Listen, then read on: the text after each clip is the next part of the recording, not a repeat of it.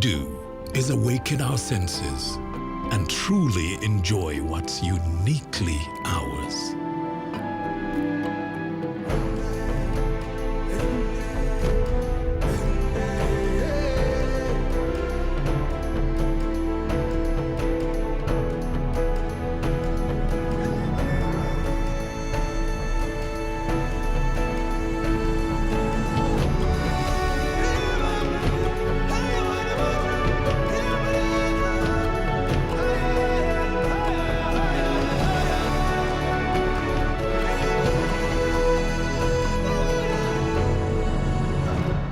Explore Uganda, the pearl of Africa. Uganda, a delightful place with its welcoming people, diverse cultures, an agreeable warm climate, majestic features, and wildlife. Over the years, Uganda has hosted a number of international conferences and events, including the Commonwealth Heads of Government meeting CHOGM, the African Union Summit, the United Nations Solidarity Summit on Refugees, the Organization of Islamic... A very good morning, ladies and gentlemen. If we could please take our seats.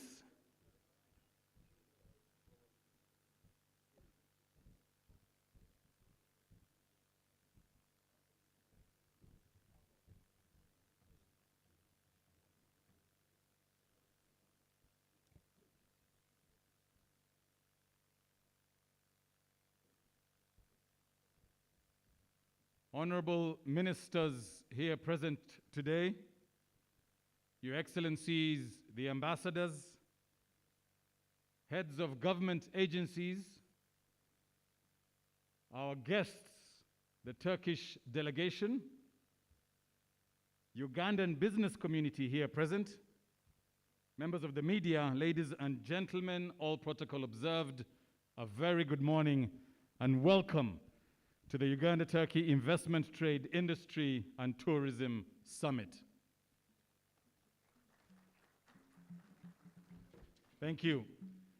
Before we get into the formal part of things, I'd like us to get the coffee in our system warm and the breakfast that we had working in the system by giving us and asking our very able entertainment team led by Crane Performers to please come and give us something to wake us up if we haven't yet. And please, to our guests, feel free at any one point to join them.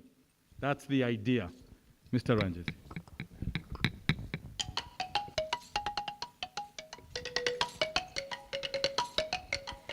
Dena dena nyere mo vera de abangera de abagenyi baza bana bangenza sanyo kwaba era dera de abagenyi baza mwe bana bangenza sanyo kwaba era dera de abagenyi baza kale mupe kungala balungi twatwale era dera de abagenyi baza kona kungama bagenda banide era dera de abagenyi baza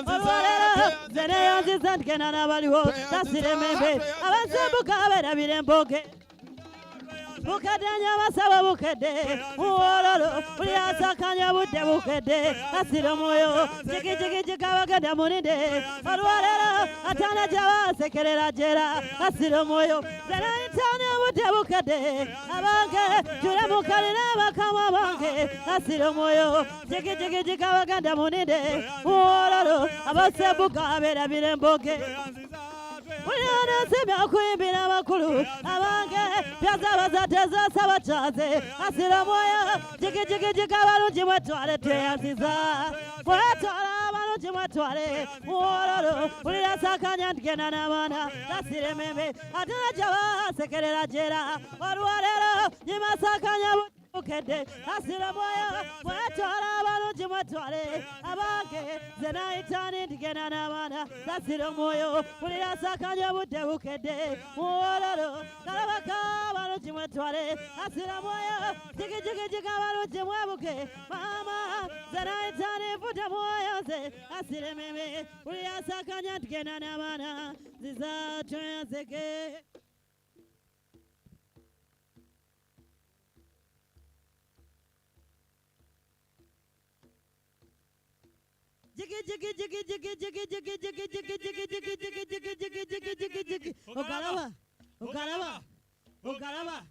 Ogalaba. Namakaya galiwa namaluma galiwa namakaya galiwa namaluma galiwa toba munnange nyoga no badde ogalaba toba munnange nyoga no badde ogalaba toba munnange nyoga no badde ogalaba toba munnange nyoga no badde ogalaba kalaba.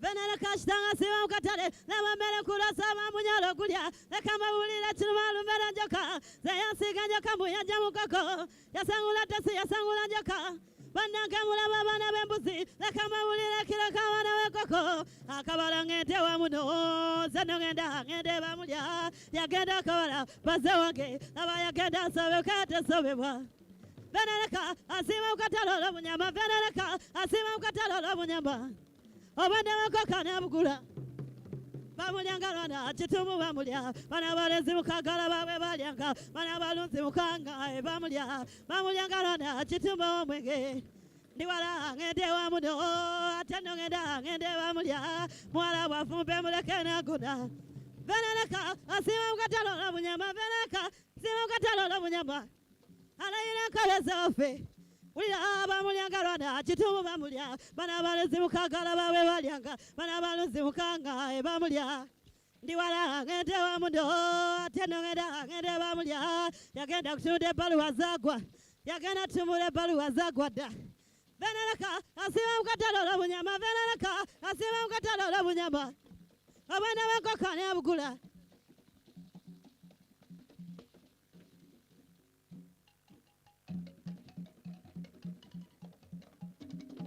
Nina munange yangazo omukwano Nina munange baluwa kali watanya wamatamba bachonjode Paboto, mama paboto Echile muga situla dawe Wama situla echile muga Abange mutamuze echile muga Kale etamuze echile muga Abange musanwe dawe Kale musanwe echile muga Wala balongo banyuma Nesitula balongo banyuma Nesitula echile muga Setula dawe Kale musatula echile muga Mama setula dawe Paboto, wama paboto Abange gwatulire chiremuga Wama tulire chiremuga Abange muya musandabe Kale muya musa chiremuga Alabaka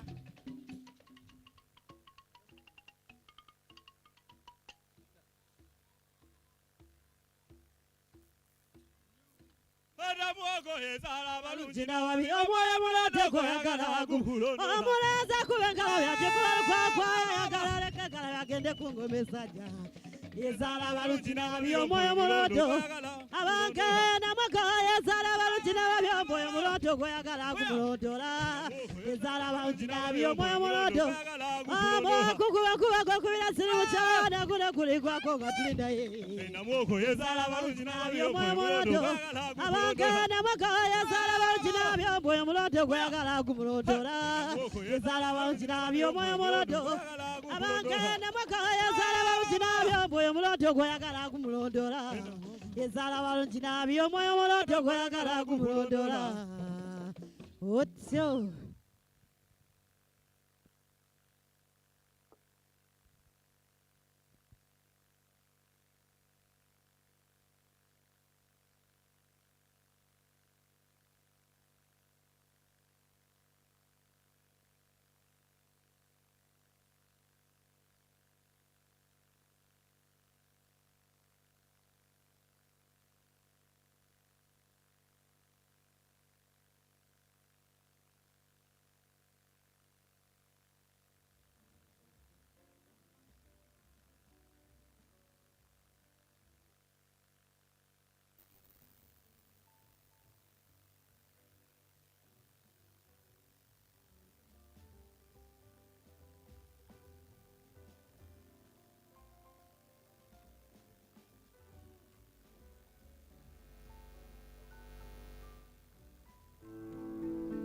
Every waking day is a reminder just how beautiful this, our land, truly is.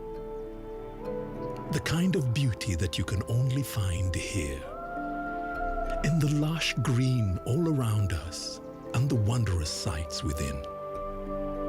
It's what you feel in the gentle caress of tropical wind from the mountaintops. And the glow in your heart from a warm neighborly invite.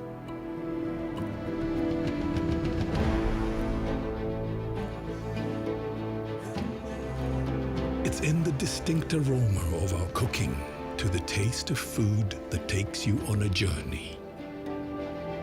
In the sound of homecoming and the sound of Mother Earth. In the magnificence we find on our travels and the exciting moments we experience. Ours is the kind of beauty that comes in all things big and small. All we have to do is awaken our senses and truly enjoy what's uniquely ours.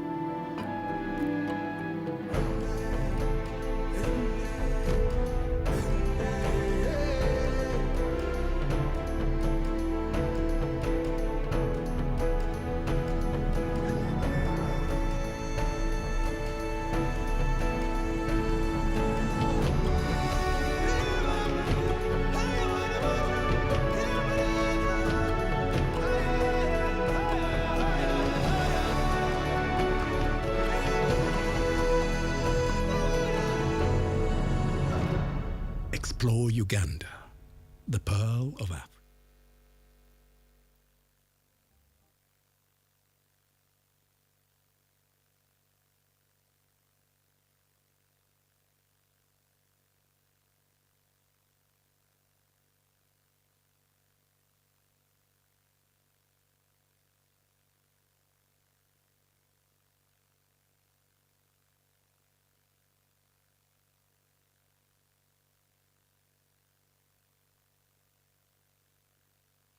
I do enough exercise to shed it off. But I don't know if I've eaten ice cream better than Turkish ice cream. Well, it was a little expensive, but worth the price. I was moving out of the airport and caught a bit of it. It's fantastic ice cream. Antalya is also another very, very beautiful place to be. If you plan to go to Turkey, please go to Antalya. You will like to be in Antalya. Even when I believe in the promotion of African and Ugandan products, there's something about a Turkish suit. And as a news anchor, I'm speaking as a news anchor whose business is around suits and clothes. Turkish suits have European quality with a Chinese price. if you understand what I'm talking about. And again, talking beauty and class and finesse, for those of us who follow football, you just have to look at the way Mesut Ozil plays football to understand what is intrinsically Turkish. I'll say more about Turkey, but I'm told it is Turkiye. I think that's the right one. But we'll bring back the Ndere troop as we think about partnerships and sharing growth together.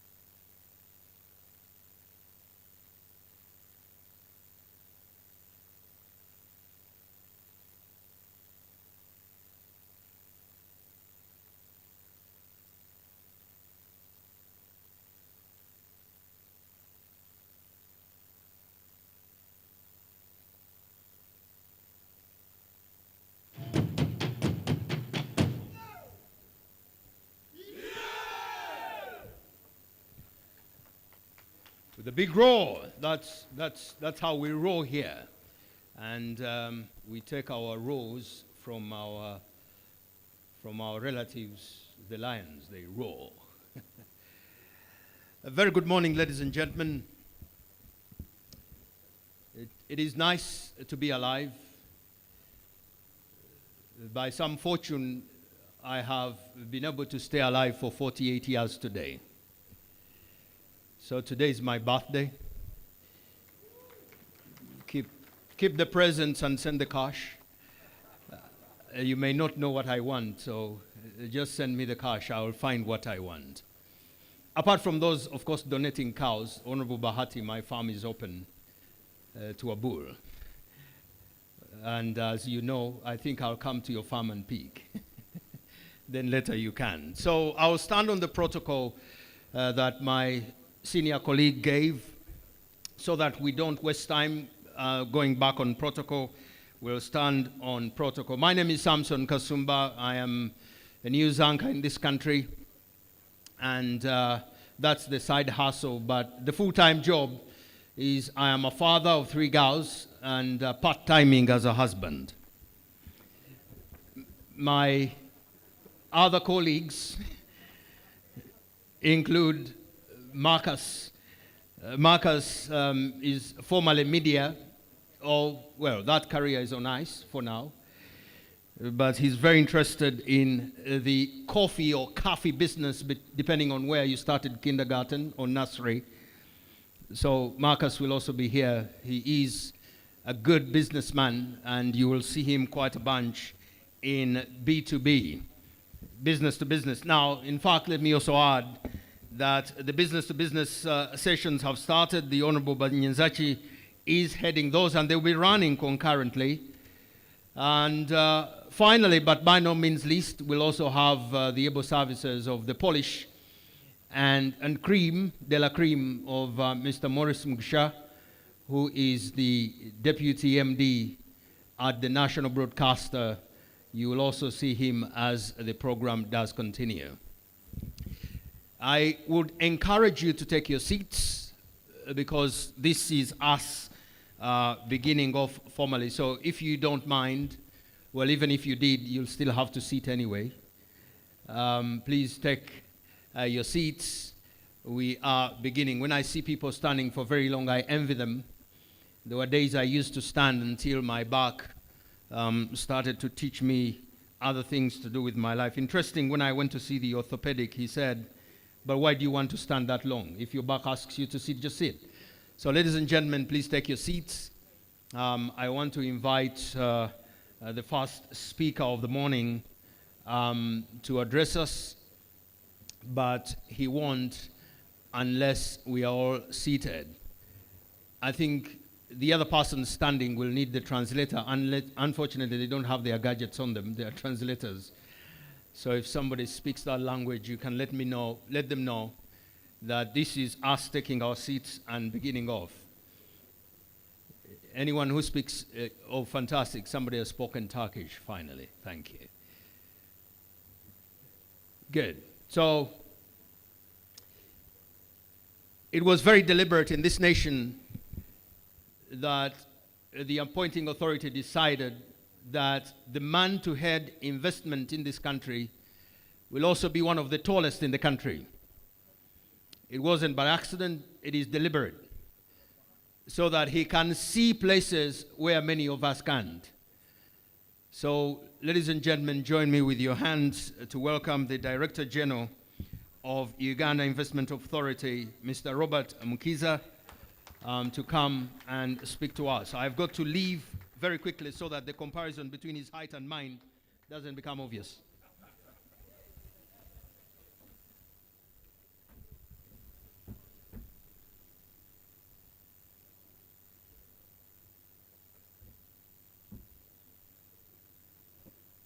Okay.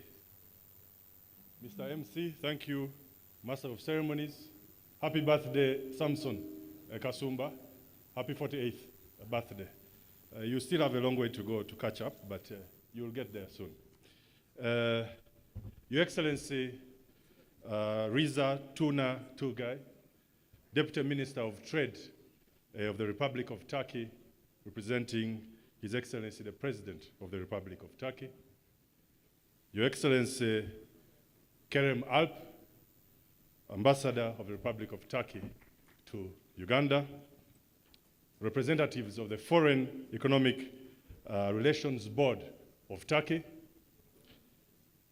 Honorable Minister of State for Investment, Honorable Minister of State for Foreign Affairs, the Honorable Minister of State for Agriculture, the Honorable Minister of State for Industry, the Honorable Minister of State for Trade, members of the Diplomatic Corps, our permanent secretaries here present, heads of government agencies and departments here present, Mr. Morrison Rwakakamba, the Chairman of the Board of Directors of Uganda Investment Authority, members of the Board of Uganda Investment Authority, our distinguished delegation from Turkey.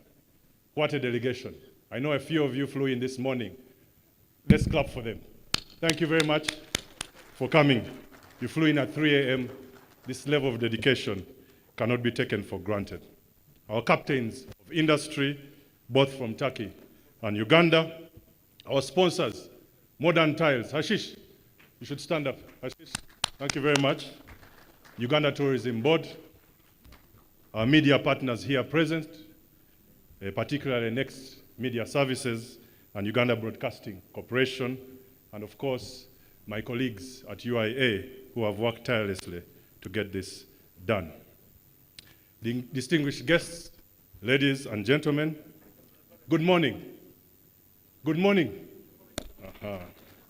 Welcome to the Uganda-Turkey Investment, Trade, Industry and Tourism Summit 2022, which is here in a very beautiful and majestic setting on the shores of Lake Victoria. First and foremost, I would like to thank His Excellency, the President of the Republic of Uganda, who will grace this Turkey-Uganda inaugural Investment, Trade and Tourism Summit. This summit has been organized as a result of the meetings His Excellency, the President of Uganda, held with his Turkish counterpart in October 2021 and March 2022, in which he called on Turkey to make more investments in Uganda. This has confirmed the importance that His Excellency the President places or attaches on positioning Uganda as a premier investment destination on the African continent. Secondly, I would like to acknowledge the positive impact that His Excellency's visionary leadership is having in transforming this country's economy from a subsistence to an industrialized nation through addressing major historical bottlenecks such as inadequate electricity, poor roads, insecurity, among others. For example, and I know our Turkish counterparts tomorrow are going to go to one of our industrial park sites, the road network in Uganda is commendable. It's now possible to move from Kampala to all borders across the country on first-class tarmac roads. Secondly, the government has boosted hydroelectric power generation and put in place mechanisms to provide affordable electricity, with a target of at least 5 cents per kilowatt hour to industrial customers, and provided serviced industrial parks in most parts of the country. Moreover, through the one-stop center at Uganda Investment Authority, it's now possible for investors to get their business and investment licenses in less than 24 hours. So I encourage our investors who have come here, the one-stop center is here. Get your license today, start transacting in Uganda.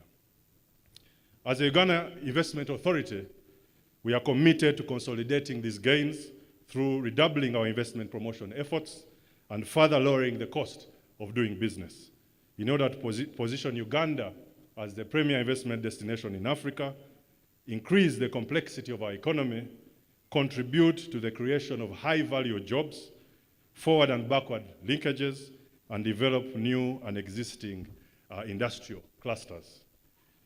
Distinguished guests, ladies and gentlemen, this inaugural Uganda-Turkey Investment, Trade, Tourism and Industry Summit is being organized under the theme, boosting investment, trade, and tourism between Uganda and Turkey in the post-COVID era. It's aimed at stimulating the bilateral trade between both countries in the post-COVID era. As you know, the last 2 years have been characterized by an onslaught of the COVID pandemic on the global economy.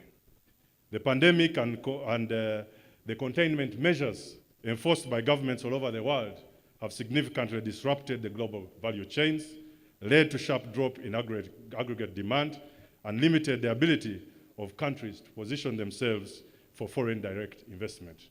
While the situation now was grave at the beginning of the crisis, we are not completely out of it. That said, ladies and gentlemen, I would like to report that Uganda's economy has strongly rebounded. Public sentiment is positive, and investor confidence is at an all-time high. To get a plane load of investors flying in to Uganda shows the level of confidence there is in the Ugandan economy.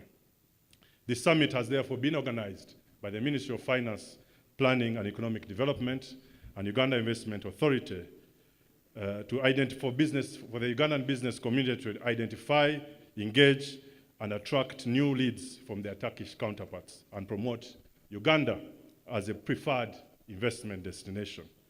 On the other hand, our Turkish brothers and sisters will be exposed to diverse investment opportunities in Uganda's priority sectors, particularly manufacturing, mineral beneficiation, agro-value addition, tourism, infrastructure, and industrial park development, among others. Additionally, Uganda's unique tourism and wildlife attractions so that we can increase the tourism receipts. Our intention is to have less of a talk shop and more of a transaction shop here. We would like to see these summit discussions turn into viable, bankable projects that are mutually beneficial to our two countries. We have deal rooms set up. They're already, Ugandan and Turkish businessmen already having negotiations now on the sidelines of this summit. We encourage that our domestic investors that are here link up with the Turkish investors that have come here today, and let's make deals from this summit. Our one-stop center is there. We shall ensure that it's not just a talk shop here.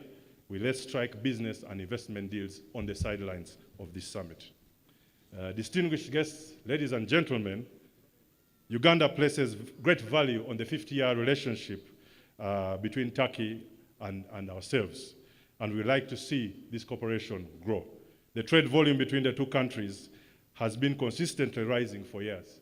For instance, it rose from $41 million in 2019 to $63 million in 2020 and $71 million in 2021, respectively. So you can see, even during the COVID-19 era, the trade volumes between the two countries actually grew.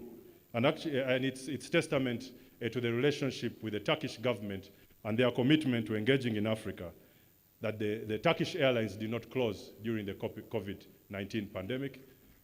Cargo from Uganda to Turkey and all over the world still was open. So thank you very much, Turkey. Thank you very much, the Turkish government, for keeping the borders, the planes open.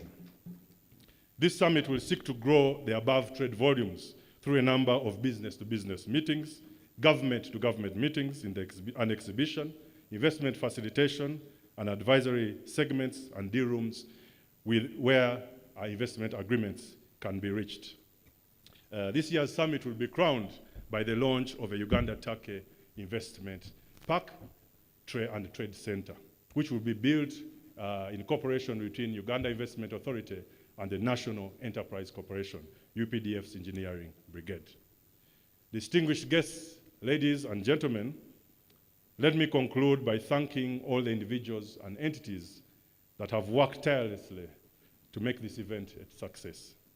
The Ministry of Finance, Planning and Economic Development, I know the Honorable Minister will be coming later, but thank you, Honorable Matia Kasaija.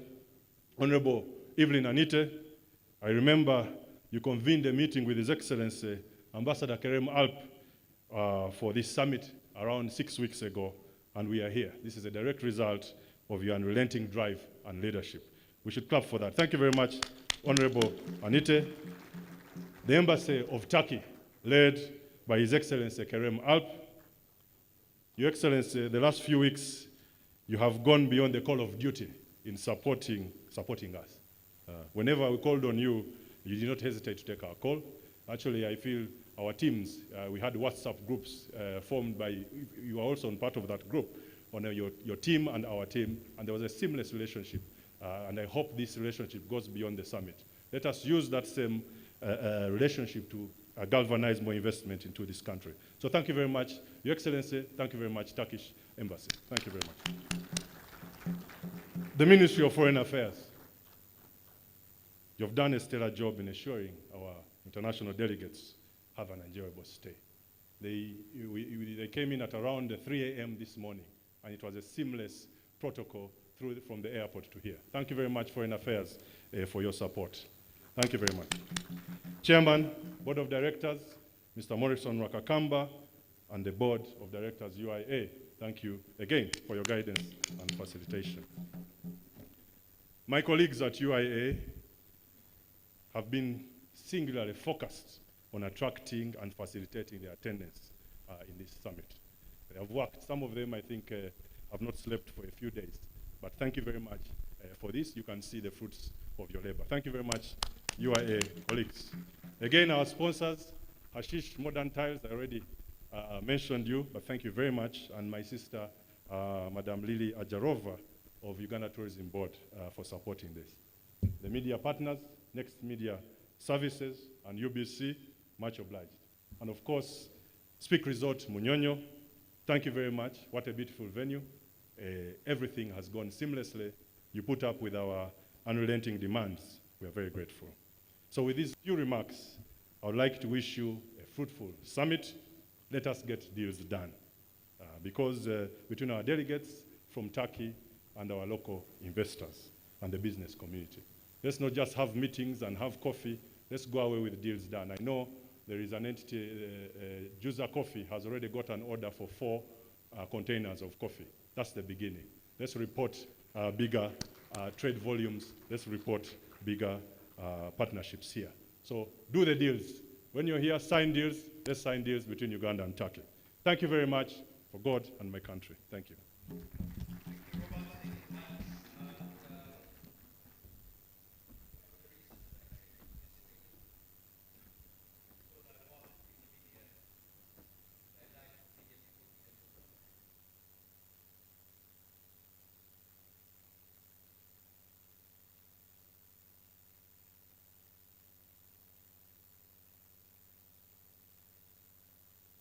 Turkey 22, that's the hashtag as we tweet. This is big, so we want everybody to know about it. Our next speaker will be Mr. Dogan Ali Dogan, and he's the chairman, Turkey-Uganda Business Council. He won't speak until he hears a thunderous applause. That's what I've heard. You want here or you want there? You pick. Okay. Okay. He walks with a spring in his step. He must have had military training. He doesn't like the staircase.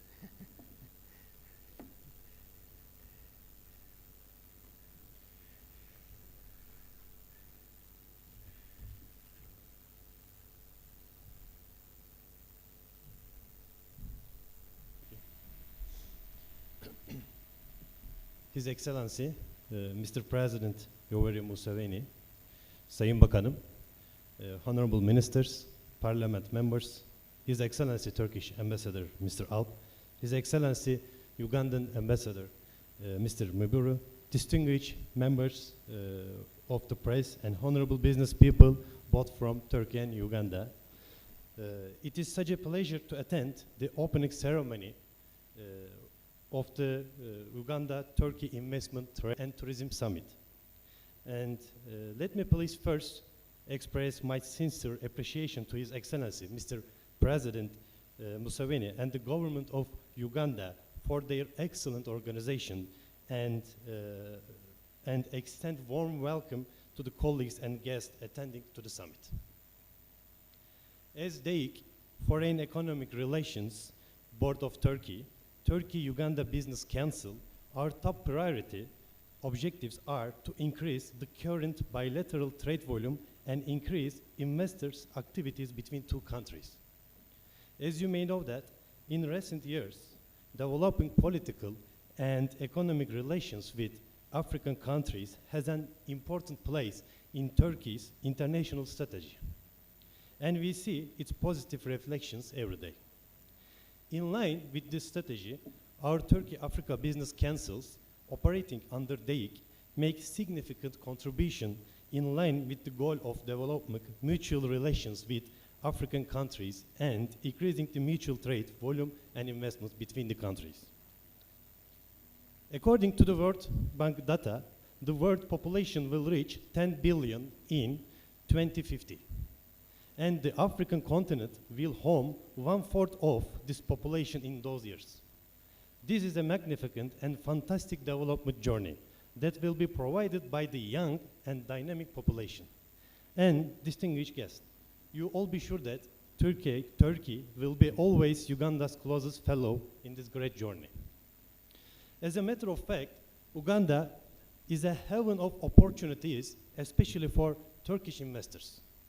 Let's give examples about some industries in numbers. The textile industry, for example, in which Turkey is quite strong, has a potential of 14 billion US dollar in Uganda. Another sector where we have an advantage is the infrastructure sector. Currently, Uganda attaches primary importance to the infrastructure sector, shows with 33% of the public budget already allocated to it.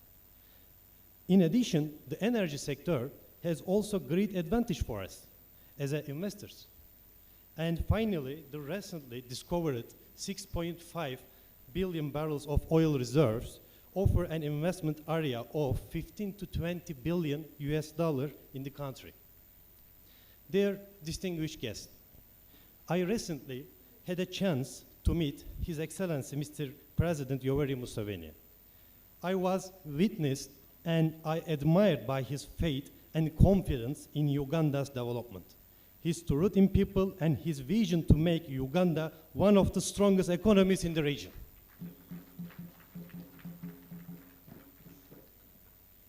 With his perfect influence and inspiring positive approach, I strongly believe that Uganda will be one of the fastest emerged countries in the region. In the light of His Excellency, Mr. President Yoweri Museveni referrals to attract Turkish business world to expand their cooperation and investment in Uganda by signing trade agreements, knowledge sharing in many fields such as agriculture, construction, energy, IT, education, health and tourism will be our priorities. As you may distinguished guests know, Turkey's global brand, Turkish Airlines, has flights from Istanbul Entebbe 5 days a week. I think that's a great advantage in terms of facilitating trade. With Turkish business people and investor delegation, I believe that the new business areas and employment will be created by the new investments and will provide great opportunities for Uganda's young and dynamic population.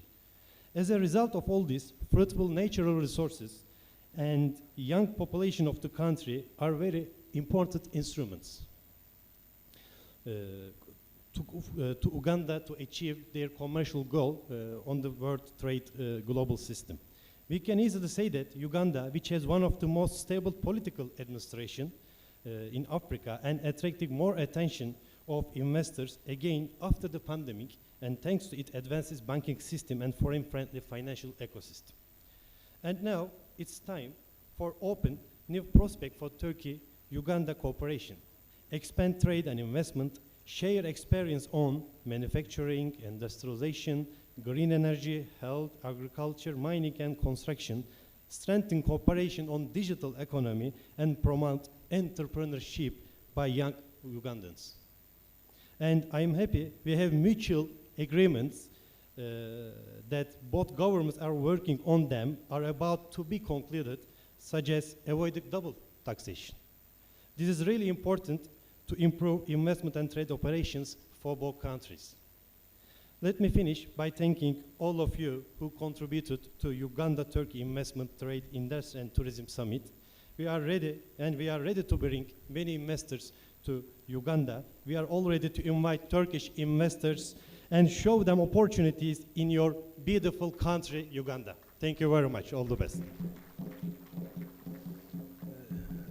Thank you very much, Mr. Dogan Ali Dogan. Next on the program is His Excellency, the Ambassador, whose job is to sell to nations. Sell Uganda in Turkey and sell Turkey in Uganda. He's also a good friend, very good friend. Your Excellency, it is time for you to come and speak to us. His Excellency Ambassador Karim Alp, Turkish Ambassador to Uganda. Thank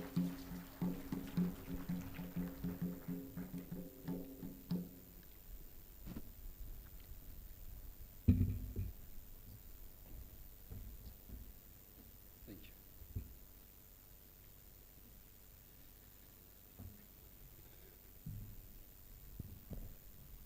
Thank you. His Excellency Yoweri Kaguta Museveni, President of the Republic of Uganda, Honorable Ministers, Honorable Anita Evelyn, Minister of State for Investment and Privatization, His Excellency Mr. Rıza Tuna Turagay, Deputy Minister of Trade, Uganda Investment Authority Chairman Mr. Morrison Ruakakamba and Director Robert Mukiza and the members of the board, Excellencies Ambassador Mubiru, Ambassador-designate Nusura Tiperu, Honorable Consuls Levent Dervishoğlu and Emek Eker, members of the Parliament and government officials, distinguished guests and participants, ladies and gentlemen. Uganda and Turkey are peaceful and stable countries, yet in difficult geographies. They have rich natural resources, young and dynamic population. In the post-COVID era, where economic paradigm is already changing, we must make that the comparative advantages of our economies complement each other for the sustainable development and prosperity of our nations. In fact, the target set by His Excellency President Recep Tayyip Erdogan at the Turkey-Africa Summit in December 2021 explicitly states that while we have embraced each other once again with our African brothers and sisters, we have worked to advance our cooperation on equal partnership and win-win basis. We have always rejected contemptuous, peremptory, and excessively Orientalist approaches towards the continent. Turkey seeks to win, develop, and flourish together with Africa. Turkish companies will be incentivized in their localization efforts while doing business in Africa. Now, as stated by His Excellency President Erdogan, the Turkish government will incentivize entrepreneurs in Africa. Similarly, the Ugandan government, Minister of State for Investment and Privatization, as well as Uganda Investment Authority in particular, provide similar and efficient incentives for foreign investors. With this background in mind, we are here today to walk the talk and bring some of the best Turkish investors. I can count around 95 companies and around 300 participants with the arrival of the flight this morning. Thank you for joining us. They will have meetings with their prospective local partners during these 2 days. I hope all of you will profit from this fantastic organization that Uganda Investment Authority and Turkish Foreign Economic Board has provided to you. Please make the best of it, and thank you for participating. I take this opportunity to thank our main sponsors, Modern Tiles, my brother Ashish Mumpara, Polat Yol İnşaat, Yapı Merkezi, Trio Alliance, Vitamin Cafe, Mary Poppins, Doğanlar Holding, Gülsan Holding, Let's Go Medical, and Turkish Route. Now, if you allow me, I will try to make a few words in local languages. I apologize, I didn't have much time to prepare and the night flight of Turkish Airlines is not doing us any favor. It is very good, and we are happy to have it every day, and Turkish cargo as well. But the times can be sometimes very tiring. So bear with me, please. Basebo nebanyabo ndi musanifu okubera na melelo. Mwebale kujja. Ntadde sira ku musago gw'eddembe mu Uganda ne Butuluki. Mu mazima, foreign policy ya Butuluki yesigamirizza ku myo na Mustafa Kemal Atatürk. Omutandisi era pulezidenti mu Butuluki omuberiye beriye eddembe ebwaka ly'eddembe mu nsi. Eddembe si kyakulya naye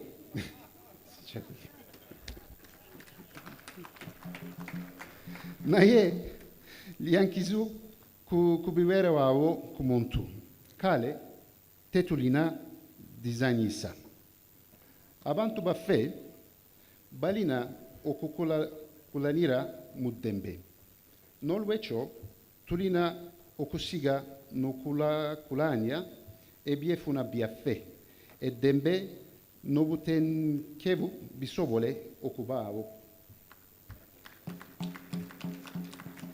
Mwebale kujjumbira summit era mbagaliza enniku ebbiri ennungi ezijjudde ebibala. Mwebale nnyo, mwebalire ddala. Now, thank you for applauding, but not everybody always appreciates when I speak Luganda, because Luganda is one of the national languages, but not the only national language. So for the first time, I will try to go beyond that. Once again, apologies for any mispronunciations. Ladies and gentlemen, karibu sana.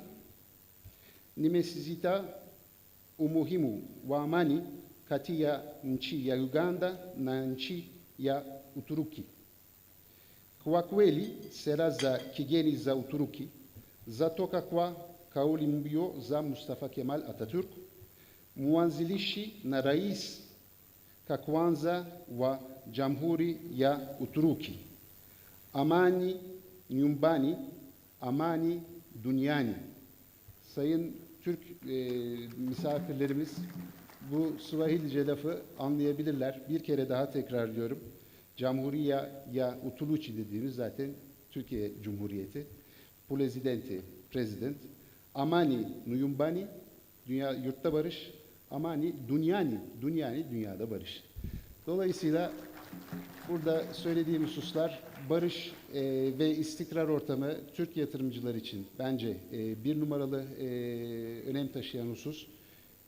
Uganda dışında dünyanın pek az yerinde bu kadar istikrarlı ve yatırımcılara bu kadar açık yer bulmanız mevcut şartlarda zor gibi gözüküyor. Fırsat bu fırsattır. Buraya yatıracağınız yatırımların size kat be kat geri dönüşü olacağına inanıyorum. Büyükelçiliğimiz, ticaret müşavirliğimiz, askeri ateşediğimiz, İçişleri Müşavirliğimiz ve Büyükelçiliğimizin bütün mensupları Uganda makamları ile beraber sizin girişimlerinizde her türlü desteği vermeye ve size her türlü yardımı göstermeye hazırız. Bize verdiğiniz destekler için de sizlere çok teşekkür ediyoruz. With these words, let me finish. Thank you so much and thanks again very, very much for participating in this fantastic summit.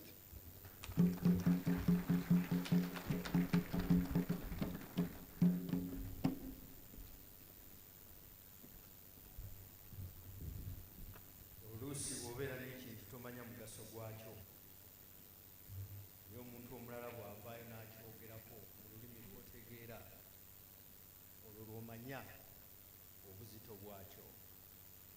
What I was saying that sometimes when you have an abundance of something, you don't know its full weight.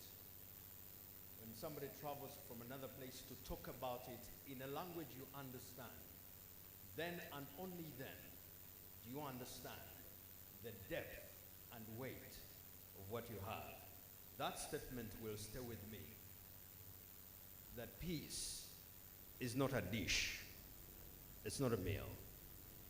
When you have it, sometimes you think it will always be around.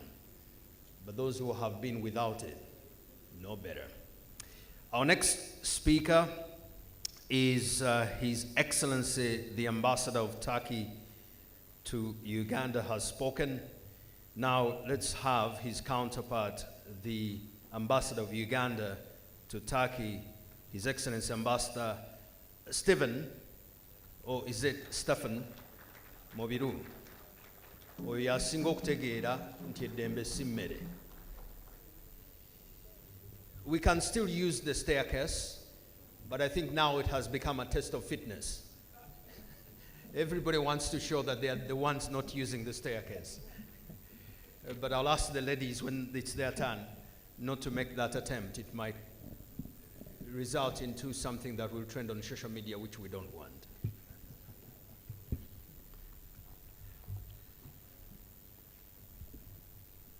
Your Excellency, President Yoweri Kaguta Museveni, the President of the Republic of Uganda, Honorable Ministers present,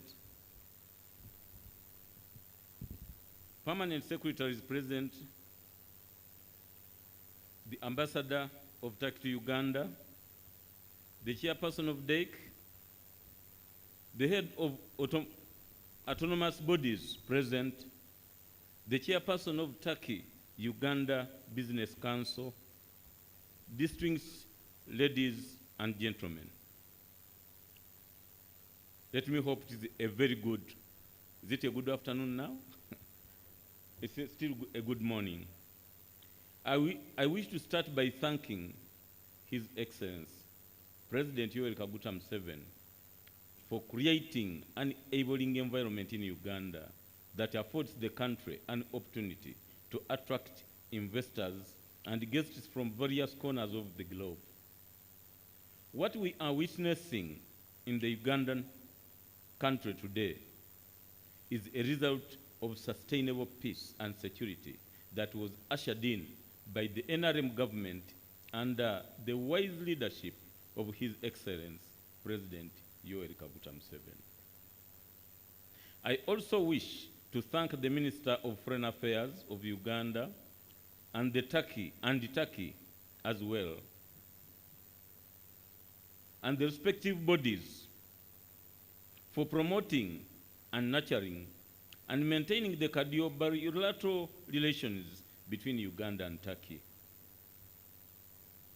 It's because of the existing warm brotherly relationship between the two countries that we are able to mobilize each one of us present in this audience to lay strategies for mutual prosperity through promotion of investment, trade and tourism. These are the core of our economic and commercial diplomacy project under the Ministry of Foreign Affairs.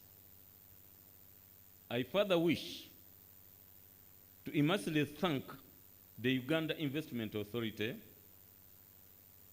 Foreign Economic Relations Board of Turkey, DEC, the Turkish Embassy in Uganda, our honorary consuls in Istanbul and Antalya, and all the departments and agencies that have been involved to make this forum a success. The theme of the forum is accelerating investment, trade, industry and tourism between Uganda and Turkey in a post-COVID era. I applaud the team for choosing such a good theme in view of the current times and the vision of our national development strategy. Your Excellency, Uganda Embassy in Turkey has since its inception in 2011 been working tirelessly to promote, protect and pursue Uganda's interests in Turkey. Beyond our traditional role of diplomatic representation and promoting and maintaining bilateral relations, the embassy continues to aggressively promote economic and commercial diplomacy in areas of investment, trade, tourism, as well as human capital development. Investment. In the area of investment, there are over 70 registered companies in Uganda whose directors are Turkish. These companies specialize in various sectors such as construction, manufacturing, agriculture and agro-processing, real estates, administration and support services, education, health, transport and logistics, among others. The embassy was, at the start of this financial year, boosted with extra facilitation to further promote economic and commercial diplomacy, and all efforts are underway to attract more tax investors to prioritize Uganda as a competitive and strategic destination. Trade. In the area of trade, there is tremendous improvement in the last 4 years. As quoted by the former speaker, the trade volume between Uganda and Turkey has improved over a period that right now we are around 71, and it was just improving from 32 million 4 years ago. Major exported items from Uganda to Turkey include coffee, processed minerals, fruits, hides and skins, among others. With the decline of COVID-19 cases globally and the full opening of both the Uganda and Turkish economies, the embassy has embarked on a targeted promotion of strategic Uganda products such as coffee, handicraft, fruits in various Turkish cities. Tourism. Tourism inflow from Turkey to Uganda had improved to over 2,000 arrivals by 2019, up from less than 1,000 arrivals in 2016. The outbreak of COVID-19 in Uganda and Turkey in March 2020 brought all tourism-related activities to a halt.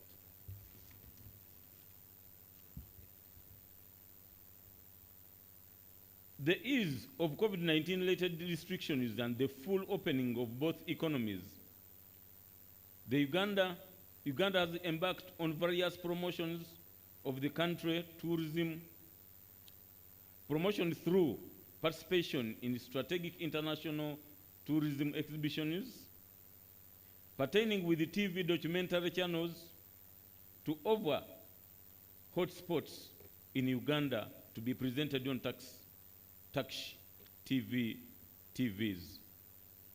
The embassy, in liaison with the Honorary Council of Uganda to Antalya, Emek Ekel, is engaging strategically tour and travel agencies in Turkey, the company called TUSAB, to partner with Uganda counterpart to further promote Uganda tourism to Turkish communities. I wish to invite the Turkish sisters and brothers who have visited Uganda to visit our wildlife, at least to see a different destination of Uganda. Education. The embassy continues to actively promote cooperation between Uganda and Turkey in human capital development in line with the National Development Plan 3 of the country. We have established cooperation mechanisms and initiated partnerships between Ugandan universities and Turkish universities, especially in the area of promoting marine science. The embassy initiated and coordinated the establishment of cooperation framework between Busitama University and Istanbul Technical University, as well as Peri University in the field of marine science. We thank our Consul of Istanbul the council event for really facilitating us in this one. The embassy initiated coordination between Chugorova University and Makerere University in the field of forensic science. And I'm happy that this course is going on well in Makerere University. The embassy initiated the coordination and the signing of corporate frameworks between the University of Erzurum University in Turkey and Makerere University in the Faculty of Veterinary Science. And the MOU in promoting our animal production has already been signed between the two universities. The embassy has continued to lobby and secure scholarships for Uganda, and as we talk now, this year alone, we had over 300 scholarships offered to Uganda. The embassy, in the promotion of vocational education and because of wanting to promote the heights and skin science, we have secured with a cooperative in Denizli, Turkey has offered to train 20 Ugandans in shoe making and follow them up with equipment to come and make shoes back home. In the sector of agriculture, I want to thank the ministry highly for coordinating modernization, mechanization, and investing in agriculture, and the team to come and follow up the visit of the ministers is coming the following month. In the sector of health, Your Excellency, in the recent past, very many Ugandans who used to travel to other countries have diverted their movement to Turkey. In the last 3 years, the trend has changed significantly. We receive hundreds of Ugandans in Turkey annually in search of better medical care in hospitals that were recommended by the embassy. While this has given Ugandans an alternative source of good medical care, it challenges all of us here to think of investing highly in specialized medical service in Uganda, and I invite the tax investors to invest directly in this sector in Uganda. Your Excellency, allow me to introduce to you our two honorary consuls whom we are working with tirelessly.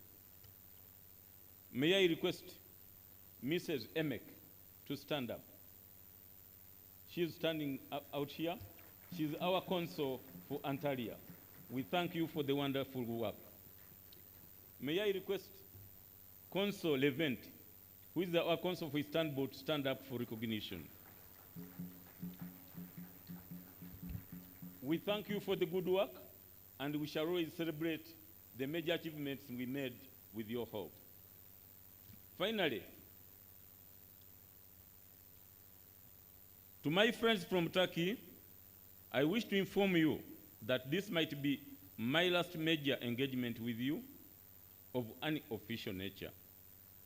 I was recently reassigned to Berlin, and I will be reporting soon. I will therefore take this opportunity to introduce to you my sister and successor, Ambassador Designate Nusrat Peru, who will continue to raise the Ugandan flag in Turkey. She is standing up there. In addition, allow me to introduce to you the few ambassadors that came to make me warm today. I wish to introduce Ambassador Hayatu Semuddu, who is the ambassador of Sudan. He's standing there. I wish to introduce Ambassador Elizabeth Musaz, Ambassador Designate to Cuba. I wish also to introduce Ambassador Paul Amor, Ambassador to South Africa. I wish also to introduce, of course, I've introduced Ambassador Nusrat Peru, but I wish also to introduce Ambassador Beatrice, who is from the ministry, and she's with us here. Thank you for coming. Lastly, I wish our dear guests and their Ugandan business counterparts a fruitful deliberation. For those that are first time in Uganda, there are many success stories by tax investors that came before you. The time to interact is now, and I wish also to inform you that our council event is an investor in Uganda. He has a lubricant industry in Namampe. As I go away, I want very highly to thank Ambassador Kerem. Ambassador, Your Excellency, we have worked so closely together, and the success story of our 4 years will stand the test of time. Thank you for committing to it, and I thank the Minister of Foreign Affairs for giving me this chance to serve Turkey, and also the Minister of Foreign Affairs of Turkey. I wish you all the best. Thank you.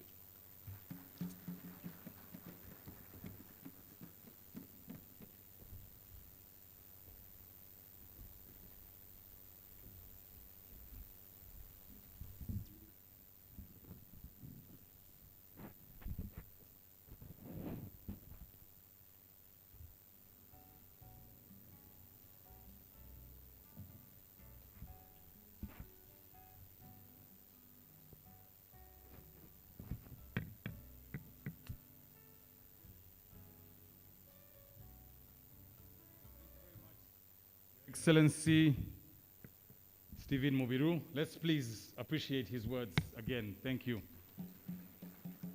So, for those of you who weren't here when I was speaking, my co-MC Samson, happy birthday again, sir. Introduced me, my name is Marcus. I was a former media person, now dealing in coffee, and I've been told that some coffee deals have already gone around the table.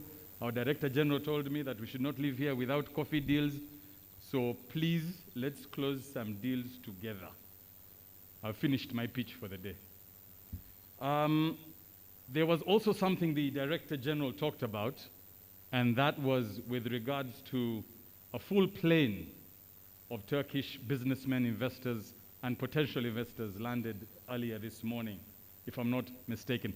This is the first time it's a non-political flight of investors. Is this correct? Please, that requires another round of applause. We're not here to discuss politics. We're not here to discuss. We're here to close deals. That is amazing, and a very big round of applause to the Investment Authority and our Ministry of Investment. Now, I would like to, on that note, invite the board chairman of the Uganda Investment Authority, who, with his great leadership, this has been made possible, to come and tell us exactly, if we're not sure why we're here, what the plans are, and what the future looks like for trade and investment in Uganda. Mr. Morrison Rakakamba, please.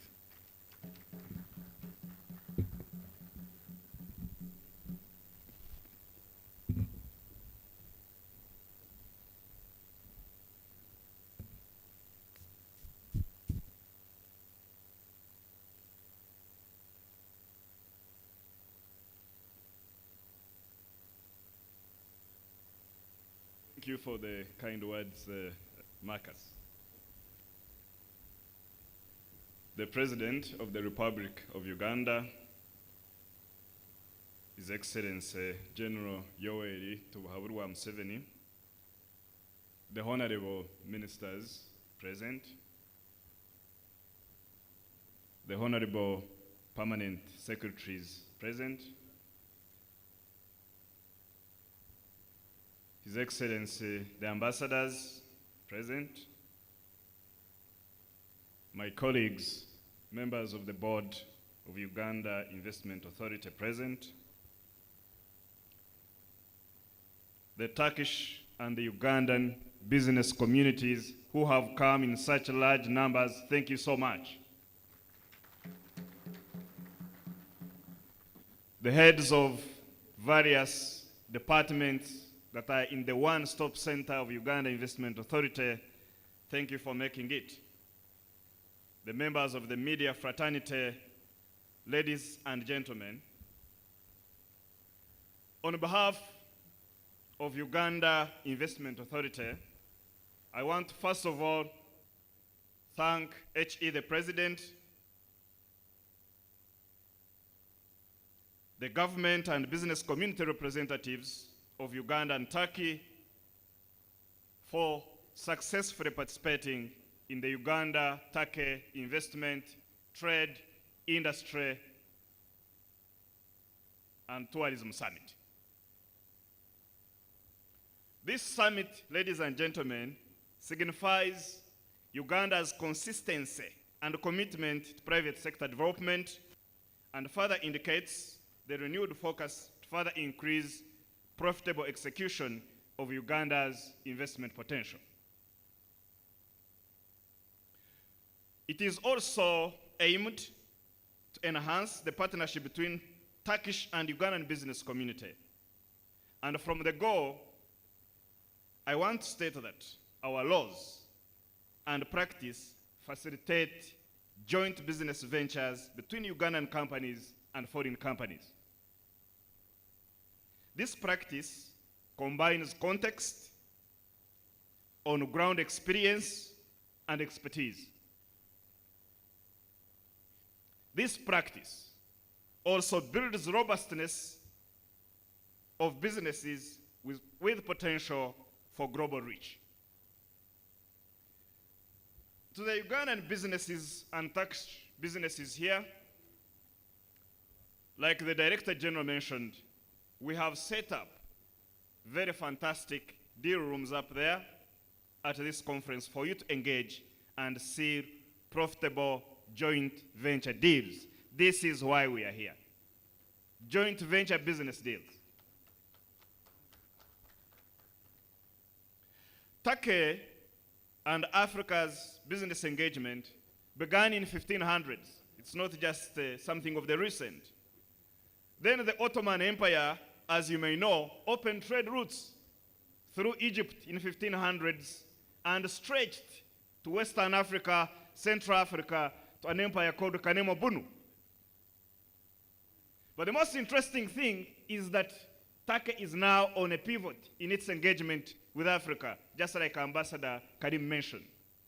The way forward now is not just trade, but investing here such that we create win-win and common prosperity for Africa, Uganda, and Turkey.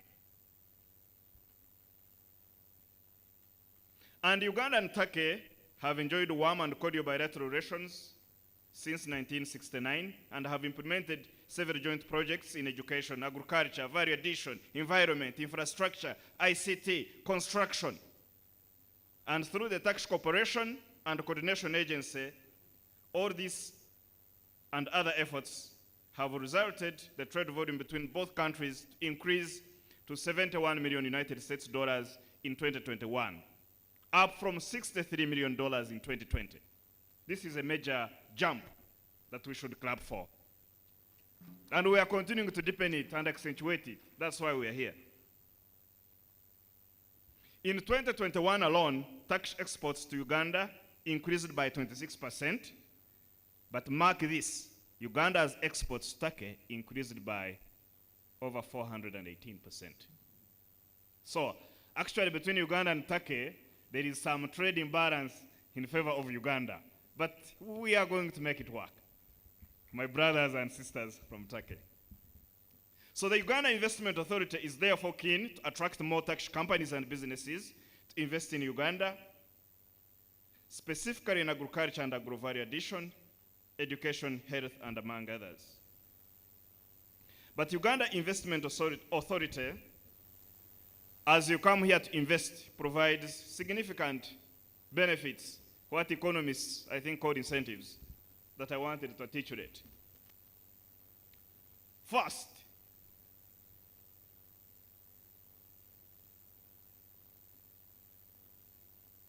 Uganda has proven itself to be a highly stable country over the past 35 years, under the guardianship and stewardship of HE President Yoweri Museveni.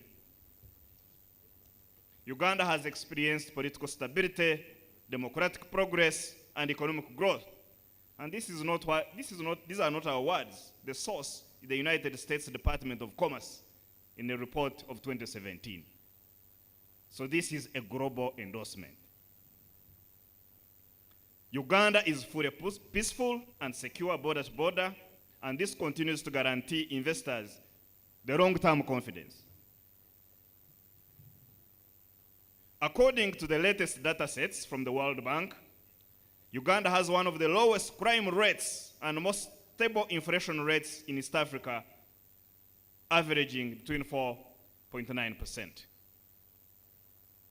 Uganda is the most open economy to foreign direct investment within the East African community, and there are no restrictions on ownership of investments, movement of capital, or foreign exchange. And foreign direct investment track record shows net FDI flows of over 1 billion on average per annum. And the source, again, is the World Bank. But we have metadata that combines both the World Bank data sets, IMF, Uganda Investment Authority, and Uganda Bureau of Statistics. Uganda is the most, according to benchmark from Financial Times Limited, Uganda has an excellent working and living environment, just like Ambassador Mobiru mentioned. It is rated as the third most welcoming country in the world and the fourth best country in the world to visit. So you are not here by accident. You are in one of the best places in the world. Uganda also retains excellent housing and international schools and lowest cost of living in the region. Once you set up your businesses here, we have international schools, we have better health facilities, you will enjoy this country. Uganda also has a robust young and trainable population. Uganda has the fastest growing workforce in the region and flexible labor regulations, and a key advantage for companies investing in labor-intensive operations. The average annual growth, according to 2018-2022, was around 3.9%. And the average labor cost for unskilled and skilled production in the agribusiness is around 440 United States dollars, which is, again, the lowest within the ESC. Uganda's electricity costs are competitive, and the average industrial cost kilowatt per hour for large industrial user in 2019 is moving towards 6 cents, but off-peak, we are already implementing the 5 cents USD kilowatt per hour as promised by His Excellency the President of the Republic of Uganda. The property costs in Uganda are competitive, with industrial shed monthly rents ranging between 4 to 6 United States dollars per square meter. We have a large and growing domestic market of nearly 45 million people, and we are strategically located at the heart of Africa with a combined market population of over 700 million in the East African community and the COMESA region. And recently, as you may be aware, the East African community welcomed the Democratic Republic of Congo into its growing family, giving investors in Uganda access to new markets and opportunities for growth. And the new East African community now offers a combined market-driven economy of 266 million people and a gross domestic product of 243 billion United States dollars. The EAC now stretches from the Indian Ocean to Atlantic Ocean. You will have both the costs. This large continental market access is supported by access to external markets under special agreements with over, for example, 6,000 products eligible for US markets under the rubric of the Growth and Opportunity Act, and quota-free and tax-free access to all products into the European Union under the rubric of everything else but arms. This is the right time for enhancing partnership and investing in Uganda to access these global markets. Our valued investors begin their journey by applying for and being issued with an investment license. and through this license, investors gain access to incentives to assist them commence operations in the country.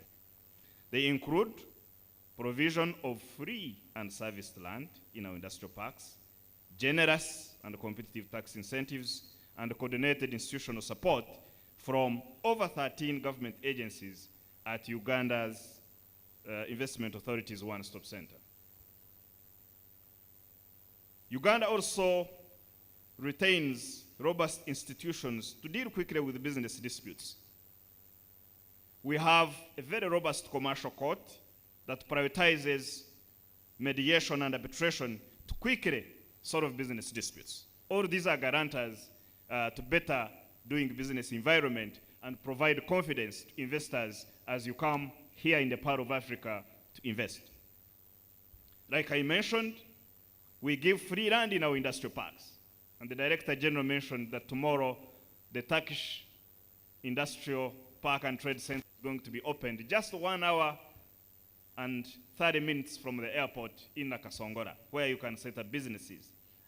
And the investment land bank, retained now by Uganda Investment Authority, is stretching over 16 square miles.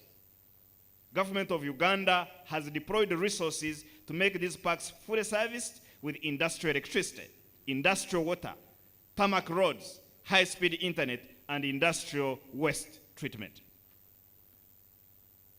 Ladies and gentlemen,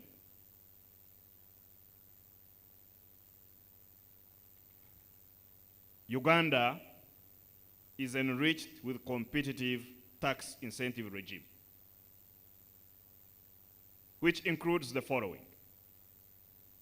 1, the 10-year tax holiday for investors.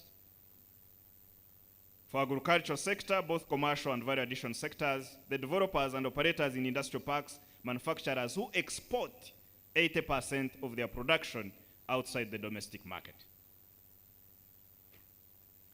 We retain import duty exemptions on plant and machinery.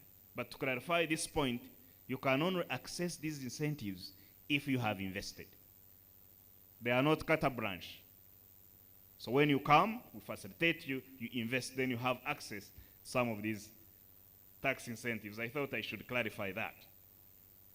And among others, you'll have 100% allowable expenditure on training. What does this mean? If you train Ugandans, skill them, when you are filing your tax returns, the amount you use to train Ugandans is deductible. We have 100% allowable expenditure in research and development. All the money you invest in R&D, research and development, once you are submitting your tax returns, it is deductible. We have 100% cost recovery on exploration, development, and production cost expenditure in mining operations. Needless to say, latest data sets from Uganda Investment Authority show that the mineral resources we have in this country, once we do value addition on them, they are worth over 650 billion United States dollars, including iron ore in Honorable Bahati's neighborhood at Moko. Tourism-specific vehicles are exempt from import taxes. Hotel equipment is exempt. Fixtures and furniture are exempt from taxes at importation. And VAT is exempt on accommodation in tourist hotels and lodges located across the country. And the Honorable His Excellency Ambassador Karem mentioned to me that after these business deals and conversations, the over 300 business people from Turkey are going to be visiting the country, visiting our national parks. We have great safari experience in this country, so these exemptions exist. And you can also invest in the tourism sector. Let me also mention, ladies and gentlemen, that Uganda is guided by the triple bottom line of people, profit, and the planet. Whatever we try to do, we do it sustainably. Finally, on behalf of Uganda Investment Authority, allow me to really thank you very much for honoring our invitation to be part of Turkey-Uganda Investment Trade, Industry, and Tourism Summit. You're very, very much welcome to invest and do business in Uganda. God bless you and have happy deliberations. Thank you very much.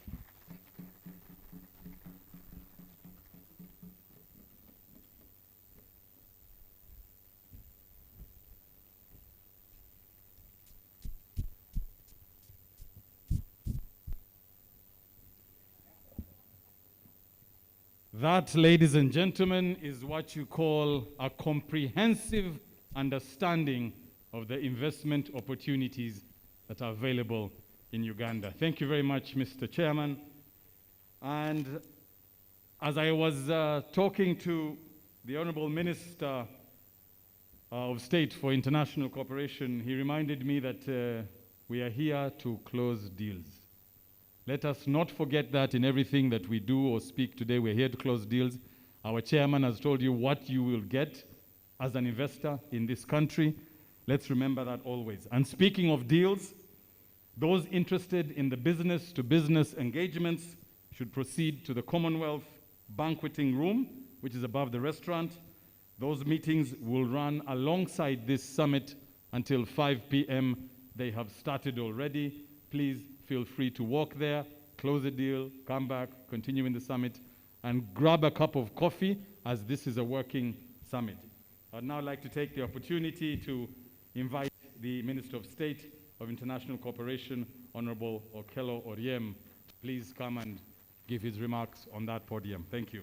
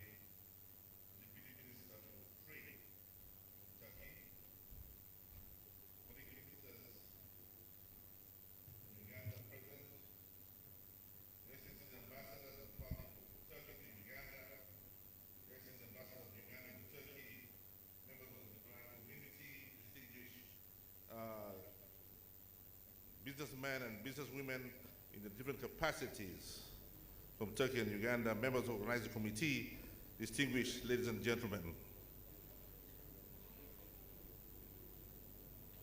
I take this opportunity to, but before that, I was telling the master of ceremony, who has just introduced me here, that I'm a bit worried about the need for us to, make deals, because it's been one speech after another speech after another speech. Time is money in business, and here we are making so many speeches. And what time will these people get to make deals? I'm glad that he's telling us that those who can make it up there should go and do deals. Otherwise, time is not on our side, and we might be disadvantaged of the opportunities we could get from them in engaging their counterparts. But as a Minister of Foreign Affairs, let me do what is I'm told to do. I welcome you all to this beautiful and warm country of Uganda, the one most fondly called the Pearl of Africa.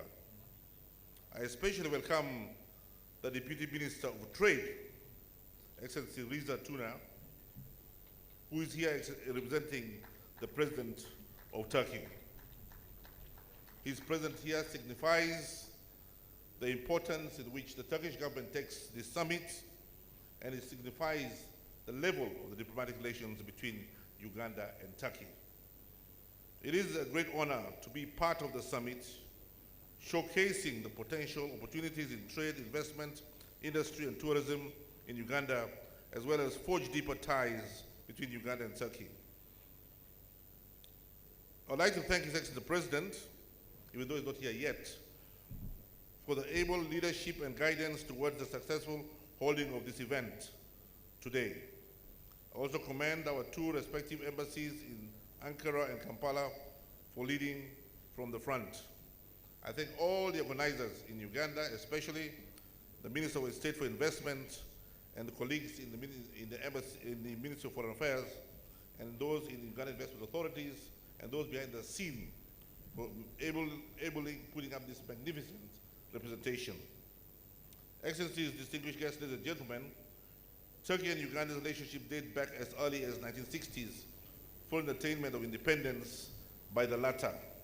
They continue to be nurtured to grow from strength to strength until both countries opened diplomatic relations in each other's capitals in 2010 and 2011 respectively. Uganda and Turkey enjoy strong and close bilateral ties with excellent political, social, and cultural relationships. Uganda values those relationships, and we are committed to deepening them further in all fields for mutual benefit and prosperity. Furthermore, Turkey has continued to contribute towards the human capital development in Uganda by extending numerous scholarships, which were mentioned here by my ambassador, annually in various capacity building opportunities and enabling our predominantly young population to acquire and develop new skills. Human capital development is considered a fundamental enabler for social economic transformation of a country, and Uganda is no exception.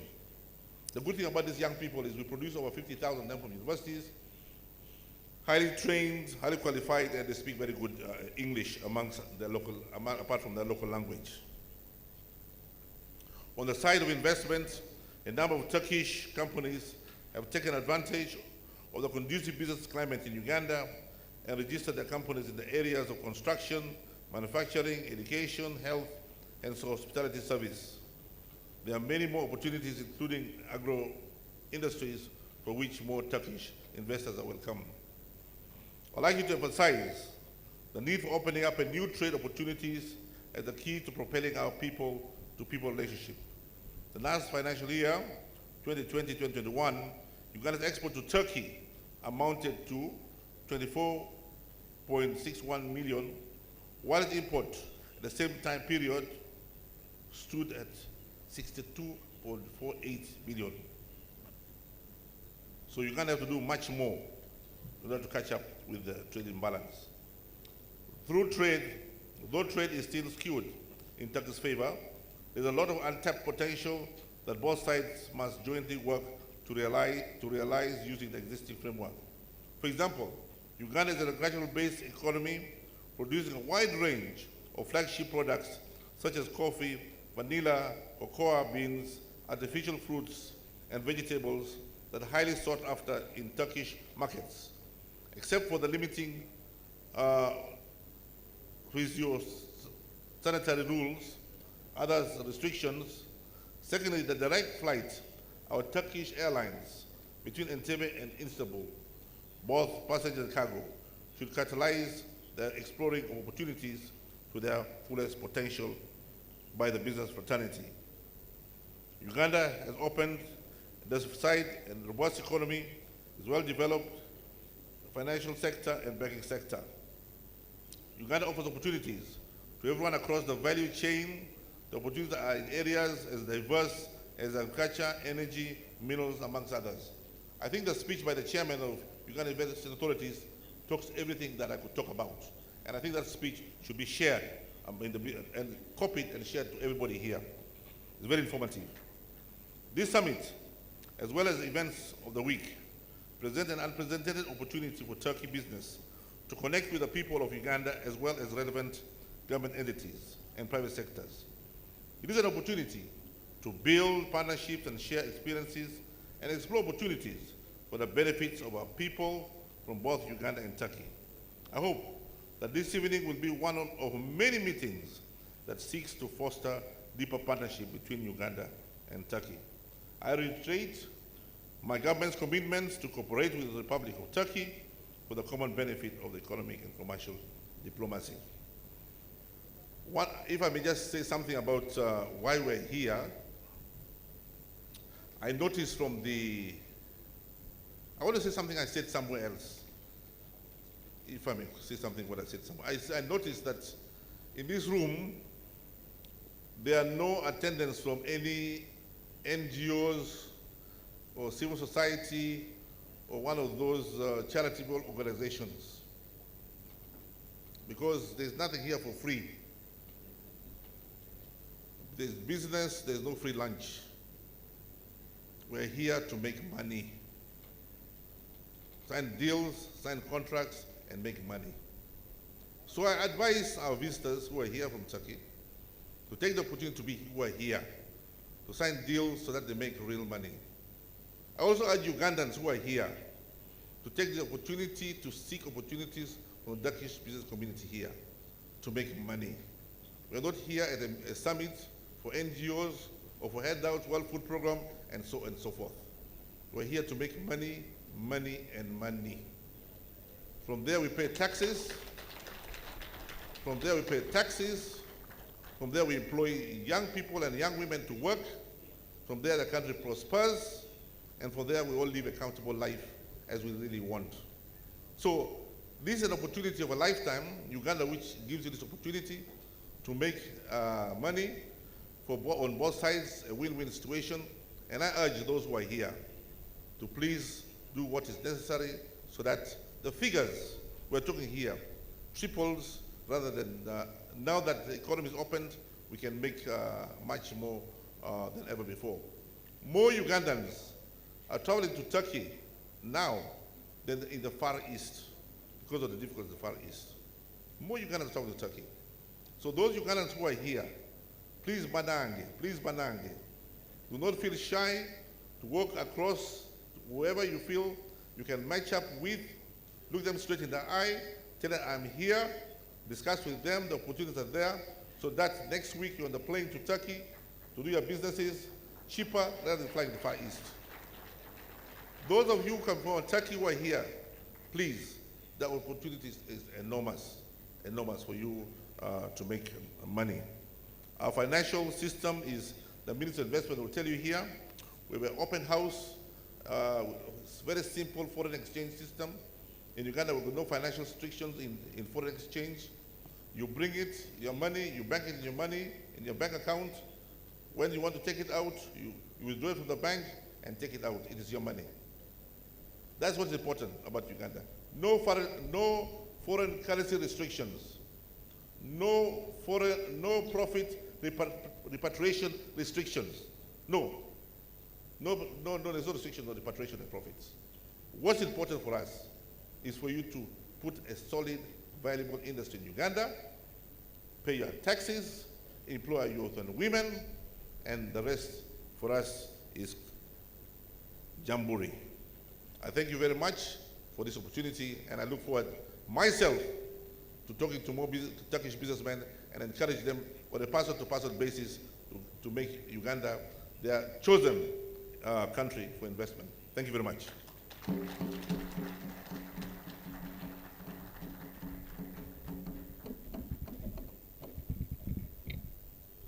The Honorable Minister of State for International Cooperation, the Honorable Okello Oryem, thank you so much for those clear directions on why we are here and the fact that we need to really close these deals today.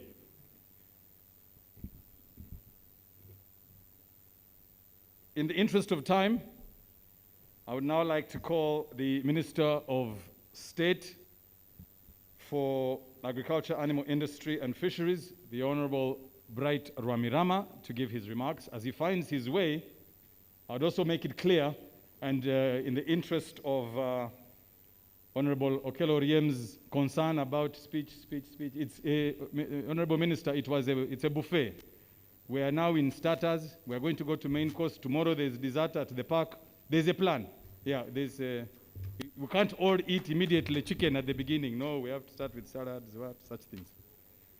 Honorable Bright, thank you.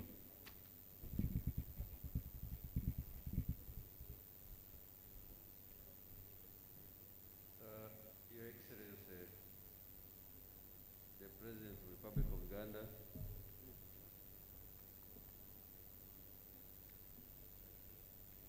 the Minister from Turkey, honorable colleagues, ministers, Your Excellencies, the ambassadors, development partners, senior government officials, the private sector actors, exhibitors, the media, distinguished ladies and gentlemen.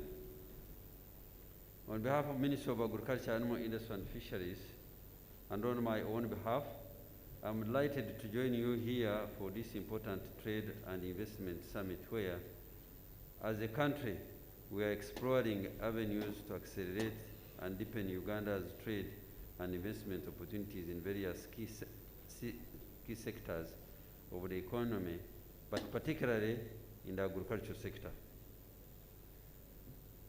Your Excellencies, this summit comes at the time Uganda government is implementing a national development NDP3, where agro-industrialization program is key in delivering transformation and wealth creation for majority of Ugandans. With government adopting parish model, agriculture production and productivity is projected to increase, calling for additional value addition, market access for regional and international markets. We are aware that Turkey is the world's 7th largest agricultural producer and the top producer and exporter of crop ranging from hazelnuts, cashew nuts, to apricots, cherries, figs, olive, tobacco, and tea. Agriculture is Turkey's largest employer, representing 25% of the workforce and contributing 8% of the country's economic activity. We have a lot to learn from Turkish success story in the agriculture sector while exploring the already existing cordial bilateral relationship between the Republic of Uganda and Republic of Turkey. This summit provides a unique opportunity to promote trade and investment opportunities between the two sister countries. Your Excellencies, I am therefore glad that the summit is aimed at identifying, engaging, and attracting new investment leads from Turkey and promoting Uganda as a preferred investment destination in Africa, as well as facilitating engagement between potential investors and Ugandan business people. The Uganda economy being agro-based, the agriculture sector is uniquely stands out as a major beneficiary of this Uganda-Turkey Trade and Investment Summit. In a special way, I therefore want to thank the organizers of this summit for inviting the Minister of Agriculture, Animal Industry and Fisheries of Uganda to be part of this summit. The summit offers an opportunity to showcase the enormous trade and investment opportunities in Uganda agriculture sector and network with potential investors from the Republic of Turkey, especially in agro-processing, value addition, as well as technology transfer. Your Excellency, allow me to use this to highlight the position. Agriculture is the mainstay of the economy in terms of food. The country is food secure and a food basket for the region. Uganda's agriculture has remained resilient to major domestic and global shocks, including that many countries suffered during this pandemic, but Uganda's food security guaranteed stability in this area. The sector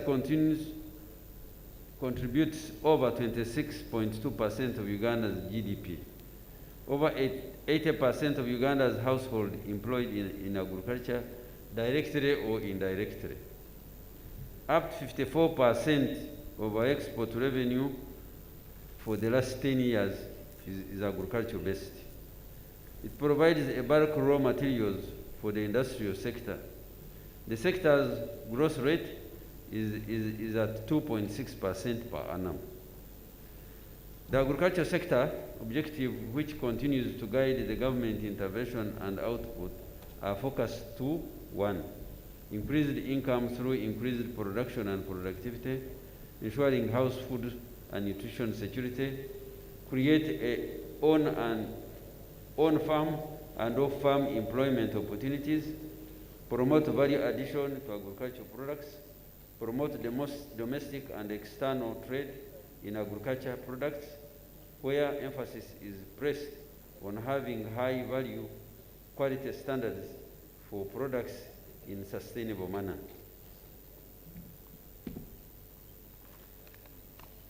The theme for this summit, interestingly, is accelerating investment, trade, industry, and tourism between Uganda and Turkey in the post-COVID-19.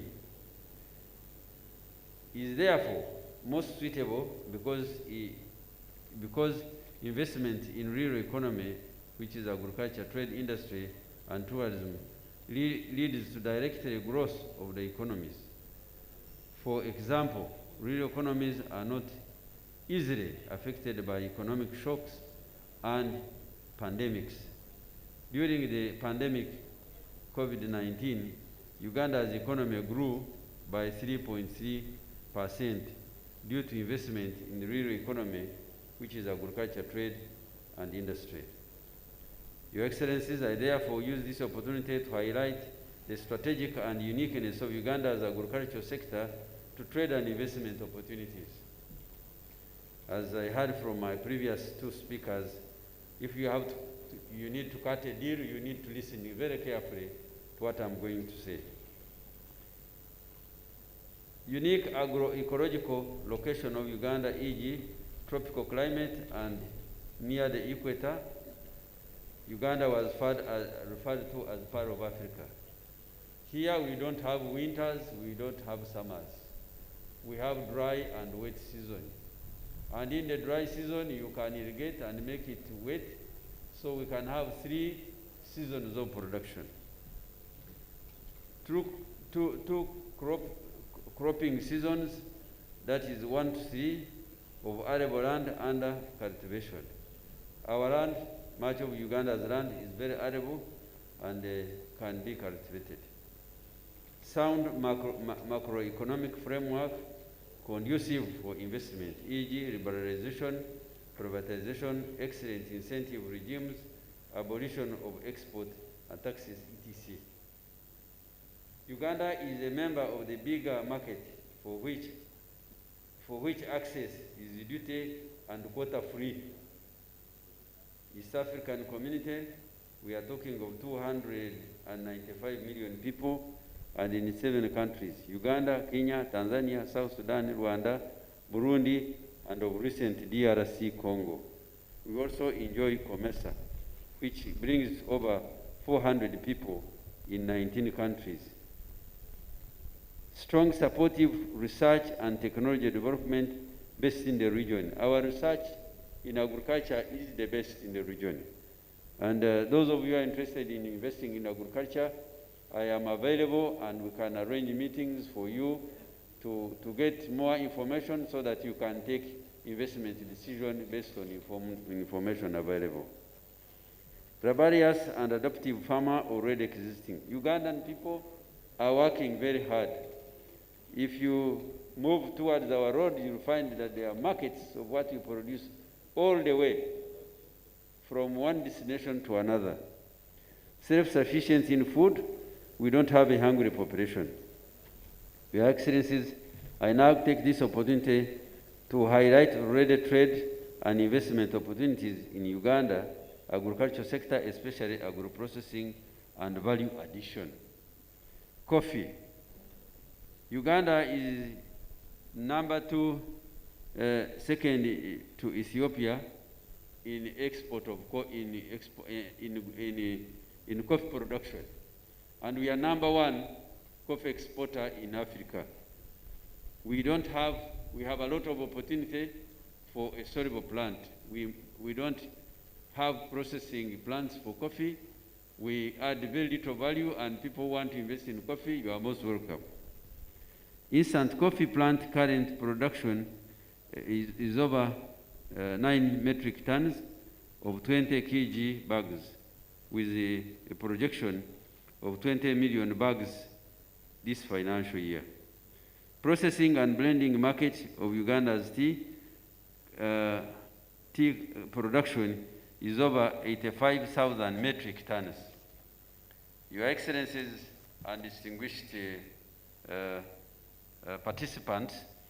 There is a lot of opportunity in tea, and Uganda's tea is one of the best tea in the world. We also have potential for cocoa processing plant.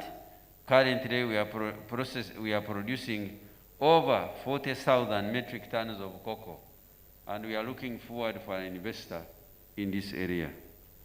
Dairy and dairy products. Our production capacity is 3 billion liters per annum, and our processing capacity is 35%. So much of the milk is not processed. So we still have opportunities in the dairy sector. Meat and meat products. We have 16 million heads of cattle, 17 million heads of goats. We have 5 million sheep. We have 80 million poultry, all with potential to more than double, all ideal for meat export, leather processing, animal feeds manufacture, and commercial breeding, abattoirs on international standards. Fish.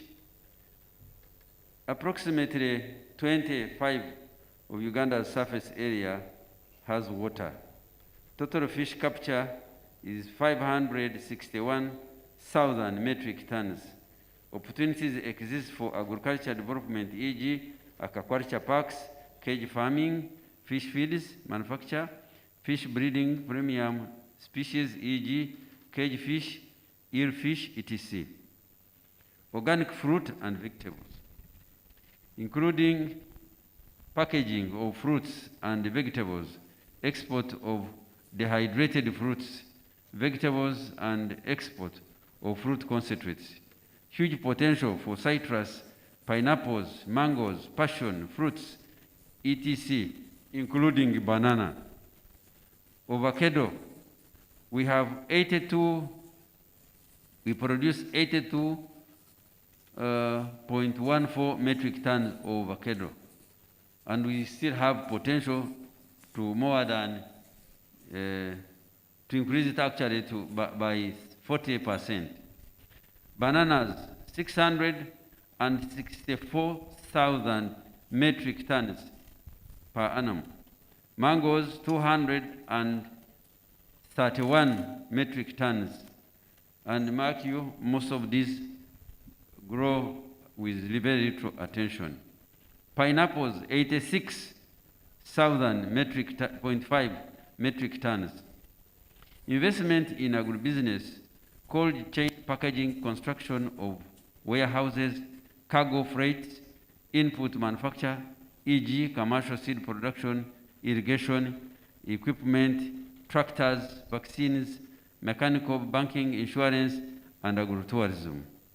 Our target is to increase agricultural production from the current USD 1.4 billion to USD 4 billion annually in the medium term. These exports will be largely absorbed in regional market vis-à-vis East African community, common market for East and Southern Africa, COMESA, European Union, Asia countries, to mention but a few.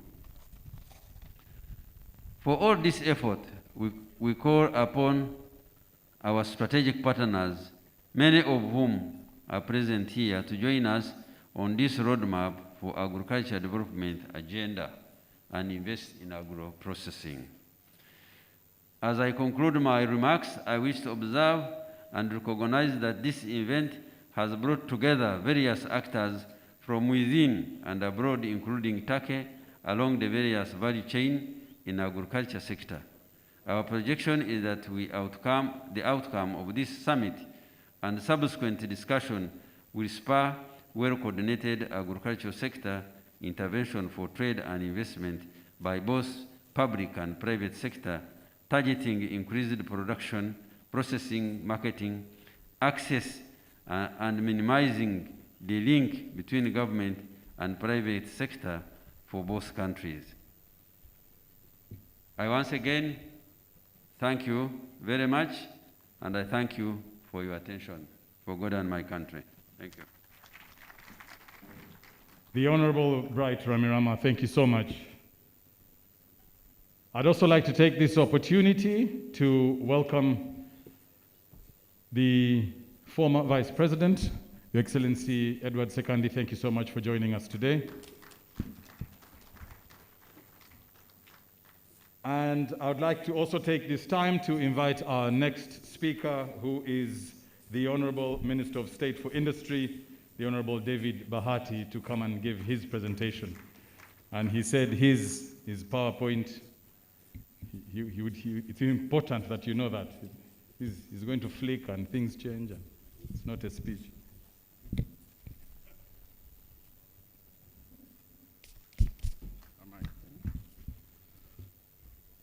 Your Excellency, the former Vice President of the Republic of Uganda, the honorable ministers here, the ambassadors, and the wealth creators in the room,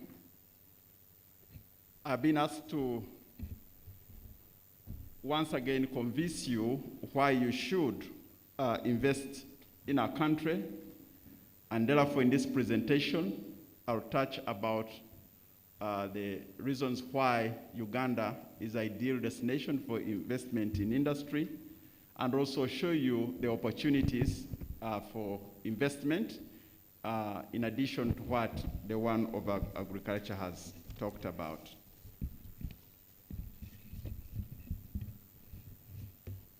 One, before COVID-19, Uganda was growing at 6%. Oh, the digital has now taken me back to analog. Is it working? Yes, in terms of conducive political and economic management, as the chairman of the board has said, we maintain a macroeconomic stability of around 5% in terms of inflation. Our industry sector has been growing at 27% contribution to GDP, which means that actually we still have a lot of opportunities in industry because it's still at infant, and most importantly, the peace, security, and freedom that we have in the country makes this country a conducive place for us to invest in. The second slide is on the human resource, mainly the demographic dividend. Our country is composed of young people. 76% of our population is people of young people under the ages of 30 years, which provides labor intensive. They are well educated, they speak good English, and the literacy rate is now 73%. And Uganda is supposed to achieve the economic and social benefits of industrial development by harnessing this democratic dividend.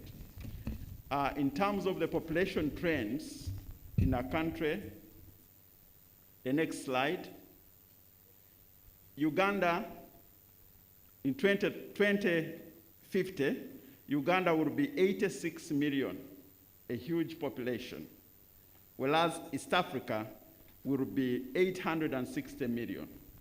And in the next 28 years, Africa is going to add on 1.3 billion. Next 28 years, Africa will add on 1.3 billion, a whole continent of India. That shows you the importance of the market that we're talking about. We have also conducive environment in terms of infrastructure. The roads are good, and we're also trying to work on the standard gauge railway. The chairperson of the board has talked about the favorable investment in terms of policy. The next slide, please. And all the tax exemptions, we have put them in the booklet, which you look at in your free time. And Uganda is strategically located almost in the middle of Africa, connecting to two continents of Indian and Atlantic. We also have a strong natural resource base of minerals, iron ore, phosphates, and gold, as I will be speaking to you in the next few slides. The structure of our economy As I said, industrialization is now, the industrial sector contributes 27%. The SMEs are 90% contribution, meaning that we are looking for huge and big investors to invest in industry. Now, where are the opportunities? The opportunities for investment, which is the reason why we are here to make deals. You can make deals, you can make money in agro-industrialization, in import replacement, in mineral-based industrialization, export-oriented industrialization, and want to show you the markets that we have already negotiated in the world. So in terms of agro-industrialization, the Minister of Agriculture has elaborately talked about them, but here in value addition for food and non-food industries, manufacturing of inputs such as improved seeds, fertilizers and pesticides, cold storage facilities, farm machinery, packaging, and manufacturing of agro-processing equipment. The next slide shows you what we produce in this country, which is actually a source of raw materials that you can invest in to set up industries. The second category of area where you can invest are those materials, those things that we're importing as a country. Look at machinery and mechanical appliances. We're importing 976 billion, plastics, 384 billion. So our imports, our strategy is import substitution and export promotion. So when you come in the country, you can actually focus on replacing the imports that we are already engaged in. Cereals alone, $264.5 billion US. So I will just spend a few minutes on this one because the other of agriculture, the Minister of Agriculture talked about them.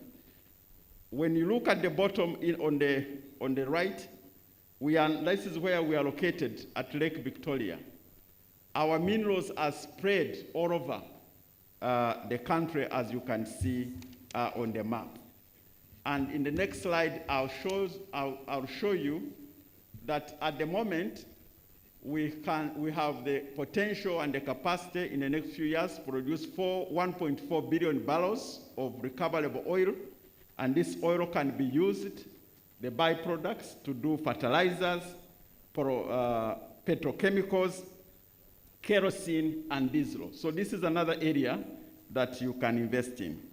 Marble, 21.6 million tons of livestock that can be used for making cement and lime, and also calcium and also livestock feeds. We also have a huge potential of gold. We have 31 million tons of gold, worth $12.8 trillion US of gold. And this gold can be used to produce jewel, can be used in production of mobile phones, manufacturing, aerospace, used in the manufacturing of aircrafts and others. We also have iron ore, which is on the next slide, 318 million tons of iron ore in our country that can be used to produce steel. And ironically, we are importing steel worth 300 million US dollars. So these are opportunities in the mineral sector that you can focus on. Issues of copper, rare earth elements, 73.9 million, cobalt, and I've also tried to explain to you the things that can come out of each mineral that we have in the country. We have tungsten on the next, this one. We have 284 tons worth 3.2 billion, that's 3.2 trillion in the country. This is one of the areas that is ripe for you to invest in, those who are interested in mineral industrialization. So, looking at this and also agro-industrialization is an area that you can invest in, and also the assurance that actually the markets in terms of exports are available. So export-oriented industrialization offers a promising path for Uganda's industrial development. It exposes farms and enables them to grow and become conducive. And we have secured markets in a number of countries, and the next slide will be showing you where we are. But at the moment, please go back to that slide. At the moment, you can see the products that are available here in terms of raw materials and the demand in the markets that we will be showing you. Meat and fish products, in Africa, there is a market of 10.1 billion.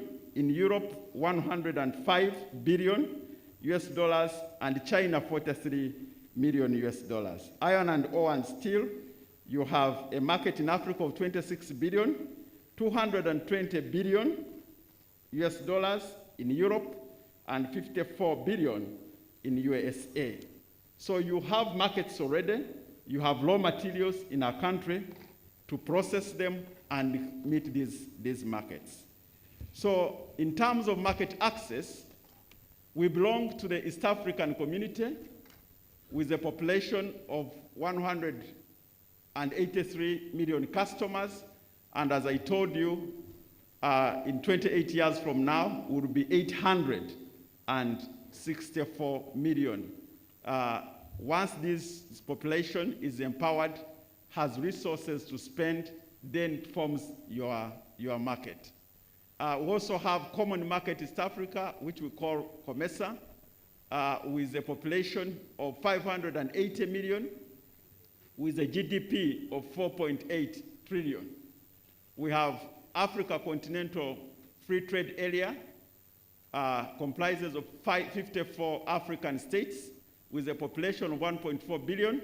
And as I told you, in 28 years from now, we'll be adding another 1.3 billion people, forming a population of 2.4 billion, 2.5 billion customers. We also have a market in Europe under everything but arms, and it is ready. And in addition, we have AGOA on the next slide with 6,400 items, and currently we're only exporting 34 items. So that's a source of your markets. We have markets in China, India, Japan, and Canada. So the whole world is actually ready for products from Uganda. And when you look at the next map, you'll see the next slide. You'll see the one in purple, the next slide, all that area covered by purple is where we have markets: Africa, Europe, Asia, and America. So when you invest your money here, you are assured that you have markets outside our country, and that makes Uganda one of the best destinations for investment, especially in industrialization. I want to thank you for coming and thank you for listening to me. I particularly want to thank the ambassador of Turkey, who made a very good presentation. And at the speed at which you are really learning our languages, I can tell you that you can easily challenge the Minister for Foreign Affairs in that language, Okel Okel. Thank you very much.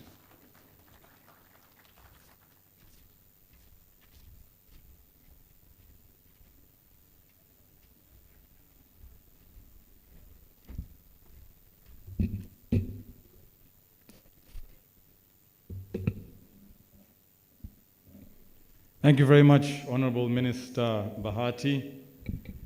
And as you have been listening, we have heard from the authorities, management and leadership about why you should invest in Uganda.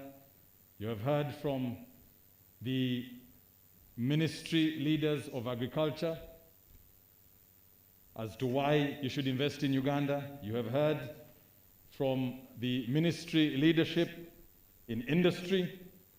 You have heard from the ministry leadership in international cooperation. And now, like any investor would be interested in, let's hear from the ministry leadership on works and transport. I'd like to ask the PS of that ministry, Mr. Bagaya Waiswa, to please come and make his presentation. Thank you. A round of applause, please. Thank you.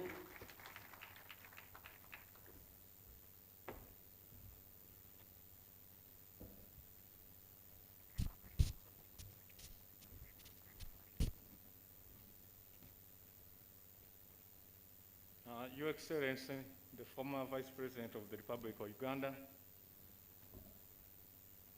Honorable Ministers present, colleagues, permanent secretaries, members of the diplomatic corps, distinguished delegates, ladies and gentlemen. I'm here to represent Honorable General Katumba Amala, who has not been able to come and make this presentation. And the presentation is on the investment opportunities or bankable projects available in the Integrated Transport Infrastructure and Services Program. Formerly, we used to call it the Works and Transport Sector, but now this is the new name of the sector. I have the outline, as you can see it there. Then next, about the Ministry of Works and Transport, we are responsible for 5 institutions. That is Uganda National Resource Authority, Uganda Railways Corporation, the Civil Aviation Authority, the Uganda Road Fund, and the newly revived National Airline. The country has 4 modes of transport. That is the road, railway, air, and water. In Uganda, the predominant mode of transport for passenger and cargo is the road, which caters for about 90%. Next is the strategic direction of the ministry. The ministry has a vision, which is there, and we have objectives in this program of transport infrastructure services, as you can see there. This presentation is available with the Secretariat in both soft and hard form. That's why I'm just running through it. We have policies and laws which govern the sector. That is, of course, the Constitution of the Republic of Uganda, 1995, as amended, Vision 2040, the National Development Plan 3, and the others. But of particular interest here, ladies and gentlemen, is the tolling policy backed up by the Roads Act. This means that you can come here, set up a road, and recoup your investment through charging the tolling, through tolling, like what is going on that Entebbe Expressway. I'd like to now to move to the opportunities available in the subsectors, starting with the road subsector. The map there shows the main road network, and our road network is categorized as follows. We have the national roads, which is 20,544 kilometers, managed by the Uganda National Roads Authority. We have district roads, 35,566 kilometers, managed by the district councils. We have community access roads, managed at the lower level by sub-counties. And total road length is 144,785 kilometers.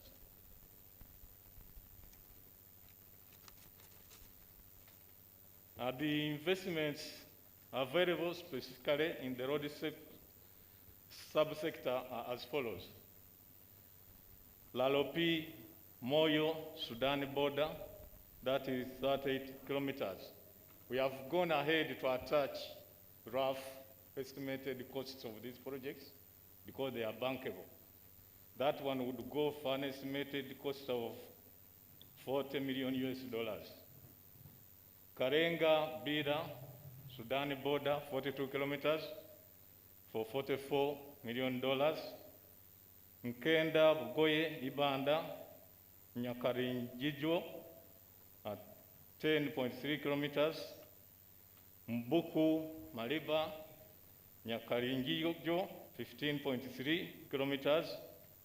And Ruimi, Jula, Kamwenge, 58 kilometers, going at 58 million US dollars. We have also investments in road side stations. It has now become a policy that each main road, we have road side stations or health centers.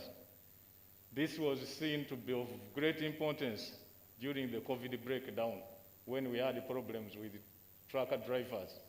So we have available 5 road side stations on the national road network, which can go for about 15 million US dollars. Major bridges, we have bridges which are for investment. We have new Seziwa Bridge, estimated at $5 million. We have the Gaba Ntenjeru Katosi Bridge on Lake Victoria. We have Nachiwogo Buwaya Bridge, also on Lake Victoria. We have also plans to decongest the city of Kampala.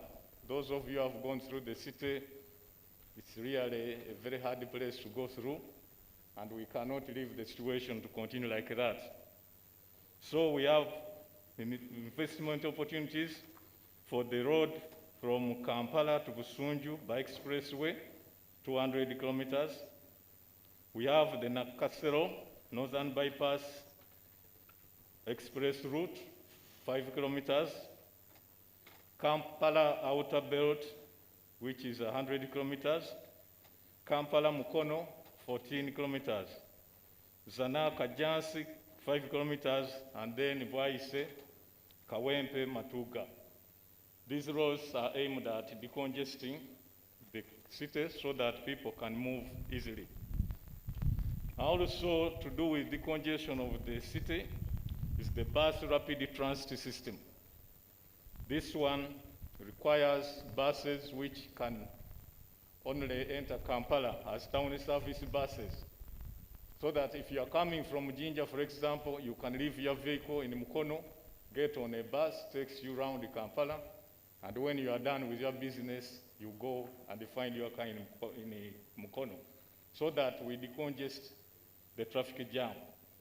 Here we need infrastructure capital of about $467 million. We need the buses, and the total cost here is $567 million. We also need high-frequency mass transport with large buses on separate lanes, and also high-capacity vehicles, 18 meters long, articulated buses with a capacity of 150 passengers, that is 60 seated and 90 standing. Next, I would like to move to the investment opportunities of bankable projects in the railway subsector.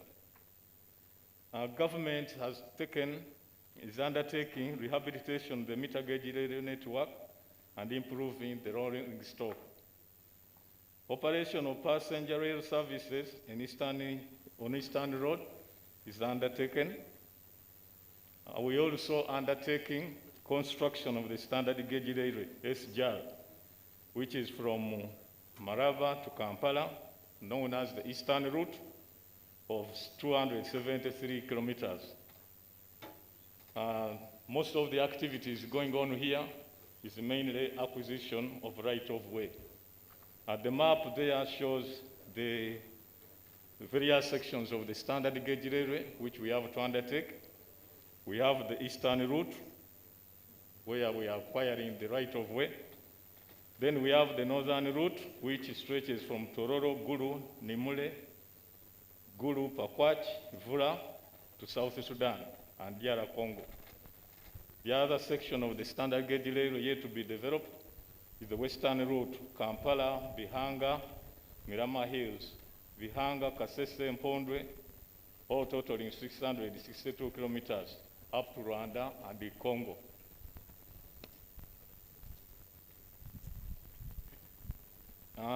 The next slide I've already outlined. Next.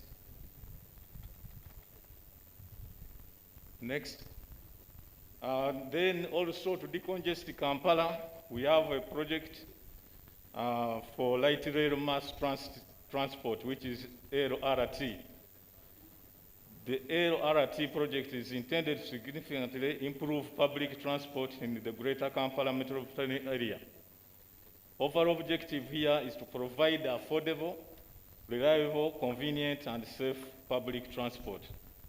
The plan is to develop 240 kilometers of light rail transport in the greater Kampala metropolitan area in a phased manner, starting with phase 1 of 45 kilometers.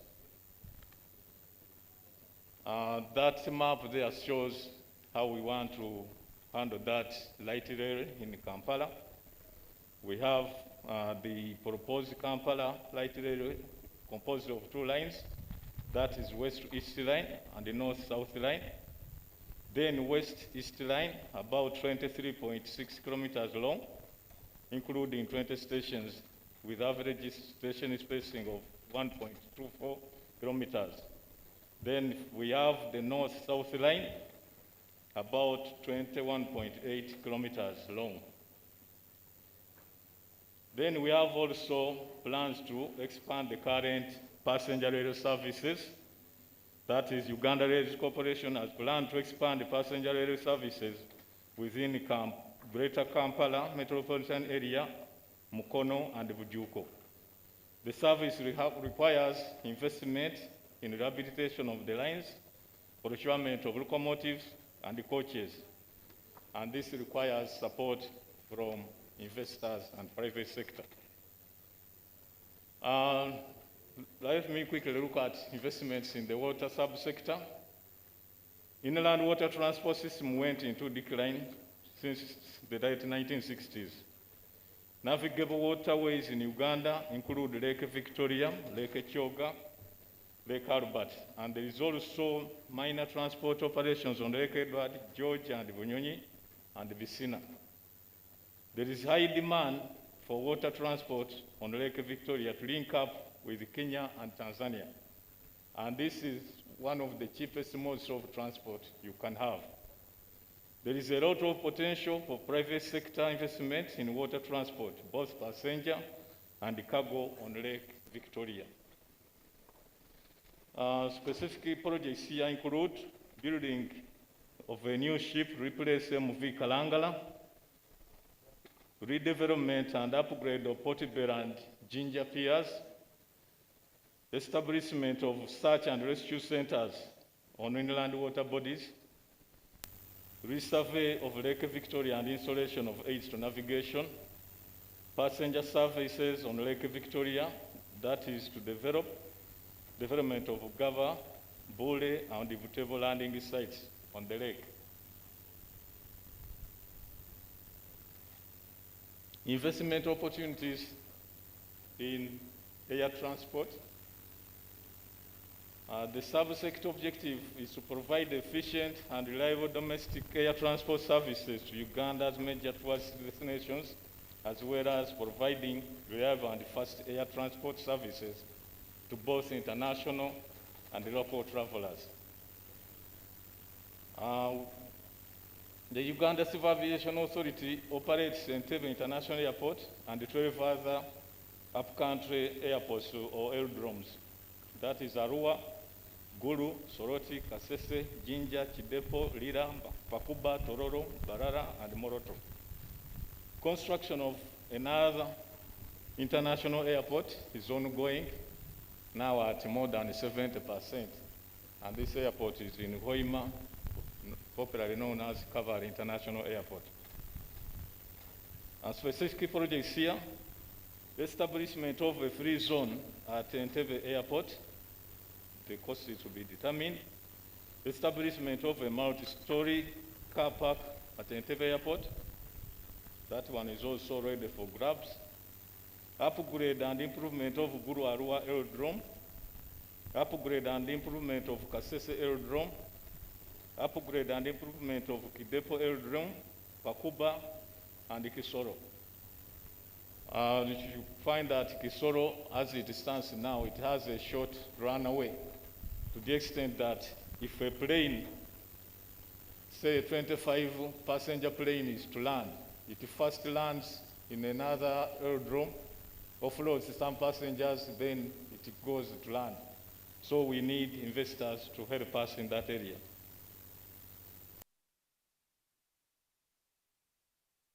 Investment opportunities available, our bankable projects, improvement of 1,000 kilometers of roads.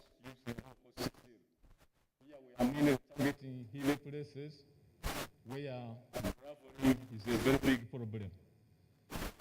Second, development of inland container depots and multimodal logistic hubs at Tororo, Jinja, Pakwach, and Kasese. As I talk now, we are about to finish the logistics hub in Gulu. Then next, large-scale production of construction to be done for materials. We need large production of construction materials to be produced. That is concrete, aggregate, bitumen, and asphalt. In conclusion, the Ministry is desirous to implement the Integrated Transport Infrastructure Services Program by blending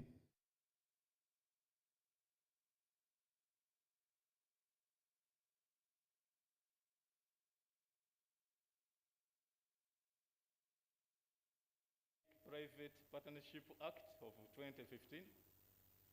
The Minister has also the road tolling policy backed by the Roads Act 2020.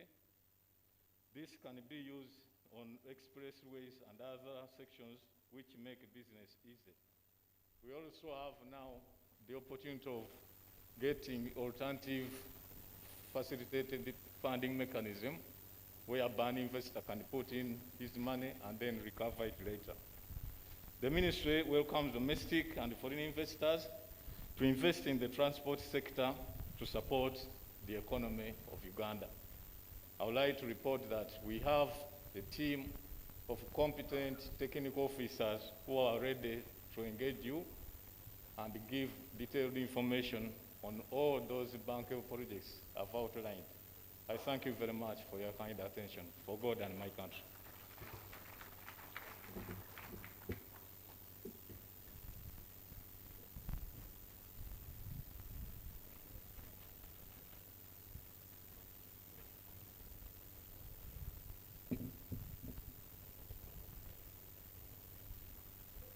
I think if anybody doubted about the viability of Uganda as an investment destination, that doubt is slowly dwindling, if not gone completely. And we cannot speak about an investment opportunity in this country without speaking about the investment opportunity in energy. So please allow me ask the Permanent Secretary from the Ministry of Energy and Mineral Development, Engineer Irene Vatebe, to please come and make her presentation. Thank you.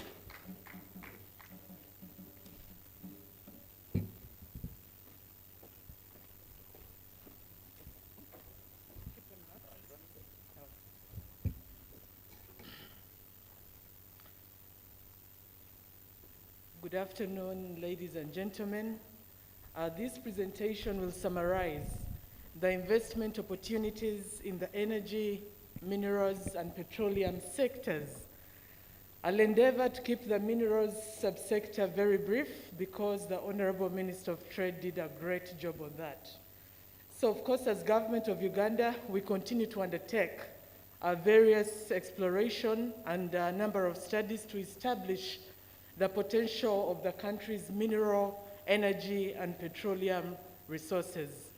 On the energy side, and we'll be elaborating this potential, Uganda is blessed with abundant sunshine, and that speaks to solar energy potential.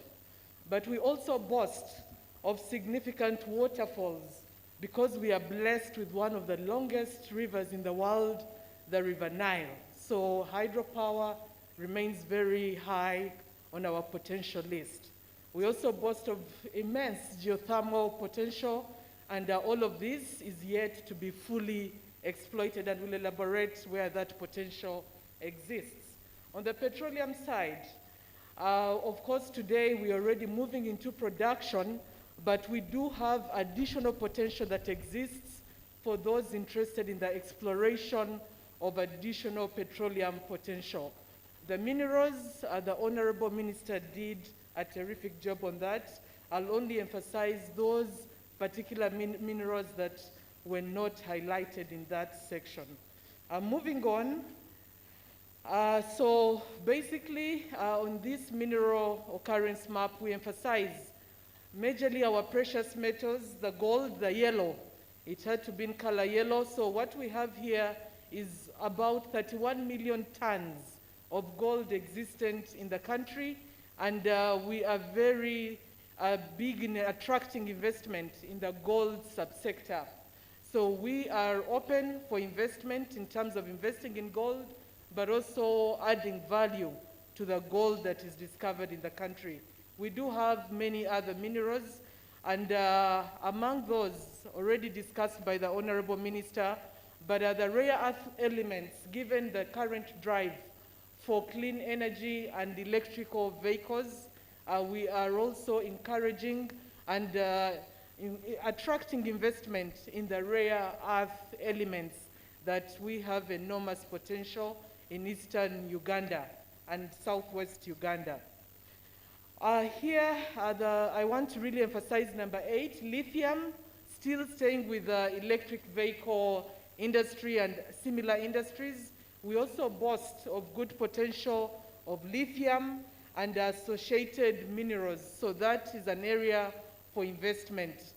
We also want to report that on the graphite side, we do have quite immense potential, boasting 1 billion tons of graphite.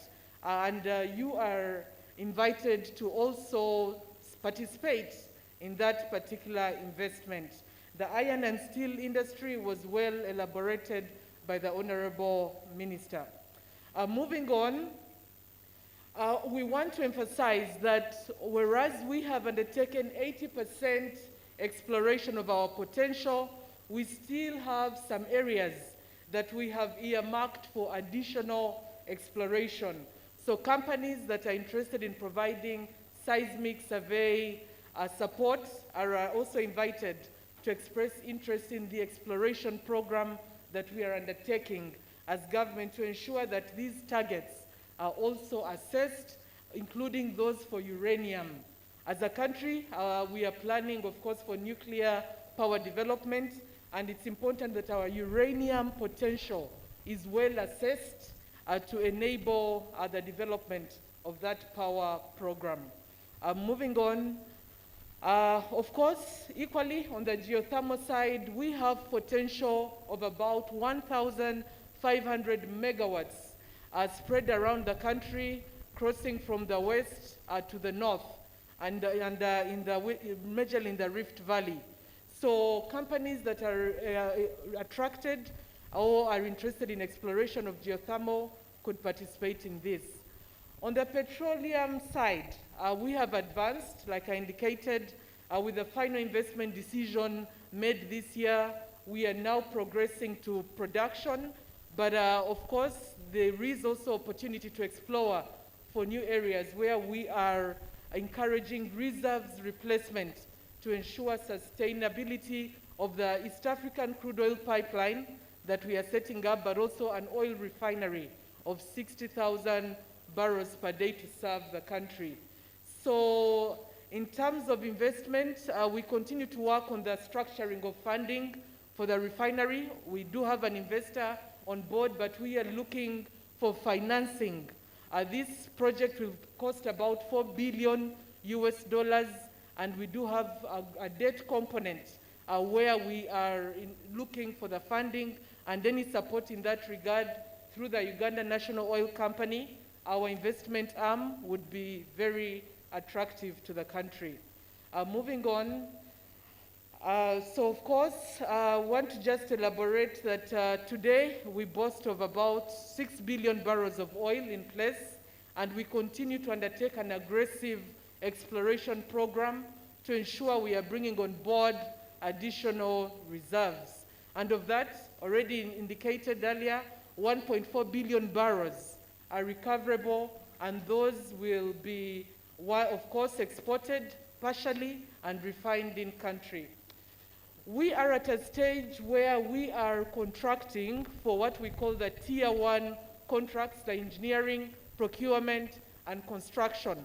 But for those contracts that we are awarding at this stage, there will be another tier of subcontracts and investors who can participate in those different areas covering logistics, aspects of electrical and instrumentation, and others, telecommunication, would be attracted to participate in the oil and gas sector.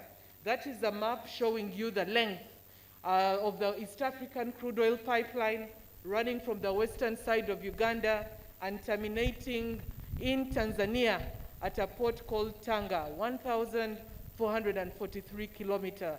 So we will be attracting quite some subcontracts for that. Under our national oil company, the Uganda National Oil Company, we also have opportunities for storage, but also bulk transportation of refined products. Specifically, the company is working on developing a storage terminal within the city not far from here, and I'm aware that they will be seeking a partner that they can develop this terminal with. So after this engagement, we can get any interested investors in touch with the Uganda National Oil Company for purposes of developing this storage terminal. We are also looking at revamping and constructing an oil jetty somewhere at an existing storage terminal not far from Kampala. And this is also an opportunity that you can engage the Uganda National Oil Company on to ensure that it is progressed. Just moving on. Yes, still under the Uganda National Oil Company, we have a petrochemical-based or a petro-based industrial park that we are developing not far away from the oil fields. This particular petrochemical or petro-based industrial park will also host our second international airport, which is at about 77% complete. So that goes to comfort interested investors that there is already infrastructure to support movement and logistics. But this industrial park also has provision for petrochemical and fertilizer industries arising from the oil and gas industry, but also as other industries like agro-processing, warehousing, and logistics. So beyond here, in touch with the Uganda National Oil Company, that discussion can be fostered. Of course, we have looked at the fertilizers and petrochemicals, but also the cold chain and cold room industries for those who might be interested, and other light industries like textiles, leather, and footwear. So all of these are a part of this industrial park, and many more as elaborated, the soft industries. So moving on beyond petroleum to the next slide, we also have immense renewable energy potential. Next slide. Immense renewable energy potential. Today, for hydro, we have potential of 4,500 megawatts. So we'll be seeking to drive development of additional hydropower plants to ensure that we achieve our target of having 50,000 megawatts from 1,300 today by 2050. So we will be interested in having investors in that. Solar, immense potential at 5,000 megawatts for those who are interested in solar. But also on the nuclear side, we do have an active program And we're already working with the International Atomic Energy Agency to ensure we can set up long-term by 2031 and consequently ramp up to 2,000 megawatts by 2036. So nuclear, and given that we have existing uranium, that should make this project cost efficient. Of course, on the biomass side, issues of gasification and other utilization of biomass, we have quite some potential there. And on the wind side, when you look at the green area, Karamoja area, northeastern Uganda, with the West Nile, the northwestern Uganda, we do have quite some potential for wind. So for companies that are interested in wind power, this is a very good opportunity. So moving on, there are other areas that we are looking at. Just moving on to the next slide. As a country, we need to ensure that we are opening up investment in transmission but also distribution. So we are looking at promoting mini grids for far-to-reach areas where we cannot get the national grid today. We set up mini grids powered by solar or sometimes even by thermal power to ensure we can get power to Ugandans that are far-to-reach places and all the other potentials that have already been highlighted. And ladies and gentlemen, in summary, we are saying the Ministry of Energy and Mineral Development of Uganda is open for different contact details. I thank you.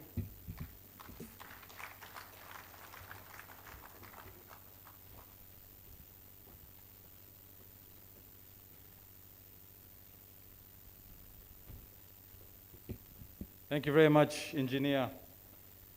And the best part of why we are here, which is our discussions, is now. And for those of you who have not been able to get a quick coffee break, a quick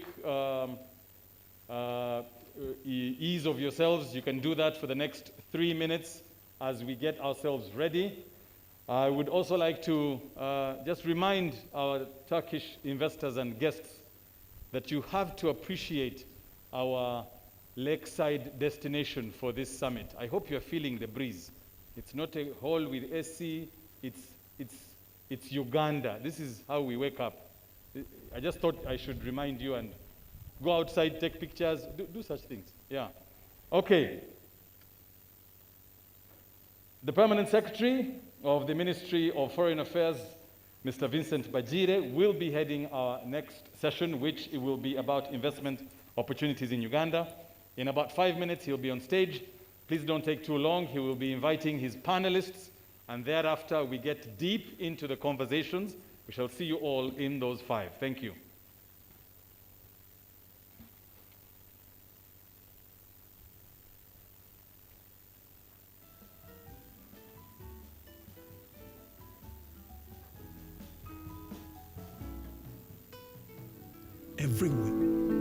Every waking day is a reminder just how beautiful this, our land, truly is.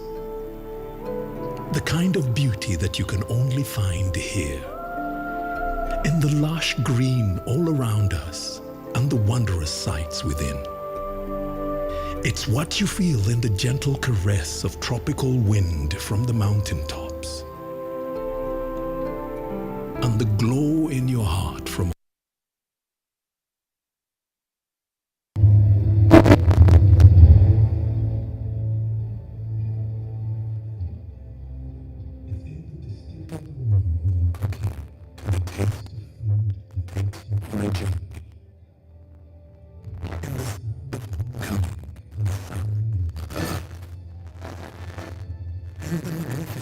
we find on our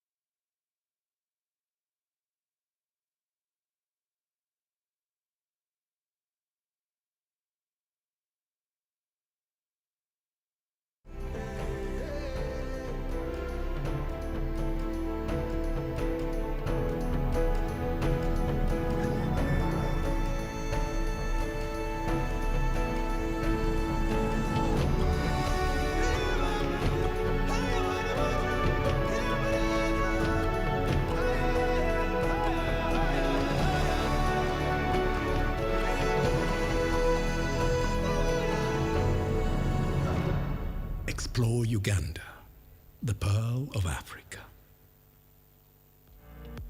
Uganda, a delightful place with its welcoming people, diverse cultures, an agreeable warm climate, majestic features, and wildlife. Over the years, Uganda has hosted a number of international conferences and events, including the Commonwealth Heads of Government meeting CHOGM, the African Union Summit, the United Nations Solidarity Summit on Refugees, the Organization of Islamic Conference OIC, and the Papal Visit, among others. Visitors arrive into Uganda at Entebbe International Airport. The airport has been expanded to handle the growing number of passengers with flights to and from more than 14 destinations worldwide. A 4-lane dual-carriage expressway leads you right into the heart of Uganda, into the metropolitan city of Kampala. The National Referral Hospital at Mulago ensures availability of super specialized services. Uganda's hotels are now fully equipped to cater to the needs of every delegate on that all-important conference.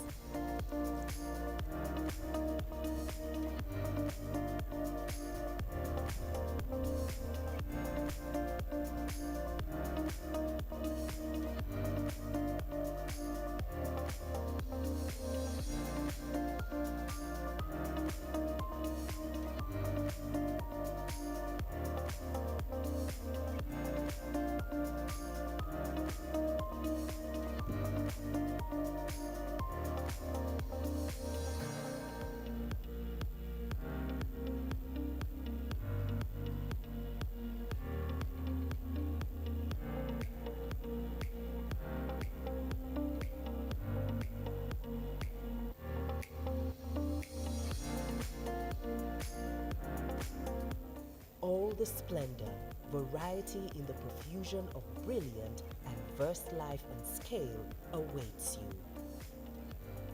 Uganda welcomes you. Okay.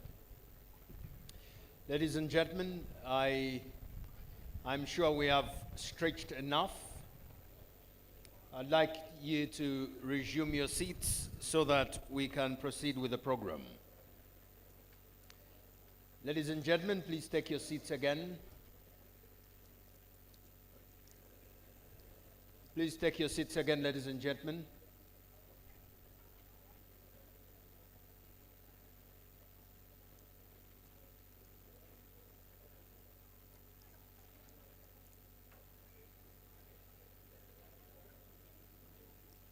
A very special welcome to the CEO, Next Media Services, Mr. Kin Karisa, who is also the chairman of the National Association of Broadcasters. As you invest here, if you're interested in visibility, talk to us. We know visibility in ways not too many people do. So ladies and gentlemen, please kindly take your seats again. I would like us to quickly move with the program.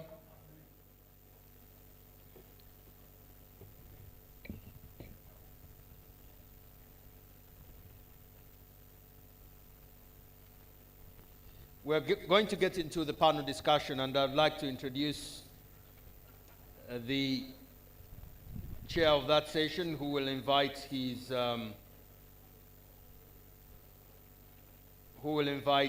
panel. The Honorable Vincent Bajire, Permanent Secretary, Ministry of Foreign Affairs, will be the moderator, and he will constitute his panel. So, ladies and gentlemen, please take your seats as we proceed with the program.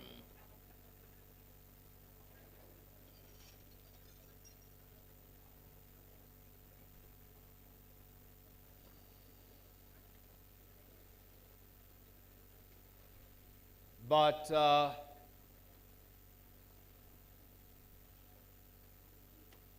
before we can even proceed with the program, for those of you who can see on this side of the tent, if you can take your eyes across the lake,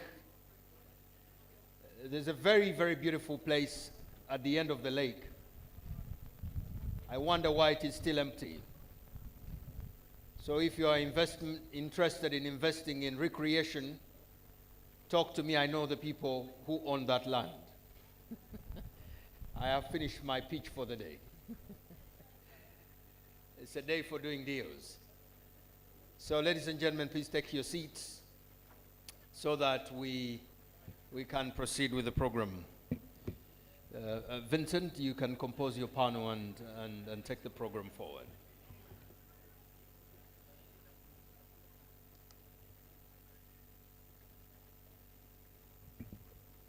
Thank you very much, Samson Kasumba. May I take this opportunity to invite the panelists and to advise that we shall use both sides of the hall. So the first three I will invite shall sit on the other side. And may I therefore invite David Livingstone Ebiru, the Executive Director of the Uganda National Bureau of Standards. David. And then I'll also invite Mrs. Jolie K. Sabune, the Managing Director of Coffee Development Organization. Please make your way to the other side. I will also invite Engineer Isaac Wani, the Director Network Planning and Engineering from the Uganda National Roads Authority, if the three of you can make your way to the other side of the hall.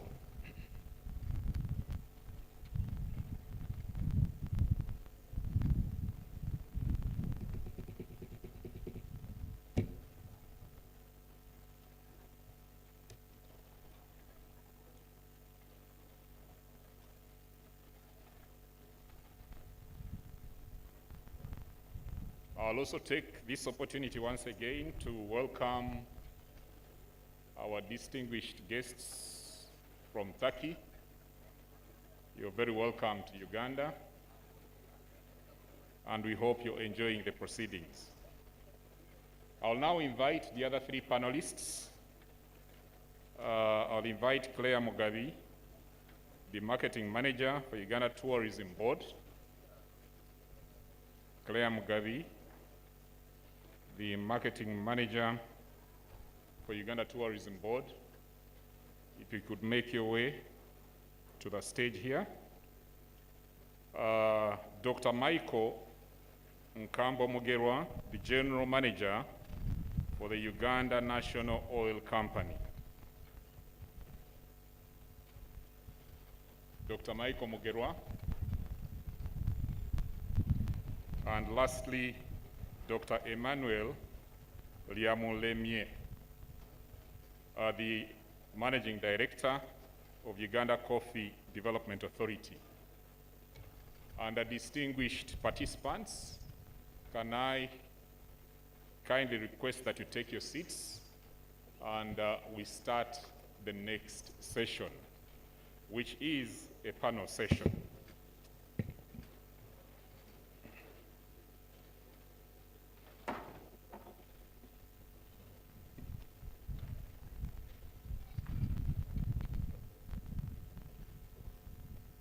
His Excellency, the President of the Republic of Uganda, General Yoweri Kaguta Museveni, His Excellency, the former Vice President of the Republic of Uganda, Your Excellency Edward Chiwanuka Sekandi, who is here with us, Honorable Ministers, colleagues, permanent secretaries, members of the diplomatic corps, and specifically or special mention to Ambassador Kerim Elp, the Turkish ambassador to Uganda, and Ambassador Mobiru, our outgoing ambassador to Turkey, our distinguished investors from Turkey, heads of government agencies, the media, distinguished ladies and gentlemen, a good afternoon to you all. And I want to take this opportunity to warmly welcome you to this distinguished panel that is going to further discuss the investment opportunities in Uganda. We have heard and listened to a number of presentations this morning, and those presentations have been giving by and large overviews. The heads of agencies we have here will give us a little bit more detail over the investment opportunities that do exist. And after they have made their submissions, we shall have a question and answer session that I'll still moderate. Without wasting time, can I start by, first of all, asking the panelists one by one to quickly say a word of hello to our guests without necessarily making any speech.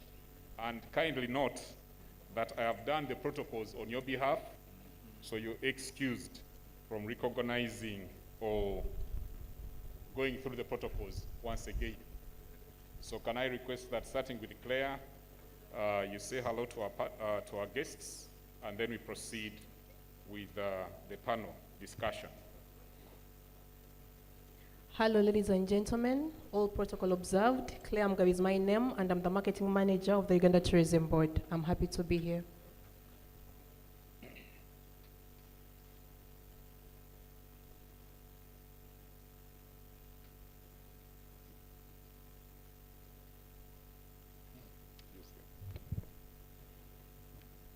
Yes, my name is Michael Nkama Mugerwa. I'm the General Manager of the Uganda Refinery Holding Company, a subsidiary of the Uganda National Oil Company. I'm here to talk about investment opportunities in our oil and gas sector.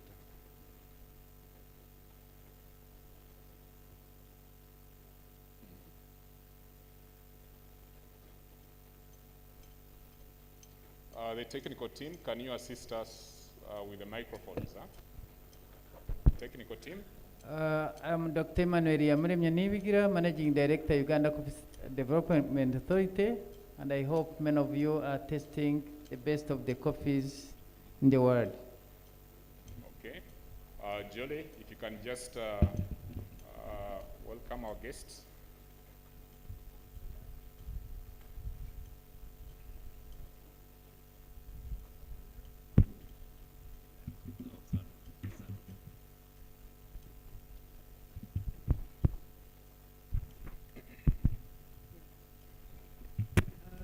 Good afternoon, ladies and gentlemen. Protocol observed. My name is Jolie Sabune. I'm the Managing Director of Cotton Development Organization in Uganda.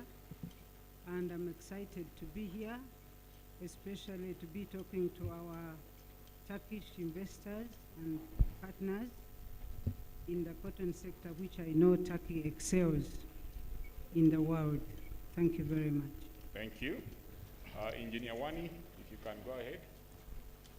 I'm Engineer Isaac Wani, the Director Network Planning and Engineering from Uganda National Roads Authority, representing the Executive Director, Madam Allen Kajina. I'm here to discuss the details in the road network in the country. Thank you. And lastly, David, you can go ahead. Thank you, participants. Good afternoon. My name is David Livingstone Ebiru, your key partner in investment and trade from Uganda National Bureau of Standards. Okay, thank you very much. We shall start with Claire from UTB. And Claire, I would like you to share with us the unique proposition that Uganda has in as far as tourism is concerned.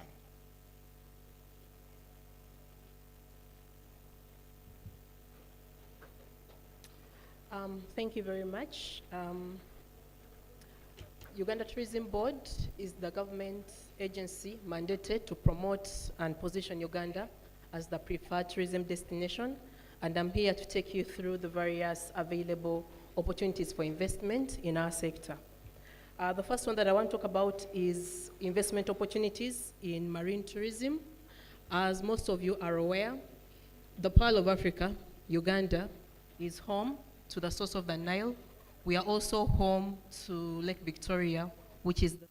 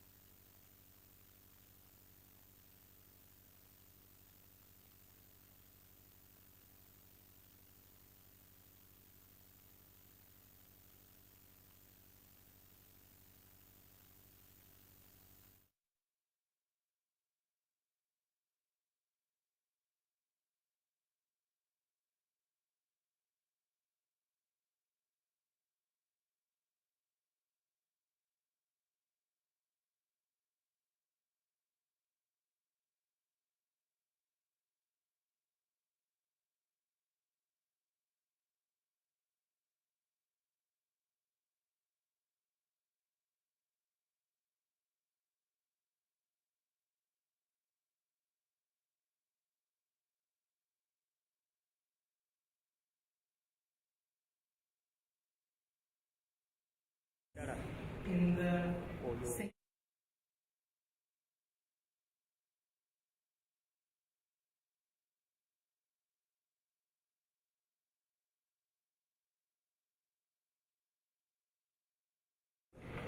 under marine tourism just simply means tourism, water tourism. So that means investing in tourism experiences around our water bodies. These include Lake Victoria, which is the source of the Nile. There is also investment opportunities around the source of the Nile itself. As you're all aware, Uganda is home to the source of the Nile. So we have earmarked 7 zones of investment around around marine tourism, where we want to encourage both domestic and international investors from Turkey to invest in any of these zones around the source of the Nile, which is Lake Victoria, and the Nile itself. We want to turn each of these zones into a fully fledged tourism industrial park. Details about investment opportunities around marine tourism are available in our booth when you get out. We have different officers from the tourism board that are there to give you more information about the areas of investment in marine tourism. Our equator is another area of potential investment in our sector. We have gone ahead to profile the areas of investment around the equator. Over 12 districts in Uganda are crossed by the equator, and 16 points of the equator have been identified to cross our country. So there is different areas, again, of investment that you can partake in. One of them can be setting up new, we are looking for investors to construct stopovers around the equator. We want to introduce an equinox festival. This is a festival that has been celebrated in some of the countries where the equator crosses. So as a country, we also want to introduce such celebrations where different people come to Uganda around the time of September and March to celebrate with us the equator. We are looking for investors to set up state-of-the-art accommodation facilities around the equator areas like Kayabwe, setting up recreational parks, culture and heritage centers. The areas of investment are enormous, and many of them have been documented into a bankable projects document that is being circulated at our booth right outside this hall. There are areas of investment in our protected areas, which is the national parks. As a country, the Pearl of Africa has over 10 protected areas, and where one of the areas where we would really want to attract investment is the area of accommodation. One of the key challenges that we are facing and is impeding the uptake of our tourism, especially domestic tourism, is the high rate of accommodation, as observed by many of our clients. So we are looking to attract potential investors who can set up affordable accommodation facilities, hotels, lodges across the different protected areas and the national parks that we have, from 3-star to 5-star facilities at international standards. Again, the feasibility studies for these have been already conducted, and this information is already available in our document for bankable projects. I've talked about hospitality.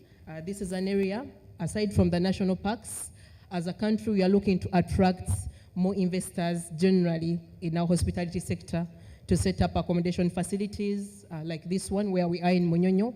We would want to attract more investors from Turkey to come and set up hotel chains in Uganda so that it can help to further subsidize and bring down the prices of our facilities, because like I already indicated, it's one of the challenges that we are facing as a sector. We want to make accommodation across the sector more affordable for people that come to partake in the tourism experiences of our country. Transport is another lucrative area of investment. As already mentioned by the Minister of Transport and Works, there is potential to invest in road transport, where we are looking for investors to invest in tourism vehicles that can accommodate, more than one traveler, group travels. We are also, very importantly, looking for investors from Turkey to invest in our domestic flight space. At the moment, we have very few players in that space, which makes it very expensive for someone maybe to fly from here to northern Uganda. That segment of the market is growing. A lot of people don't want to spend a lot of time on the road traveling to our tourism hotspots. So we are looking for investors to invest in domestic flights so that we have these prices also brought down. Cuisine and restaurants, that is another area where we can use investment. We want to set up state-of-the-art restaurants in different international cuisines. Tour operation, we are looking for international investors to invest in tour operation. We already have a few local companies, but we'll be happy to attract more players that can come and invest in that sector. Yes, our sector was hit by COVID, but right now it is on the right track to recovery. We are looking for investors in stopovers. Many of you have been around Uganda, and I think you agree with me when I say that we don't really have good stopovers across the different highways that lead to the different tourism hot sites. The areas of investment are enormous. I want to conclude by calling upon investment in convention centers. As a country, Uganda is rated as one of the top destinations to host meetings, conferences, and events, but we are looking for investors to invest in amenities like conferencing facilities and convention centers. In the interest of time, I'll stop here. Thank you. All right. Thank you very much, Claire. Just to mention that Ichi, the president, will be here shortly, so I'll request our panelists to be as brief as possible and use perhaps 3 minutes. And I will now move on to Engineer Wani of UNRA. Could you just give us an overview of what plans you have in the national parks, considering that Claire there has just mentioned that the investment opportunities in the parks, are they all tarmacked? Is the road network there appropriate? And maybe tell us one thing in general about the road network in Uganda. Thank you. Thank you so much. in as far as roads network is concerned, UNRWA is a semi-autonomous agency under the Ministry of Works with a mandate to develop, maintain, and manage the national roads network, including ferries and way bridges. The investment opportunities have already been presented by the PS through, on behalf of the Honorable Minister, and I'm basically going to emphasize developments in the road network. As he indicated, about 90% of passenger and freight in this country is carried through roads, meaning that the road network is the backbone of the transport system in this country, and therefore, a lot of investment and care needs to be put in that area.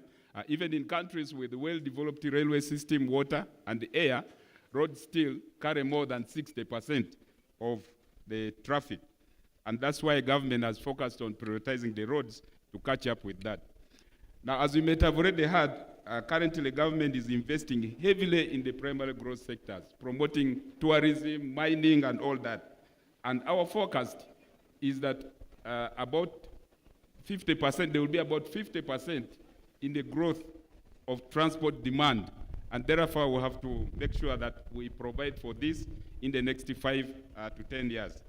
So although the stock and the condition of the road network has significantly improved, as alluded to by the Director General of the Uganda Investment Authority, we still require to do a lot to improve the road network, to support the programs that have been planned in the National Development Plan 3 as being promoted by the different MDAs in this forum. We therefore need to invest a lot in the road network. For instance, in the current plan, we needed to improve about 5,000 kilometers of road to support those programs that have been identified by government to cause economic growth. But we were able to be provided funds of only about 3,500 kilometers. So in addition to the projects that have been read out by my PS of the engineering, procurement, construction, and financing, operate and transfer in the road subsector, the multi-lane projects have been read out. Those are potentially toll roads where investors will be able to recoup their money. But at the same time, there's also the opportunities in the water subsector in terms of supplying ferries, in terms of weighbridge systems for axle control. Contractors from Turkey can also participate in the competitive bidding on projects which are financed by government and by development partners. They can come and participate in those ones. There's also financing of projects under alternative financing models. So project financiers are also welcome to have discussions with Minister of Finance, Minister of Works, and UNRWA in the details of the financing. You will be able to recoup your money through bills of exchange as being paid in future. We also have supply of construction materials, including equipment spare parts for the construction industry.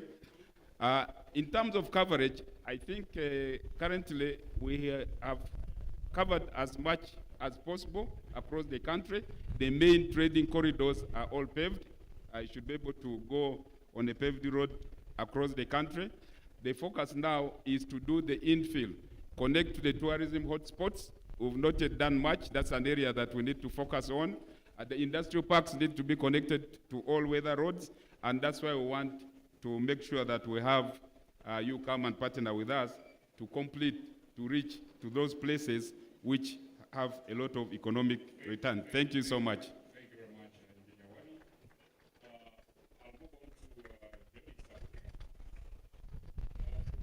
Please share with us the state of the cotton industry and indeed which opportunities exist in the cotton industry. Thank you very much. Yes.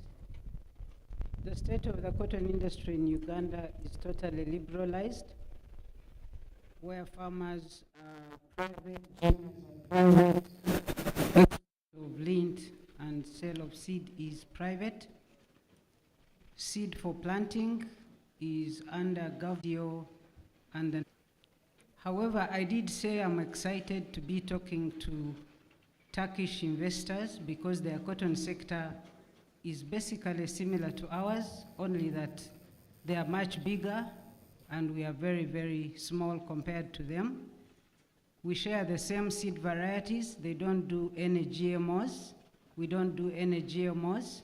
So it's very easy to cooperate and get them to invest in our seed sector, seed for planting. The production methods, most of their farmers are 4-acre. We are the same. So they would actually find it similar and better to invest in production in Uganda. On value addition, we are very vetted. We only have 2 textile mills.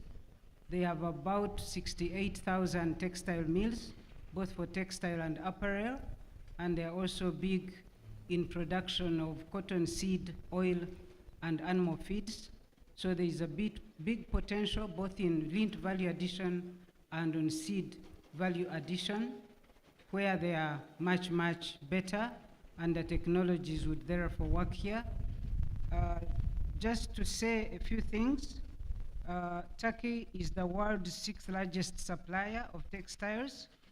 They are the 2nd largest supplier after China to EU. They are the leading producer and exporter of knitted and denim fabrics, and they are well known to be the producers of high quality organic cotton. So all that is potential for them to invest because we have the markets under AGOA, EU, China, as the Minister of Trade and Industry did highlight. So basically, there is the whole value chain, from seed development to production to value addition on both lint and seed, and then the other technologies in machinery. We use the same technology of roller ginning, so they can both invest in machinery making or machinery trading. So the whole value chain is available, and I'm very excited because we have a lot of similarities, and there's much potential that is unexploited, and our brothers in Turkey, you are very welcome to come in and invest, and Cotton Development Organization is ready to welcome you and show you, as the Minister of Agriculture, Minister of Trade and Industry, and the UIA chairman did elaborate on why invest in Uganda. All those opportunities are relevant to the cotton sector, and you are very welcome. Thank you very much. Thank you, Jolie. Can we clap for Jolie, please? Thank you very much. Whether it's construction and engineering sector, whether it's chemicals and consumer products, whether it is services, whether it's oil and gas, for us, we are ready to support anybody involved in production or investment in this sector to make sure that whatever comes out meets international standards. We have also proceeded to make sure that we harmonize these standards for common applications within the region, within the continent, and internationally. The implication is that when you produce a product in Uganda, this product should compete internationally on the account of meeting international standards. So we have done very well in terms of putting in place the stock of standards, but we also support innovations. Where there are new products being developed, we make sure that we guide on the basic requirements of such products in terms of safety and quality, and be able to put the standards for newly innovated products. We have also invested in quality infrastructure, especially laboratories, both at the headquarters in Kampala, but we are also expanding to the regional offices of Mbale, Gulu, and Mbarara, meaning that we want to support production and investment across the country. These laboratories are international accredited, meaning that once UNBS certify your products and you get a quality mark, these products have a mutual recognition on the basis of common standards across the region. So nobody will challenge you on the quality of that product so long as they have been certified by Uganda National Bureau of Standards. So our call, therefore, to the investors and manufacturers is the commitment to implement standards, which is still low. So we need to make sure that we integrate quality standards in our production investment profile so that it becomes part and parcel of our production investment, so that we are able to put on the market quality products that can access international market. As all of us is aware, quality standard is becoming a key parameter for market access. You may negotiate volumes and taxes, but quality standards cannot be negotiated. And therefore, we must put that behind our mind from the beginning, that we must integrate quality standards in our production and our investment in trade if we are to compete favorably and access market beyond Uganda. For more information, we are present at the One-Stop Center at Investment Authority. As you are aware, that is a one-stop center where all investors that want potential investments of Uganda can come and get information about all the products in the sectors they intend to invest in. For today, we are also available at the tent, at the booth. You can get more information about the available standards in Uganda for the various products and sectors you intend to invest in. I thank you very much. Thank you very much. Thank you for educating us on the standards. I will now turn to Dr. Emmanuel Liamolemie. Could you share with us your plans for value addition? Uganda produces a lot of coffee, but we export more of the bean than Nescafe. What plans do we have?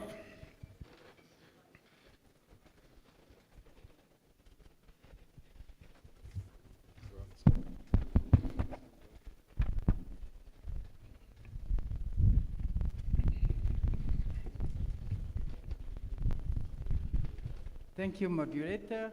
Before I talk about value addition, we need to know why we are adding value. And I first start with the uniqueness of Uganda's coffee. One, Uganda, we are very blessed by nature. We produce two types of the commercial coffees, Robusta coffee and Arabica coffee. And Robusta coffee is indigenous in Uganda. So you can be sure of all the different profiles you would want to have. Two, Uganda is at the equator. That means production, the hospitality industry could take advantage of that. In addition, we have the very well-trained baristas, but also regulators, the chew and the other graders, so that when you produce your coffee, you can process your coffee, you can be sure that it is properly certified, it is properly graded, and therefore there is no country you would actually in Africa think about other than Uganda for the unique coffee that we have.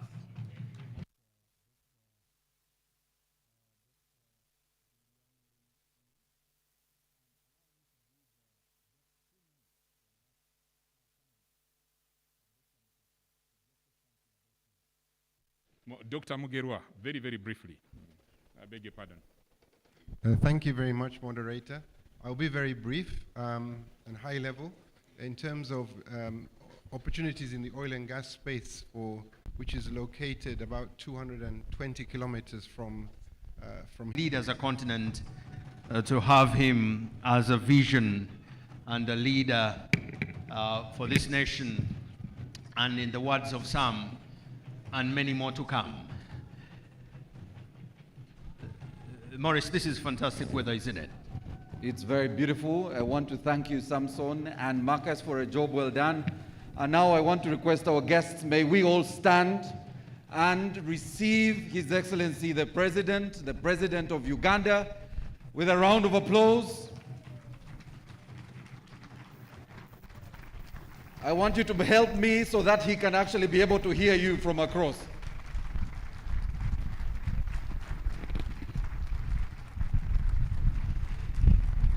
That wave is for all of you. You can as well wave back if you wish. We'll remain standing, ladies and gentlemen, for the anthems. We'll have the Uganda national anthem, the Turkish anthem, and the East African anthem, in that order.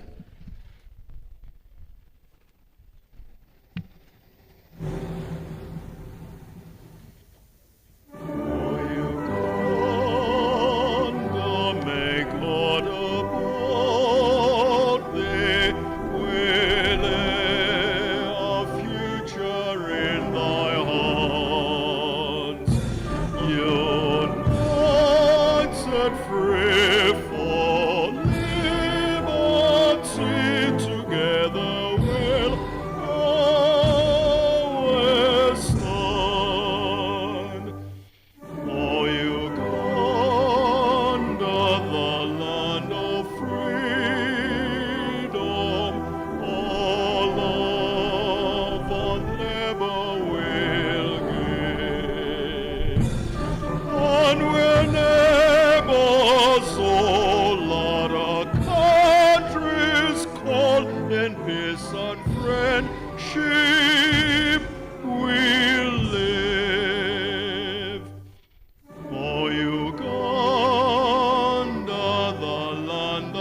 feeds us by sun and fertile soil grown. For our own dear land, we shall always stand the pall of our free cause crown.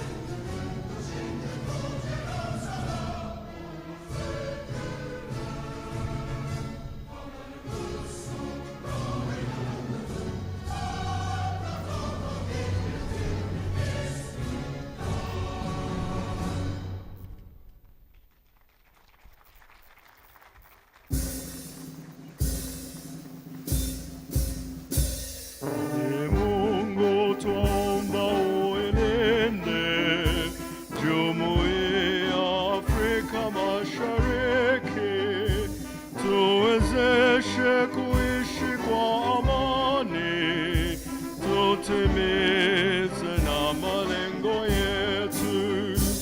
Jumuiya yetu sote tuilinde, tuwajibike, tuimarike, umoja wetu ni nguzo yetu, ni jumuiya yetu.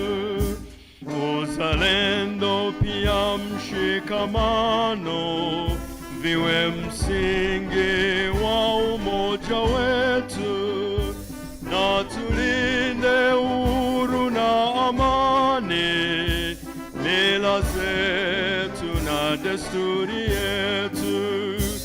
Jumuiya yetu sote tuilinde, tuwajibike, tuimarike, umoja wetu ni nguzo yetu, idumu jumuiya yetu.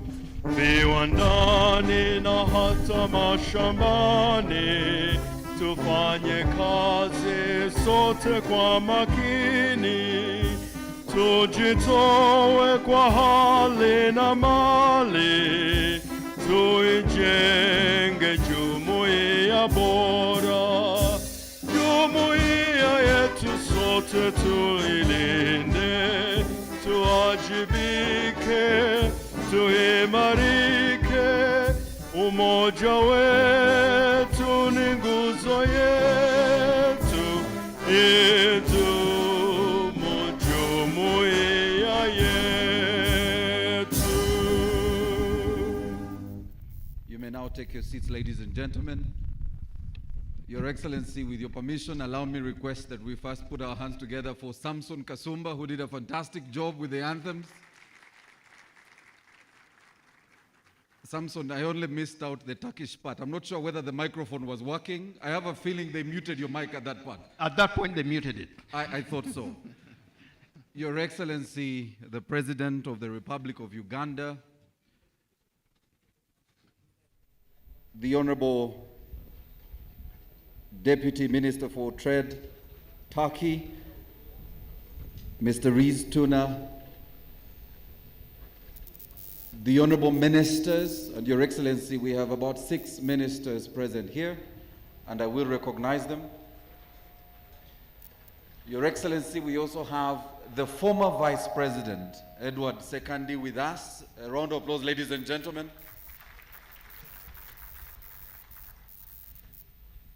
The ambassadors present, and in a very special way, Your Excellency, allow me to recognize the Turkish ambassador to Uganda, who has worked with the Uganda Investment Authority to organize this summit. His counterpart, our former ambassador of Uganda to Turkey, Your Excellency Simon, who's also here, and the other ambassadors.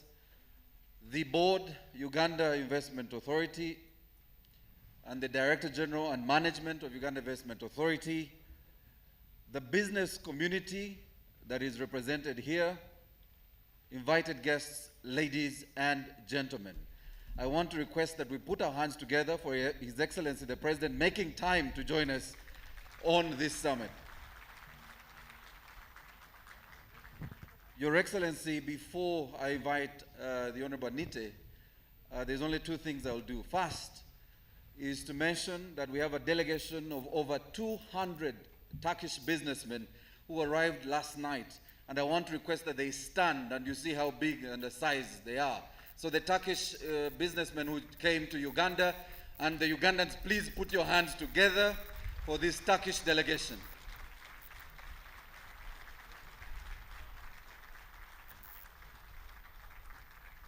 Your Excellency, the Turkish delegation that is here has promised to stay a little longer and visit our parks.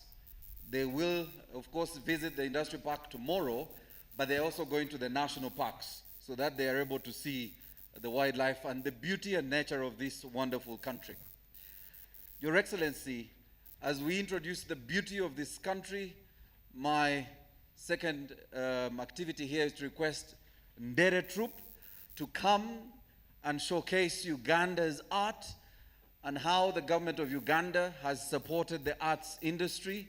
And a sector we are also open for investors because we have a very rich arts culture here. We have a very rich TV and movie industry here.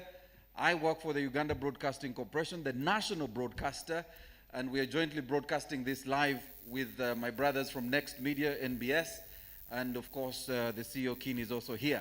So I want to request Ndere Troop to come and give us a very special but short piece of entertainment for our team and His Excellency the President.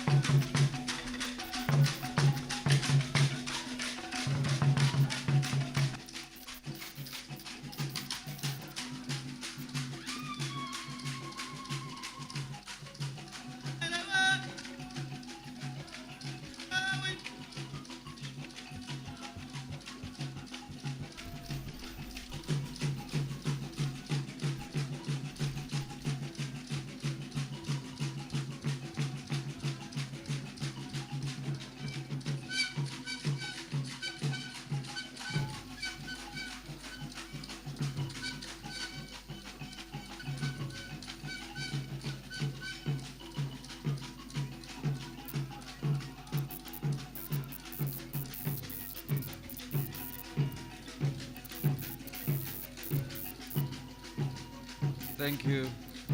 Thank you very much.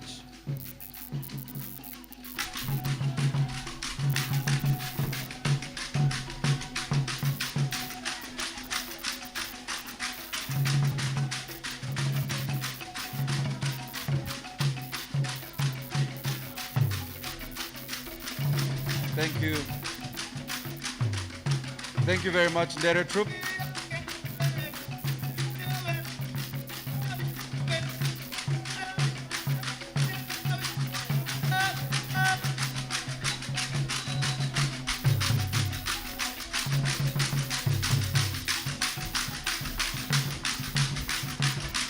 Thank you very much, Ndere Troop.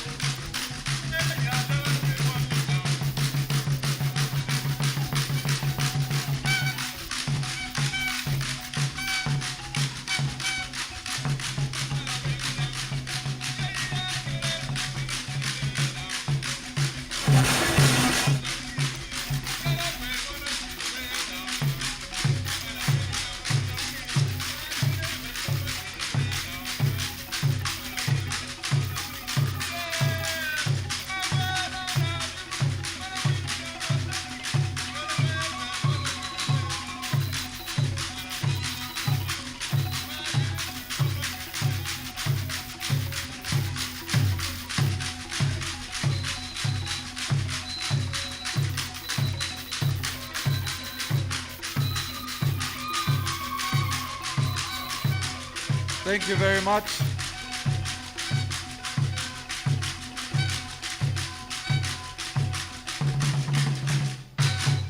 Ladies and gentlemen, a round of applause for Ndere Troop. Omuguru Sirgwanjezi, if you can come here closer so our Turkish team can see you so that the next performance will be in Turkey. There, ladies and gentlemen, is the head of the Ndere team. You can bow to the Turkish team. Thank you very much. But to our visitors, please don't try this at home, especially what the ladies were doing with the pots. Your Excellency, it's now my pleasure to invite the Deputy Minister of Trade from Turkey, the Honorable Riza Tuna, to come and make his remarks. You're most welcome. Ladies and gentlemen, a round of applause.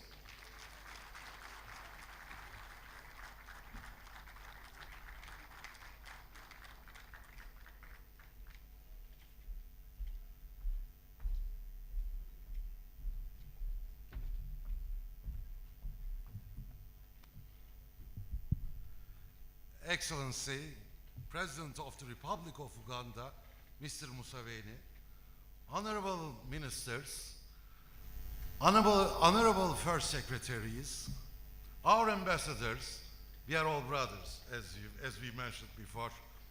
I mean, it's a great pleasure and honor for me to be here in Uganda on the occasion of Uganda-Turkey Investment, Trade, Industry and Tourism Summit. It's a beautiful country. I feel myself as if I am in paradise, to tell the truth. And today, after the presentations made by all the esteemed delegates, I am so impressed with the full potential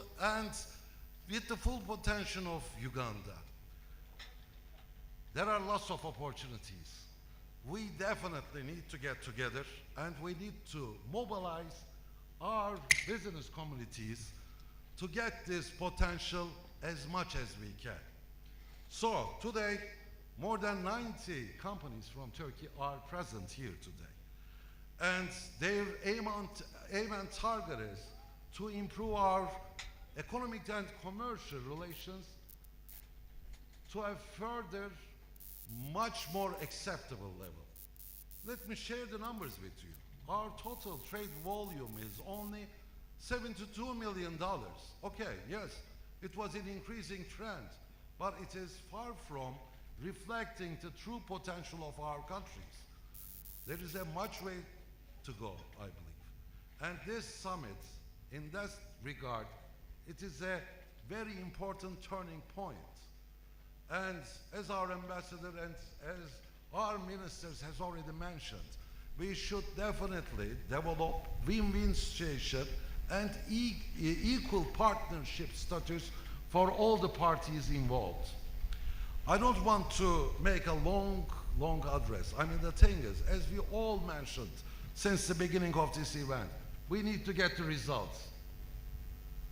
In order to get the results, we need to get all the business communities together and make them to sign the deals as fast as they can. So today's event, therefore, so much important. There are currently certain Turkish companies doing business in Uganda. They are in construction business, they are in textile business, they are in furniture business. And what I see from the Turkish companies doing business in Uganda, what I'm getting from their feedback, they are very happy being here in Uganda. What we need to do is, we need to definitely speed up the investment and bureaucratic procedures, which I believe Investment Promotion Agency, with its one-stop policy, they are doing their best. But if there are still certain missing parts left, we are ready to cooperate with you and we are ready to support you. Turkey, last year we grew 11%. It is one of the highest growing rates in the world. This year, hopefully, we will again has a positive growth rate. Our exports reached to $220 billion, $25 billion, with an increase of 32.9%. This year, for the first 4 months of the year, our exports reached to $83.6 billion level. So when we compared 83 billion with 70 billion, I mean even $225 billion of exports, with $70 million of trade volume, it's nothing. We definitely need to work on it. Our construction companies, they undertook almost 11,000 projects all around the world. And total value of those projects is $450 billion for the last 50 years. Yes, our companies is doing business, construction companies is doing business here in Uganda as well. We are talking about 7 projects. And their total value is around $526 million. We do have that expertise. We do have that knowledge. We are fully aware of the potential of Uganda. And we definitely value Uganda's potential. And we definitely, therefore we are here today, as you see, with more than 90 Turkish companies. We just want to get value-added results out of this event. I think altogether we can easily manage it. Let's hit the road. Let's get the results, Your Excellency. Let's see the benefits out of these results, because we know that Uganda is the rising star of Africa. Africa is the future of the world economy and world trade. We are here. We are ready to support you. And what we can do as Turkish government, we will be always with you and always ready to cooperate on every single issue. We are ready to share our experience with you and with your government authorities. I just want to cut my long speech short, and I would like to thank the organizators of this organization. It's an excellent organization. Very high level attendance from the Ugandan side. And I would like to thank our ambassador as well. He did a great job here. And what we need to do at this stage to mobilize our business communities, which we promise to do so. Thank you so much, Your Excellency. With your permission, thank you. Ladies and gentlemen, a louder clap for the Honorable Minister. Thank you very much, Honorable Riza Tuna. Your Excellency, as the Honorable Minister mentioned, before you arrived, we had 4 key presentations, Your Excellency, from the Minister of Agriculture, on agro-processing and value addition in the agriculture sector, from the Ministry of Trade on the opportunities for industrialization, also from the Ministry of Energy that was done by the PS, Ms. Engineer Batebe, on the opportunities in the minerals, energy and petroleum sector, and finally from the Ministry of Works, from the PS Minister of Works, Mr. Bagaya, on the opportunities in the infrastructure space. Your Excellency, very quickly before I invite the Honorable Nita, allow me to recognize the ministers here, the Honorable Kello Riem from the Minister of Foreign Affairs, Minister of State for International Cooperation, the Honorable Bright Ramirama, Minister of State and the Minister of Agriculture, Animal Industries and Fisheries, the Honorable David Bahati, the Minister of State for Industry, the Honorable Harriet Ntabazi, Minister of State for Trade. Your Excellency, we're also expecting other ministers who will be joining us here.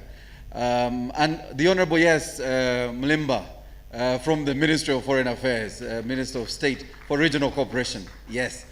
So it gives me now great pleasure to invite our host and co-convener of this huge summit, the Honorable Evelyn Anite. Ladies and gentlemen, round of applause.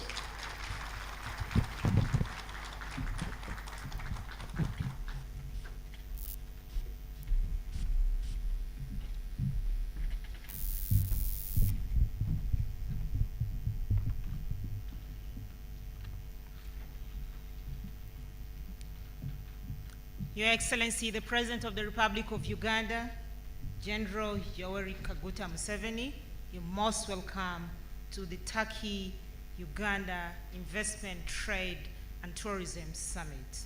Let us clap for our President. The Minister of Trade from the Republic of Turkey, Turkey, the Ambassador of Turkey to Uganda, the Minister of Foreign Affairs, my brother Okello Oriem, the Minister of State for Foreign Affairs, the Minister of Agriculture, Minister of State, my brother Honorable Bright Ramirama, the Minister of State for Trade and Tourism, especially Industry, my brother Honorable David Bahati, my sister, the Minister of State for Trade, Honorable Harriet Ntabazi, the Minister of State for Regional Cooperation, my brother John Mulimba, the ambassadors present, but Mr. President, allow me to recognize the Ambassador of Turkey, or Turkey, from Uganda to Turkey. Thank you. The Ambassador Designate of Uganda to Turkey, Honorable Nusrat Peru. Mr. President, allow me to ask the Ambassadors Designate and Ambassadors Current who are present here to stand up for recognition. Thank you for coming. Mr. President, allow me also recognize our partners in development. These are investors from Turkey, 94 companies who came aboard Turkey Airlines this morning, a number of 300 of them, again, Mr. President, not to tire them, but to stand up and wave to you. Our partners in development, you're most welcome to Uganda.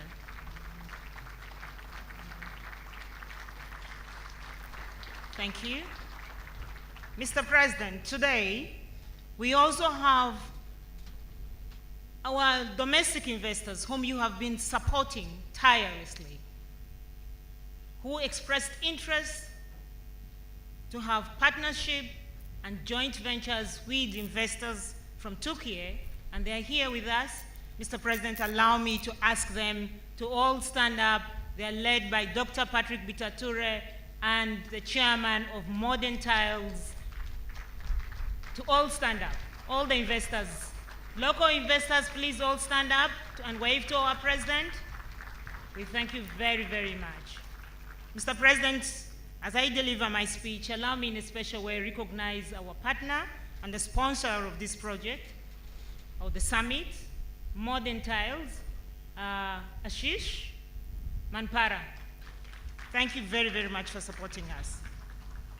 Your Excellency, today I'd like to start my speech by giving two quotes. And the first quote is from a book published in 1908. The title of the book is My African Journey, and the publisher of the book is Winston Churchill, one of the explorers to Uganda, who referred to Uganda as the Pearl of Africa in regards to his safari to Uganda, which he took in 1907. Mr. President, in his book, Church Wilston says he was so inspired by Uganda for its magnificence, fertility of form and color, for profusion of bright life, bird, insect, reptiles, beasts. For vast scale, Uganda, therefore, is truly the Pearl of Africa.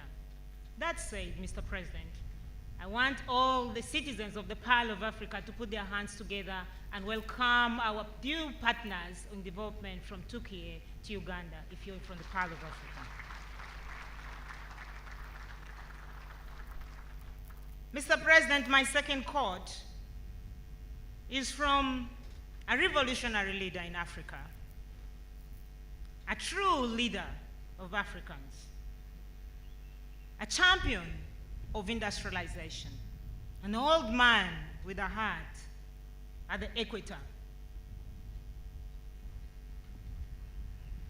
The only man, I believe, and these are my words, that God talks to every day and God works through to ensure that Uganda is peaceful and stable, that Ugandans enjoy the Pearl of Africa.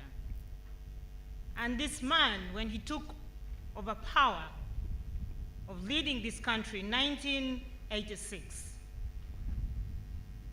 in his 10-point program, with his vision, he put in point number 5 of the NRM 10-point program that Uganda should have, or we should build, a self-sustaining and integrated economy. And I therefore want to quote the old man at the equator. Here goes the quote. Uganda is almost unique in the world. Only 2 other countries in the world are like Uganda, a part of Kenya and Ecuador in South America. The uniqueness of Uganda is that it is right on the equator, belonging to both the northern and the southern hemisphere.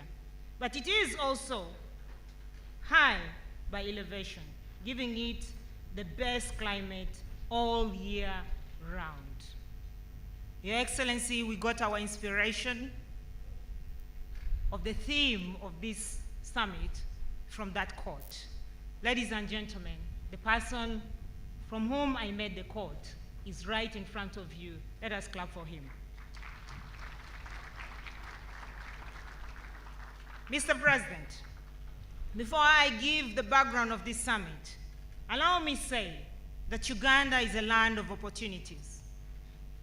Uganda, as the chairman of the Asian community in Uganda, whom you made as a tribe, one of the tribes in Uganda describes it, Mr. Mohan, whom I believe is also here, if he's here you could stand up, describes Uganda, because he's an investor, describes Uganda being profitable, peaceful, and prosperous.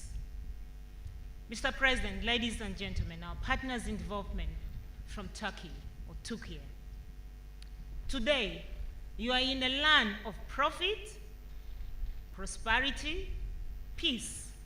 I know we are not here in a conference of charity or handouts, which my president advises us to desist from, handouts. We are in a conference or a summit of making money, business. And Mr. President, truly Uganda is very profitable. And therefore, you have guided us, and I still want to go ahead and mention the guidance of the investment areas that you have timely told us to tell the world about the investment opportunities in Uganda. To our gallant investors from Turkey, we have opportunities of investing in grain milling, making of animal feeds, fruit processing, making of starch out of cassava. Mr. President, I visited Turkey, and for sure, Turkey is not only a tourist destination, but lately Ugandans visit Turkey for health tourism. And I want to encourage the Turkey investors to come and invest in Uganda, because we have sugar that we only consume for taking tea, and yet we do know for sure that we can make medical syrups out of this sugar, that we do know for sure that we have our cassava, that is our pride in the country, but we do not consume it with further value addition. We'd like to invite you to come and do value addition in making starch in that area. We have investment opportunity in value addition in maize to make cereals for the babies, industrial alcohol, steel manufacturing. We have abundance of iron ore in our country. I therefore like to ask you to come and invest, do value addition in our iron ore, because Uganda has a population of 43 million people, but still growing and steadily growing, and therefore we will need materials for real estate. Minerals. Mr. President, you do remember that the investors from Turkey are interested in doing value addition on our gold. And they are also here with us, whom we have attracted and you've encouraged to invest in the gold sector. They're here. Mr. President, as we all do know that Turkey is world famous destination for textile. And we're inviting the investors from Turkey to do value addition on our very excellent cotton.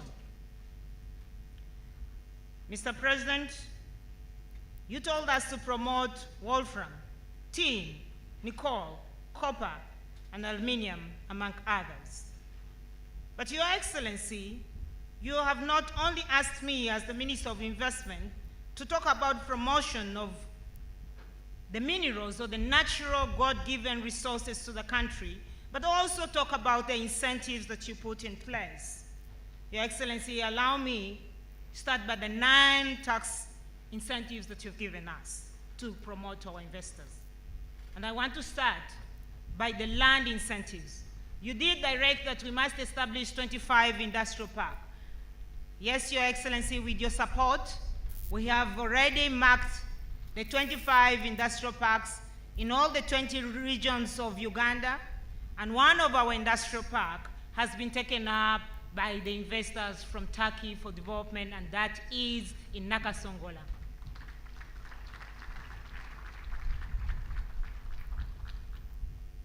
Tomorrow we'll be launching this Turkey-Uganda industrial park at Nakasongola.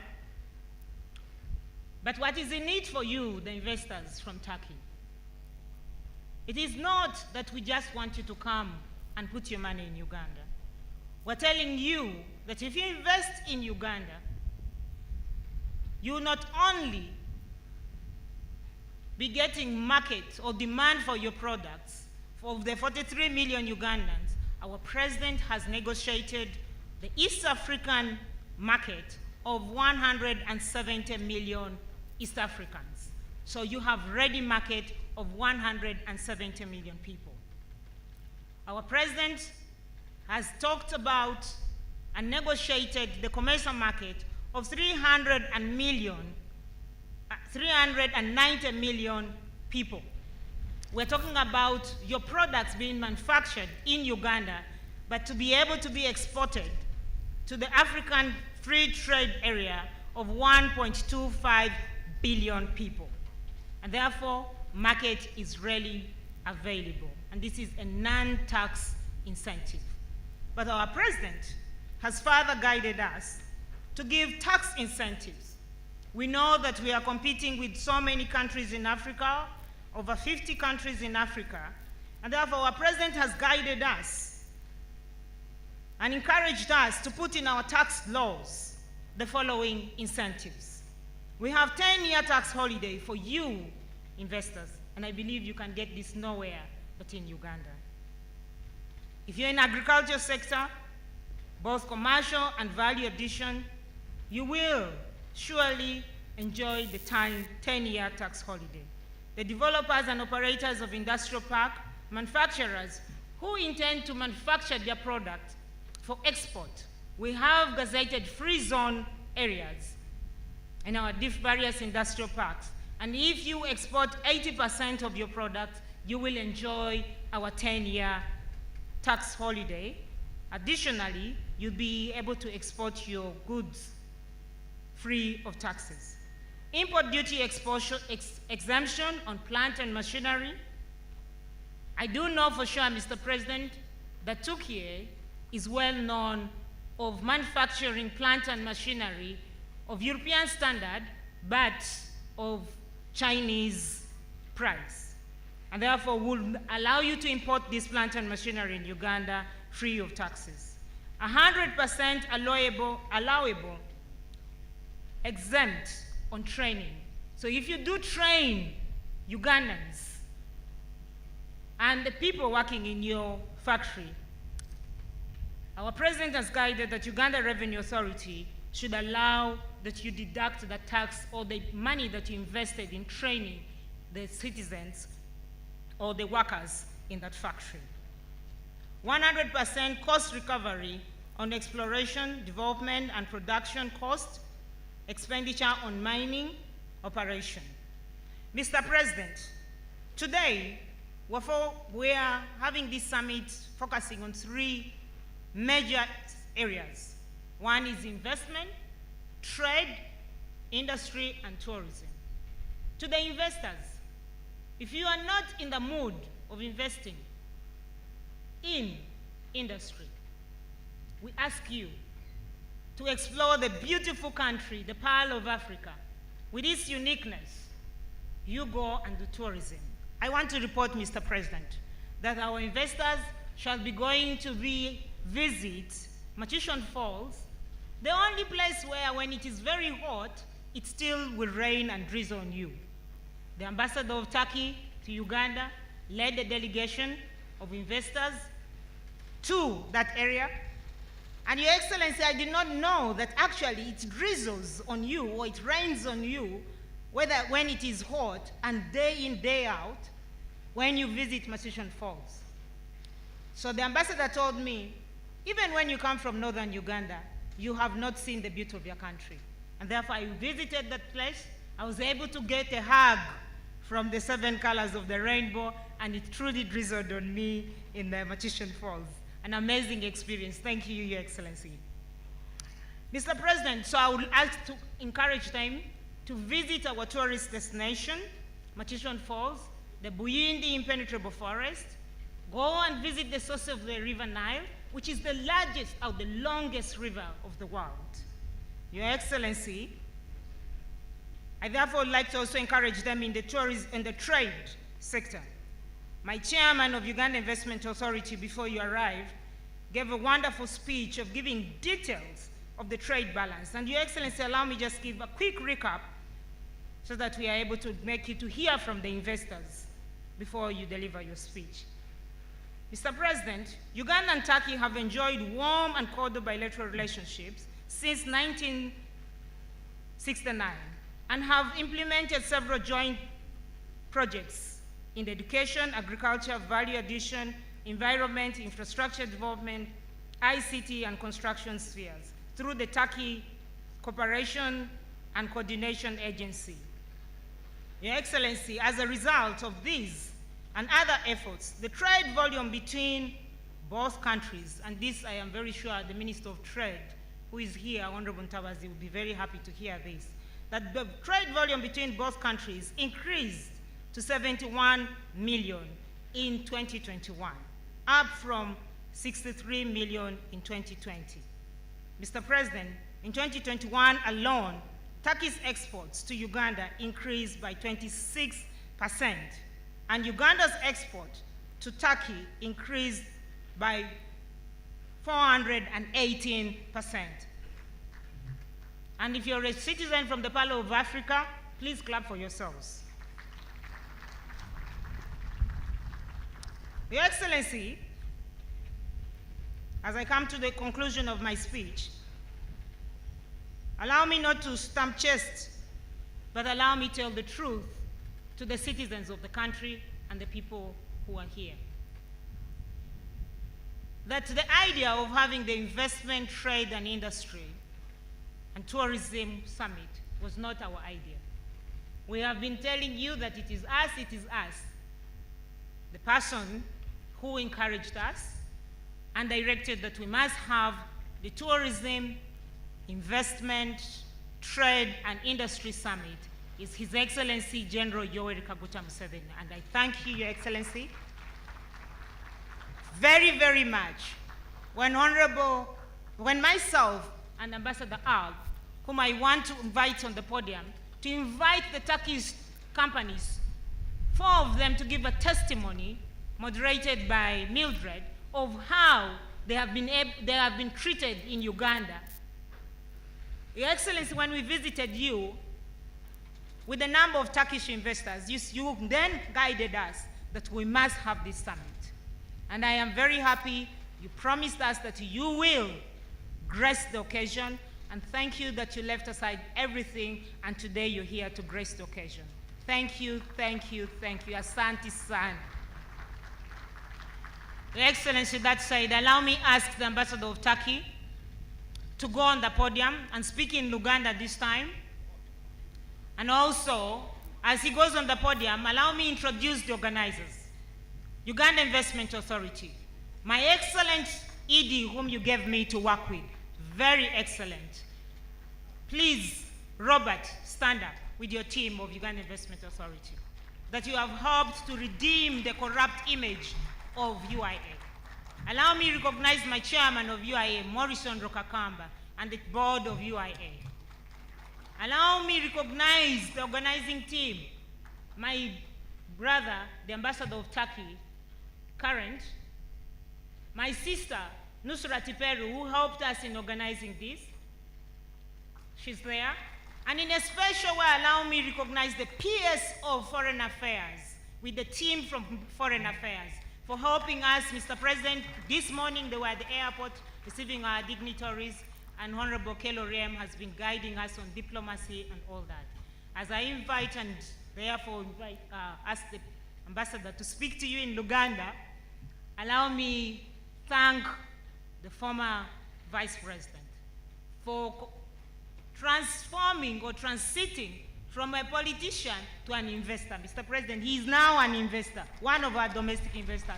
Please, His Excellency Emeritus Vice President Edward Sekandi, thank you for joining the investment world and creating jobs for Ugandans. I believe you learned it from your mentor, His Excellency General Yoweri Kaguta Museveni.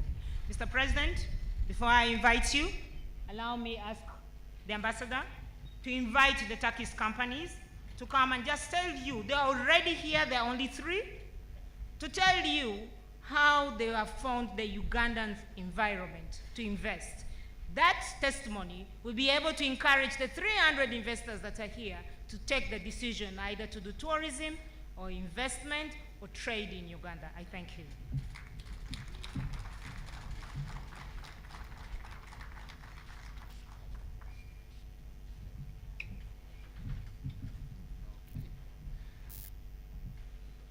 Mwami Presidenti Mukama Mange, karibu sana, sayunse ukulaba, ndi musanyufu okubeera namwe leero. Basebo ne banyabo, I would like to invite now those investors which have proved to be a success story, and we are hoping will influence and encourage other investors to come. Mr. Levent Dervishoğlu, please join us from Potenza Lubricants, and who has been recently decorated to be the Honorary Consul of Uganda in Istanbul. Mr. Murat Mazı, Project Manager of Renaissance Construction. Mr. Ömer Yüksel from ADL Global. Mrs. Emek Eker, Mary Poppins, and who has been also recently appointed Honorary Consul of Uganda to Antalya. And Mr. Gökhan Gül of Gülsen Holding. Thank you. The Q&A, which will take only 10 minutes, Mr. President, will be led by Mildred. So Mildred, if you can just come here quickly. Yeah, okay, that's fine.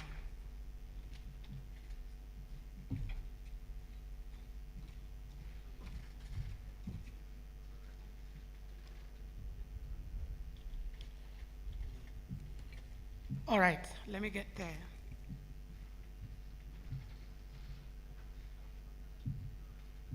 Mr. President, our dignitaries, as Mildred comes to take the microphone, allow me to recognize the arrival of the Minister of Health, Honorable Minister Jane Achain. Thank you very much for coming.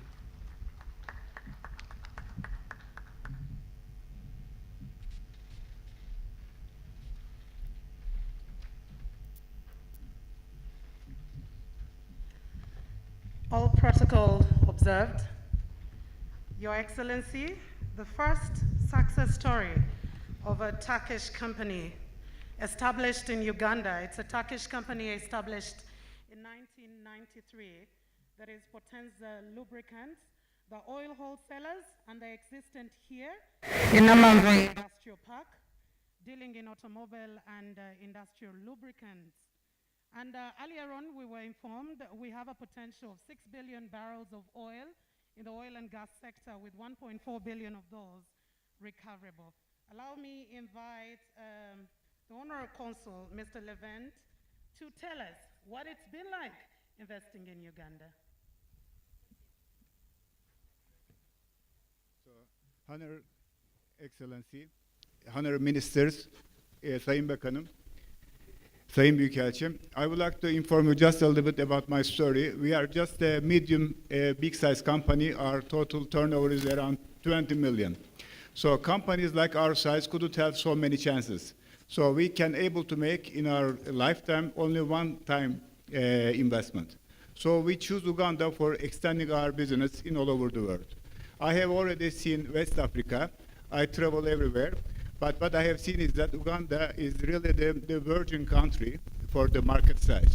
So because of this reason, we would like to invest in 2019, starting with the trade. First of all, we obtained our trade license from Uganda Investment Authority. It's really very easy for me. It's a one-stop, and then we have already done everything. Our bank accounts, our trade license, our TIN numbers, everything has been in order. So we started with the 4 containers to import from Turkey, export from Turkey to Uganda.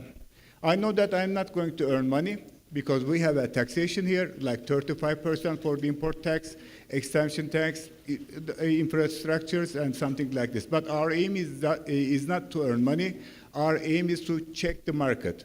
So there are 4 parameters for me at that time. The first is, can I able to export my products from Turkey to Uganda? Yes, well done. The second, can I able to sell my products in Ugandan market? Well done, because Turkish products are affordable price with good quality. So the market starts to buy my products. The third one is that, can I able to collect my money? Well done, I collect my money. The other one is that the banking system. Can I able to transfer the money from Uganda to Turkey? Yes, I did.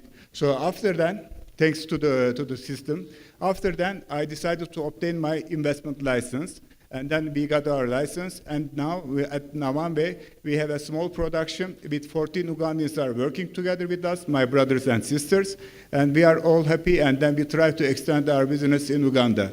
We believe Uganda because happy people here, marvelous weather, and there are so many opportunities. So as a honorary consul, my mission is to be a touching point between the Turkish businessman and Ugandan businessman. And then I would like to let Ugandan well known in Turkey, and then to invite all the Turkish businessmen also at my size to Uganda. Thank you very much. A round of applause for Mr. Levin. All the questions he had while investing in Uganda were answered, including profit and market. The next investor is Renaissance Construction. Your Excellency, this company is ranked 36th in engineering news records, and it was top among the 250 international contractors in 2018, and it has maintained its leading position among the Turkish contracting companies. It raised about 4.2 billion US dollars in revenues in just 2017 alone, and landed about 3.6 billion from its international projects. Ladies and gentlemen, allow me to invite Mr. Murat Mazi. What has business been like in the Pearl of Africa? Yeah, sure.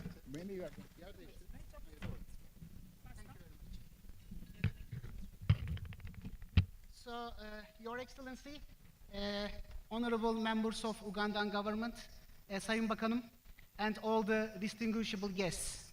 So, Renaissance Holding has been established in 1996, and less than 30 years, we became the 28th biggest construction company in the world.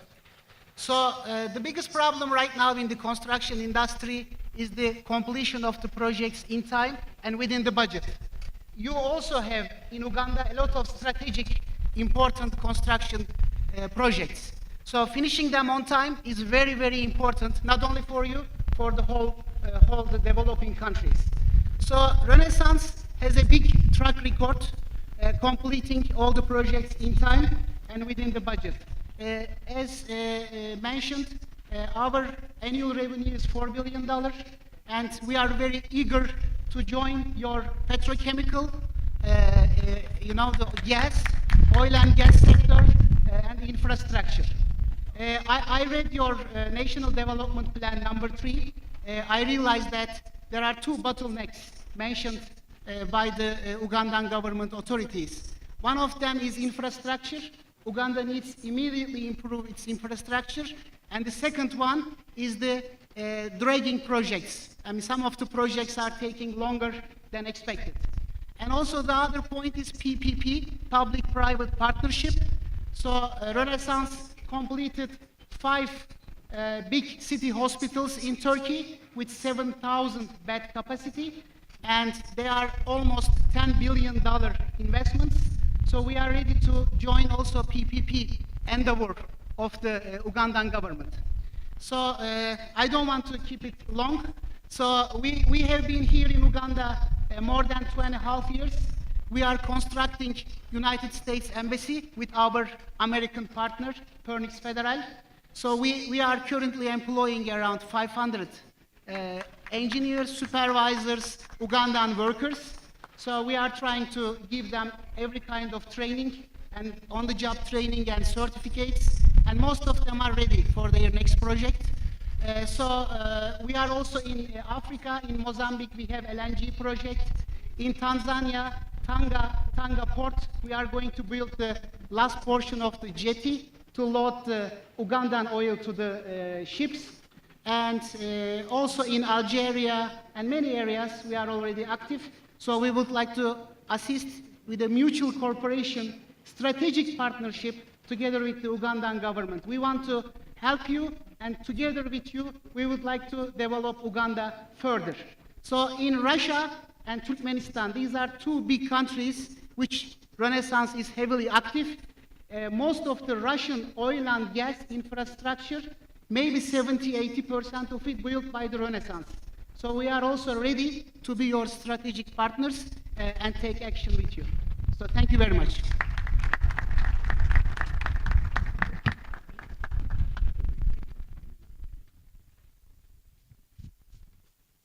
And Your Excellency, let's now listen from the lady herself and what the experience has been like investing in the Pearl of Africa. Like the Deputy Minister said earlier, Uganda is the star, the rising star of Africa.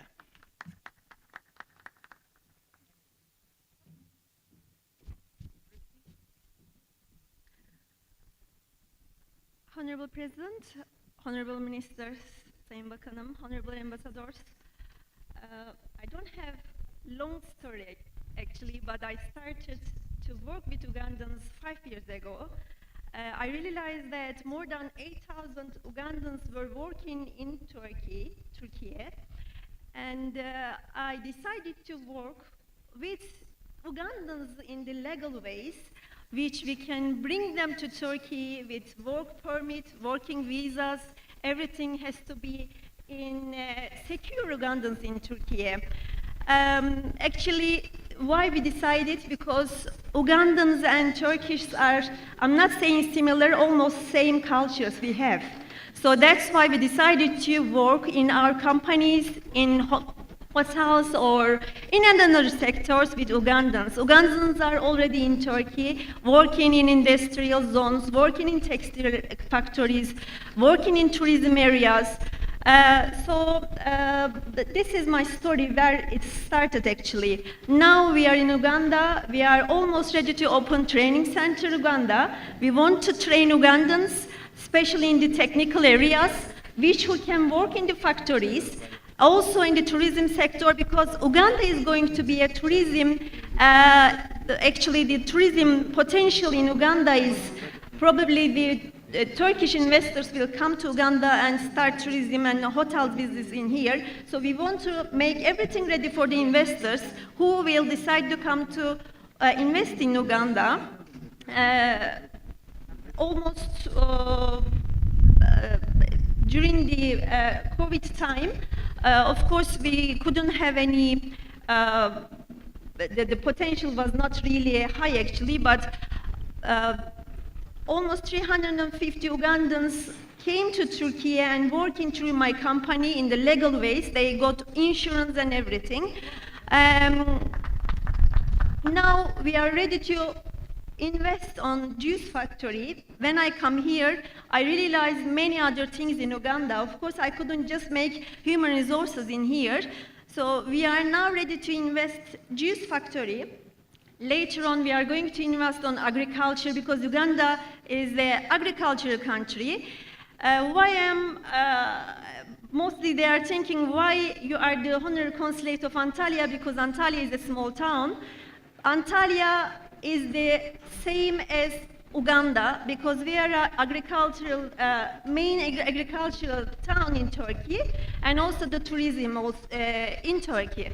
That's why we can compare everything together and we can increase our partnerships. And so, Honorary Consulate of Antalya, I just want to share a small things. 4 years ago, first time I visited industrial zone in Antalya to invite them to Uganda. They told me that Uganda is the list we shouldn't visit. So I was so surprised and I asked the reason. Why is the reason? Because they told me that we don't know anything about Uganda. It's a secure country. We can invest in there. I said, of course, everything is possible.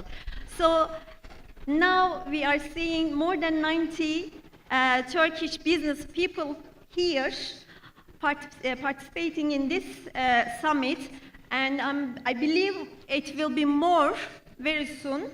I want to thank my ambassadors, both of them Turkish and the Ugandan ambassadors. They are making everything great for us, opening ways. Thank you, Your Excellency. Thank you very much. I can officially assure you of abundance of fruit and very much organic fruit. Ladies and gentlemen, let's listen in briefly from ADL Global what the situation has been like investing. Mr. Haki Oztuk.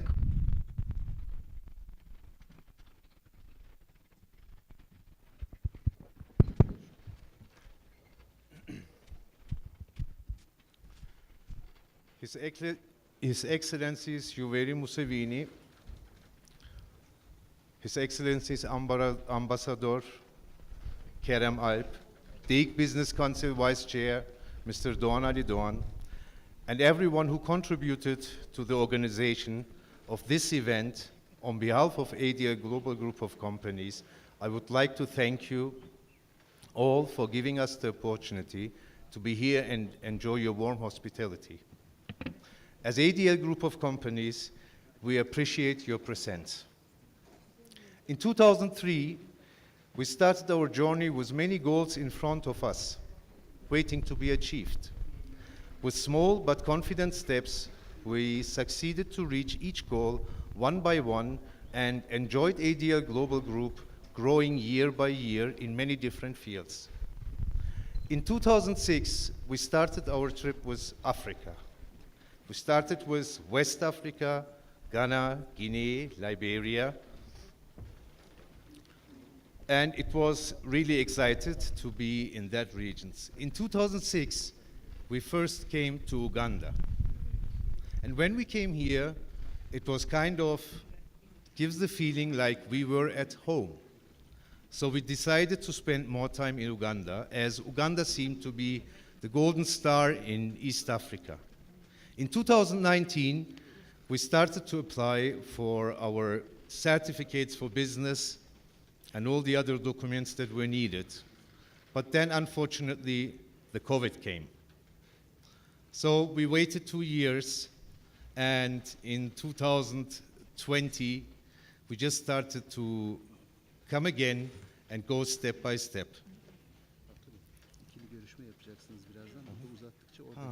Okay. So after spending several years here, we decided with ADL Group of Companies to share our know-how that we got during all the years in making business in Turkey with Ugandans, and to share our experiences in many different fields to seek partners for a long term. Thank you very much. Thank you very much. Your Excellency, I know time is really against us, but I kindly request that you give us just 2 more minutes to listen to our last of the success stories. Do I take your permission, sir? All right, thank you very much. A round of applause for the President. I know he doesn't have a lot of time, but let's listen in from last of the success stories, Gulsan Holdings, which has expertise in construction, energy, tourism, industry, and real estate sectors, and also ranked amongst the world's top 250 international contractors. Go ahead, Mr. Gol. Thank you. Thank you. Your Excellency, Honorable Ministers, Sayın Bakanım, His Excellency Ambassadors, it's a very big honor to speak in here. Thank you very much. Gulsan Holding is a family-owned company which has been established in 1950. We are mainly in the construction area. Also, we have 4 5-star hotels in Turkey at the south coast of East Turkey, and we are doing hydropower plants. We have 800 hydropower plants. Also, these hydropower plants are own investment in Turkey, and we are looking for some more investments in Uganda with the PPAs for this energy businesses. I would like to say that we are, as Gulsan, we are in this region since 2008, last 14 years nearly. We started with the construction of Juba-Nimule Road, and then Kenya, and now we are constructing the road from Apach, Lira, and Puranga. I would like to say that at the beginning, we were mostly employing the Turkish workforce, but now I'm proud to say that we have more than 800 locals working for us in the northern region. And I would like to express also that in the East Africa, Ugandans are the best and the hard worker people that I have experienced. To cut it short, I would like to tell my fellow Ugandan friends and our Turkish friends that we have an office, and I live in here, and we have an office in here. If there is anything that I can help with your questions or with your problems, I'm always very happy to welcome you. Thank you very much. Ladies and gentlemen, a bigger round of applause to all these success stories. It clearly depicts that they're already Turkish investors and we are expecting more and more. And to Your Excellency, it's great that we only have beautiful and positive stories coming through. Due to time, allow me, ladies and gentlemen, to invite back the State Minister for Privatization and Investment, Honorable Evelyn Enite.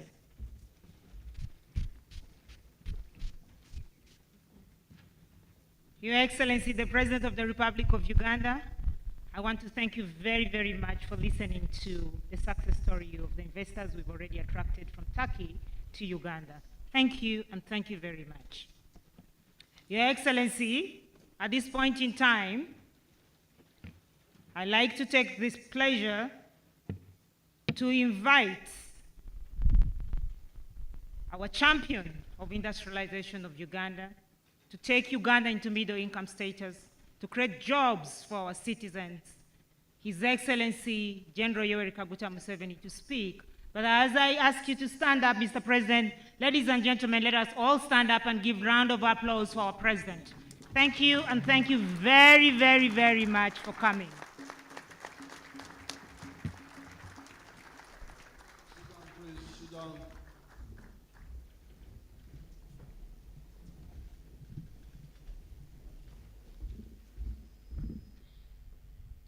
The Honorable Minister from Turkey,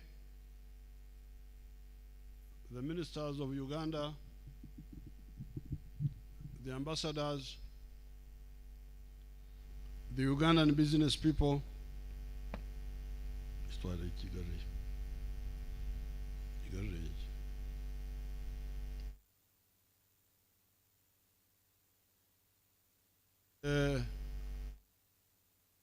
business people. Africa is very confusing. These people who come from outside must be confused because Africa is so rich, everything is here. As you heard, the minister said he's in paradise here, which is true. Yet, Africa is underdeveloped. This is where people may not understand.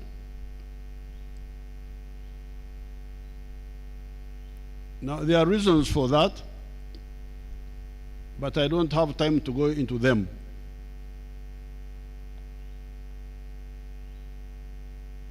We have analyzed them somewhere else in other documents. How Africa and why Africa lagged behind other continents.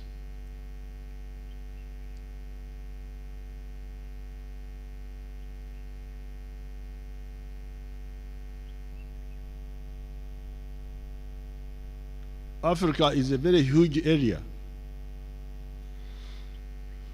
It is 12 million square miles of land. 12 million. That means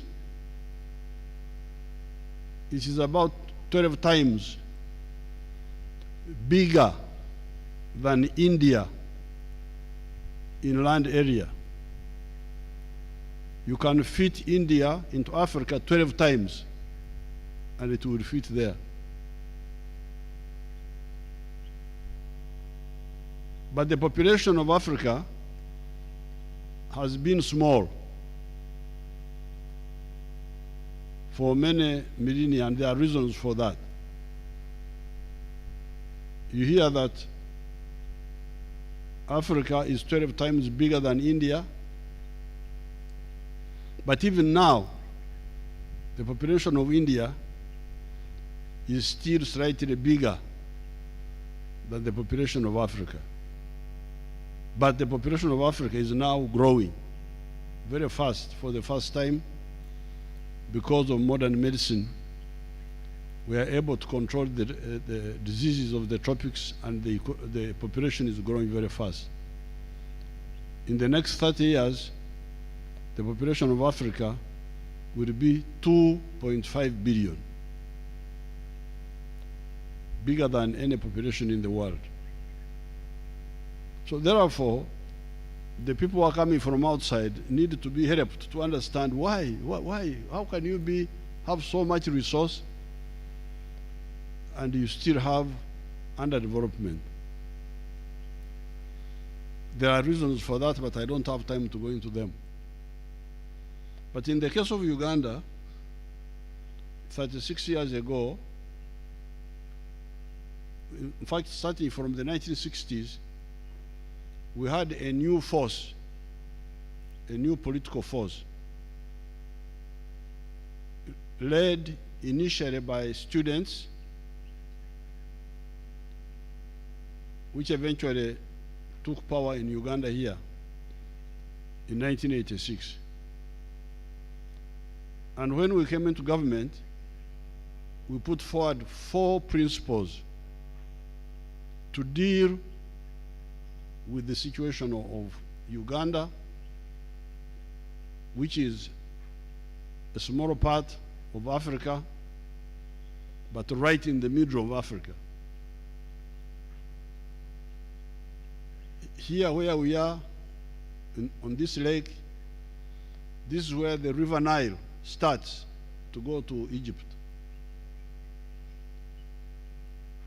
A very long, 7,000 kilometers. The River Nile starts some 50 miles east of here, or 60 miles. So we, after very serious analysis, identified 4 principles, which is why Uganda is now coming up. Principle number 1 was patriotism. Because part of the problem in Africa has been sectarianism. Sectarianism of religion and tribes. So we said down with sectarianism, long live patriotism, love Uganda. Yes, there are tribes, there are religious groups, but Uganda is first. Because we need Uganda, we need a united Uganda for our prosperity. We need the united market of Uganda for business. To create prosperity, Uganda must be a united country so that you can produce something here and sell it in other parts of Uganda without any problem. So that became principle number 1, patriotism.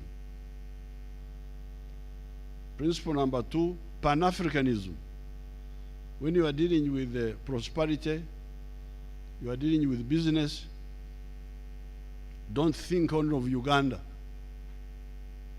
Think of the whole of Africa. That's why you had us playing 3 anthems. We played 3 anthems here. One anthem was for Uganda, one for Turkey, and the other one for East Africa, the East African community. So therefore, our second principle is Pan-Africanism. The whole of Africa. We look not only at Uganda, but we look at the whole of Africa, especially for business. Now, the third principle is socio-economic transformation. Because one reason why business is low is because of the traditional structure of the society. The society was still organized in the old ways. Because as you can see, the land is so rich, everything can grow. So you would find the families growing their own food, building their own houses, without using money. What they call subsistence. You produce to support yourself, to support, to eat. This has been one of the biggest problems of business in Africa. Families depending on themselves. And that's why, but of course they don't live very well. They survive, they have food, but they don't live as well as they could if they adopt a modern way. So that's why our third principle is social economic transformation. The society must go from the pre-capitalist mode of life, mode of economy, to a modern economy of specialization and exchange. That's the third principle. Now the fourth one is democracy, which is clear enough. So it is because of these three, of those four principles, that we are where we are now.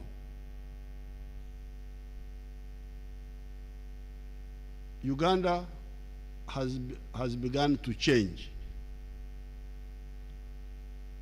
We are encouraging the families in the rural areas to go into commercial agriculture. Instead of just doing agriculture for home consumption, we say do agriculture for home consumption, but also for the market, commercial agriculture.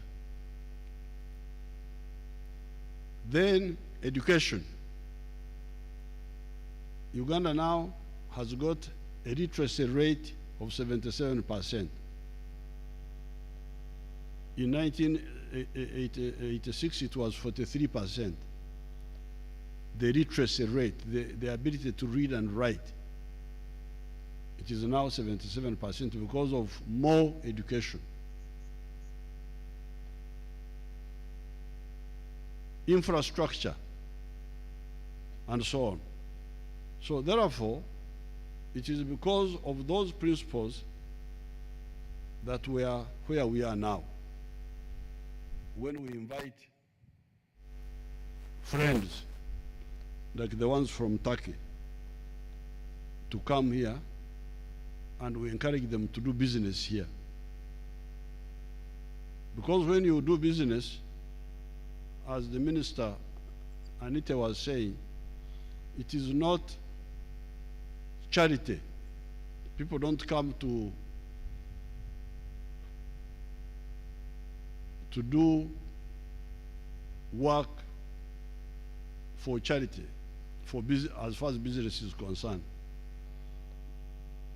They come to do businesses which can make profit. And I can assure you that where you are now, you can make profits if you invest here.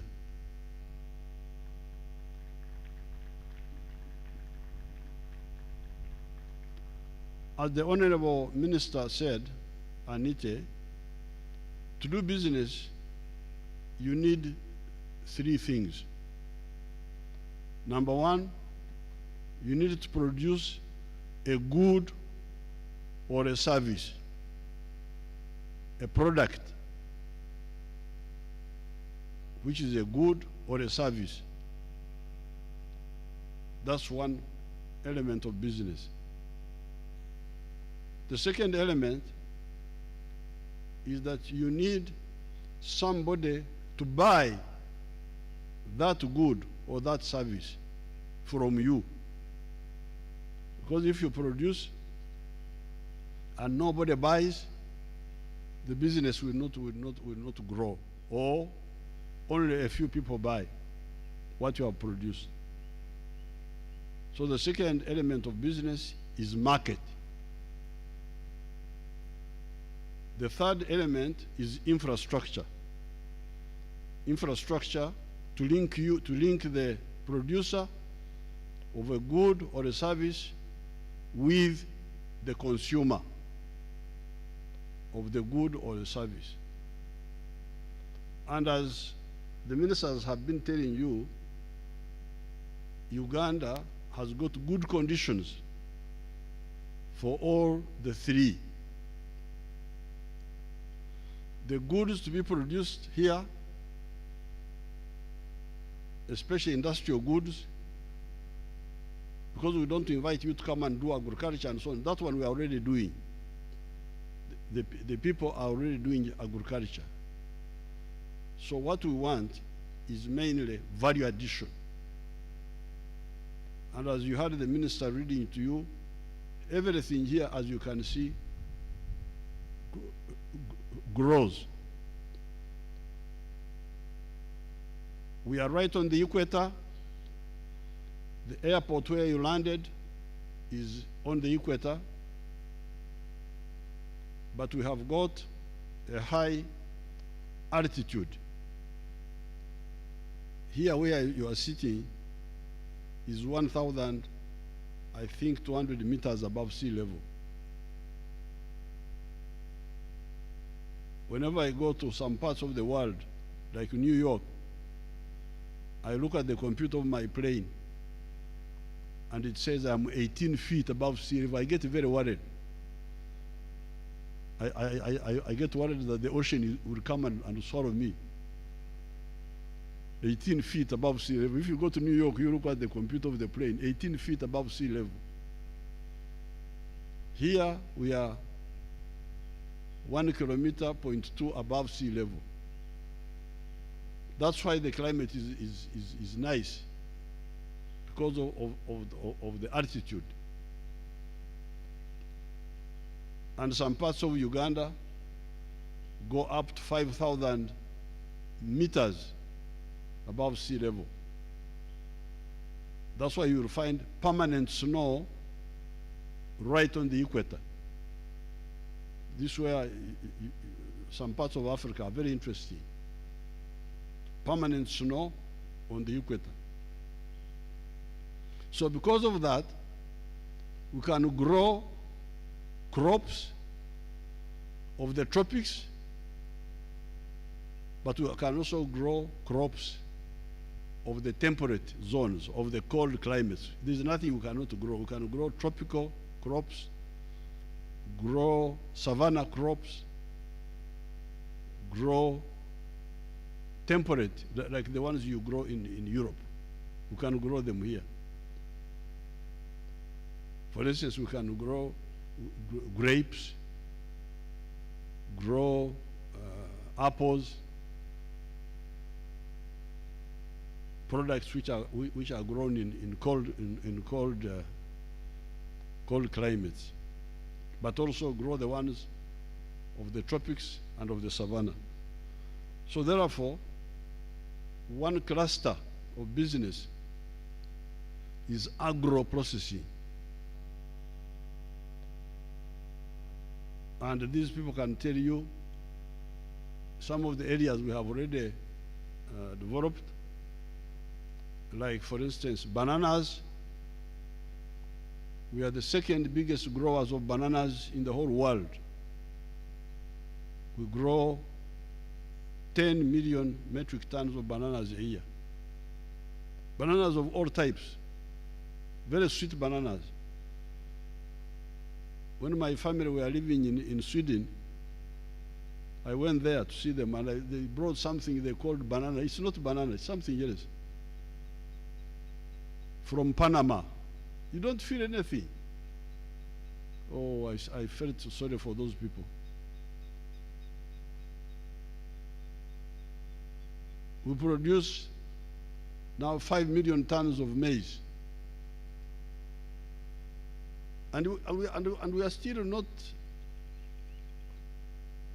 We produce 8 million bags of coffee, 60 kilogram bags. We produce tea,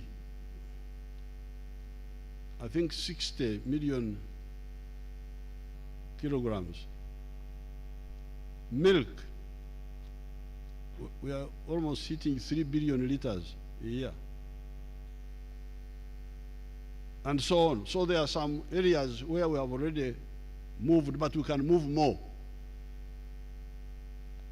For instance, on the bananas,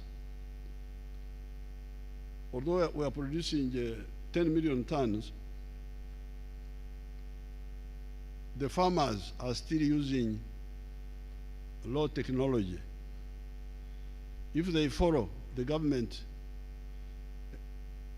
experimental practices, they can increase that by 10 times. Go from 5.3 metric tons per hectare to 53 metric tons per hectare. So the production potential is very huge. So therefore, anybody who wants to do anything in value addition on crops is welcome. For cassava, for all those, for fruits.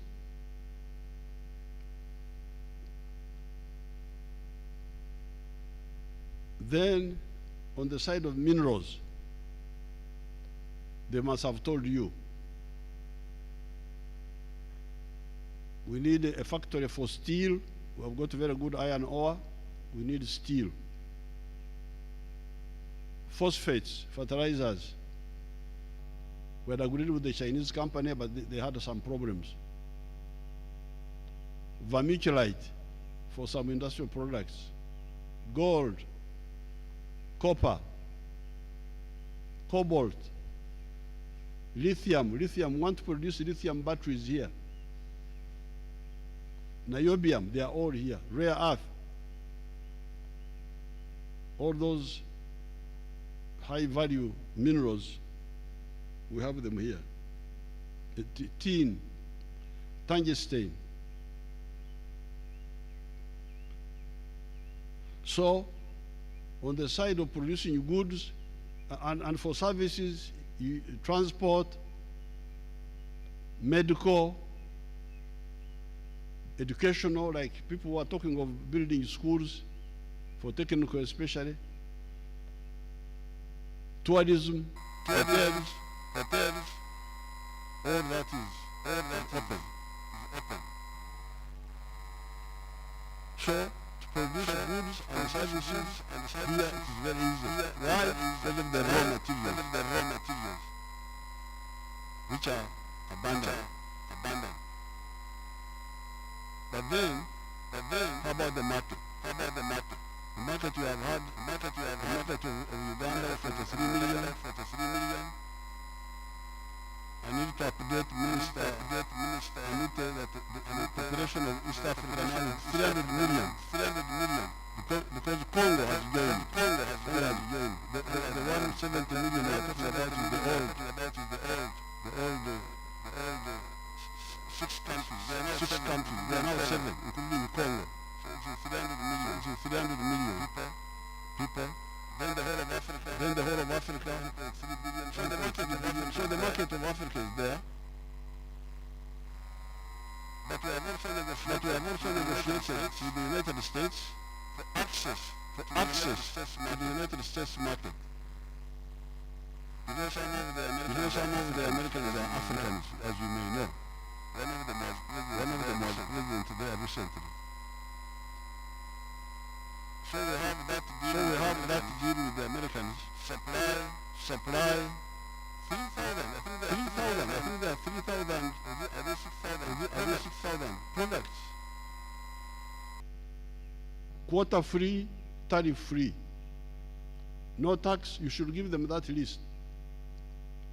If you produce here, you can export to the US without tax, without quota. Then the European Union. And then China. We've got good relations with China. And also with Turkey. So you can export, you can sell within Uganda, sell in Africa, sell to third-party markets. And you can also sell back into Turkey in case you need some of the things there. And then the infrastructure. You have heard that some of the companies here, like the one building the roads, the infrastructure is being worked on. Power, electricity, the roads, the railway, the telephones, those are being worked on. So then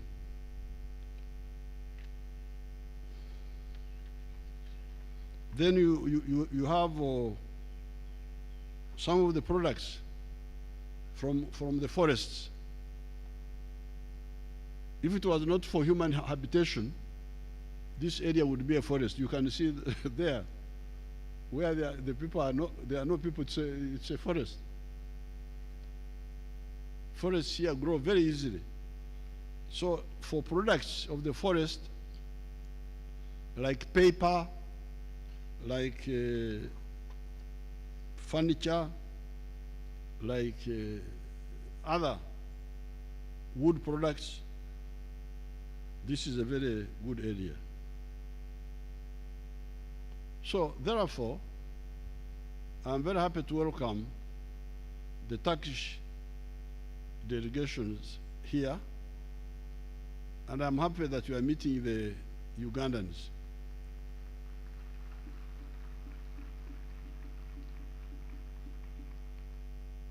The Mwabana Uganda mulina okubeera abakristu n'abasiraamu abesimbu ate ne mutaleeta buyayi wano, kubanga amanyi nti abayayi gye bali abagenda kwonoona erinnya lyaffe okukola obukumpanya eri abagenyi bano abavudde bweru.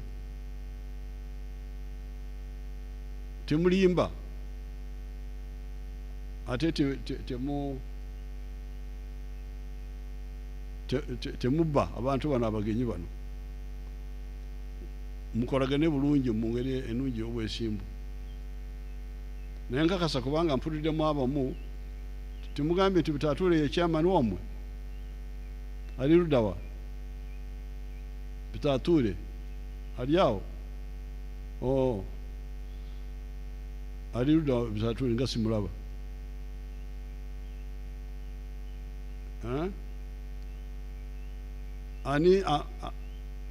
Ani amuddako? Ani adda ku Bitatuule? Bitatuule ye talina mumyoka. Ajja ayogera wano ku muzindaalo mbawulire, mpulire oba mugenda kutawaanya abagenyi bange. Ani aliwo?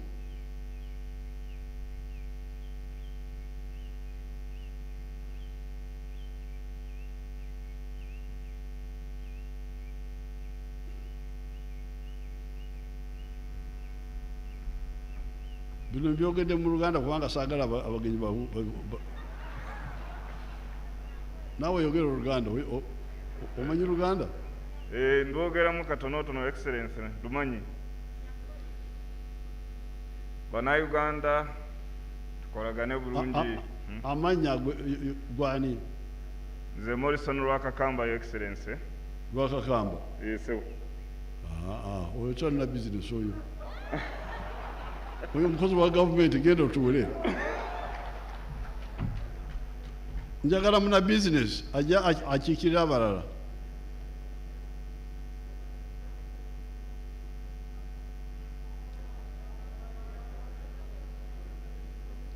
Temundeetera abakozi ba gavumenti, abakozi ba gavumenti abo mbamanyi.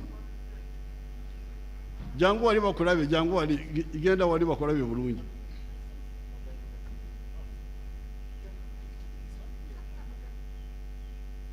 Mugenda wali oludda luli.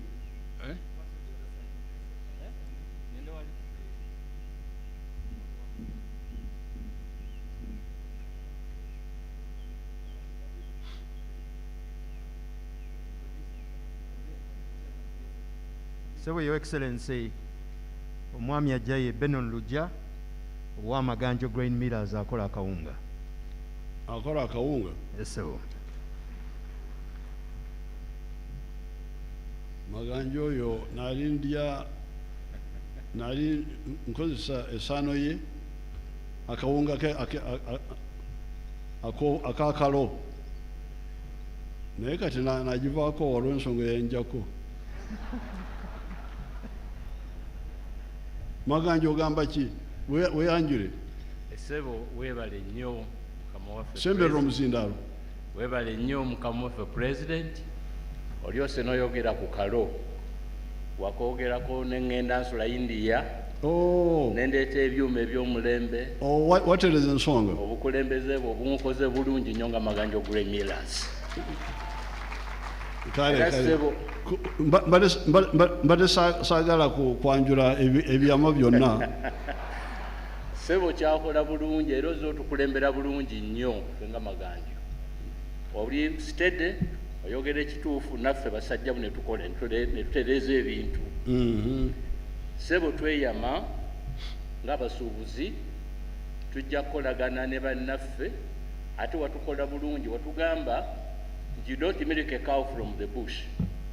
Nawulira mukama wange oyogera entekejje wano tugimilikinge naye nga tuli beesigwa. Tujja kukola n'obwesige bwonna mukama wange, tetujja kuswaza, tujja kukola kyonna okuuma ekitiibwa ky'eggwanga. Muwulidde oyo amanya amagezi g'abalaalo. Tujja kukuuma erinnya lyo, olwaniridde eggwanga lino, olwaniridde erinnya lyo, olwaniridde eggwanga lyaffe, tujja likuuma. Kale omanyiko akazungu yogera ku byamaganjo, mu luzungu oyogera ebyamaganjo. Maganjo ekola ki? Yogera mu luzungu. Maganja Gray Millers.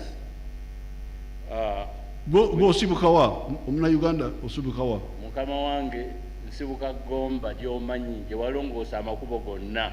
Gombe waffe? Gombe wuwo. Wo wonna? Nsambwe. Nsambwe. Awalongoosa ekkubo lyaffe n'olikola bulungi. Omugenzi. Mugenzi. Era nkola kawunga. Mukama wange akawunga ngakoledde emyaka egiwera 4 n'omusobyo. Era nkola n'emmere y'abantu endala yonna okuva mu bulo, okuva mu soya, tukola n'omuceere n'eŋŋaano era tuliisa Abannayuganda. Si wonna wokka era tu-exportinga mu nsi nnyingi ebweru ne babigula bulungi. Era ssebo ne mu ttaka batuwa ebyuma ebikola eŋŋaano n'ebikola ebintu ebirala. Kati yogera muzungu bano bawulire. Ssebo webale nnyo okumpa omukisa ogwo mukama wange. We import machinery from Turkey, especially wheat milling parts and machines. We are the leading producers of good maize flour, baby foods, and other foods. Though we import some raw materials sometimes from Tanzania, but that is what we produce. Thank you. All in all, sir, Mr. President, we are feeding your people with good foods. Very good. Thank you so much. Ani omulala oyo. Our Turkish people, this man is a miller of grains. Grains like maize, like millet. We have got very good food which people in the world don't know. It's called millet. It has got protein, carbohydrate, and iron. It is an indigenous food. That's what I eat myself. I eat that all the time. Then they mill she mills other foods. The soya bean,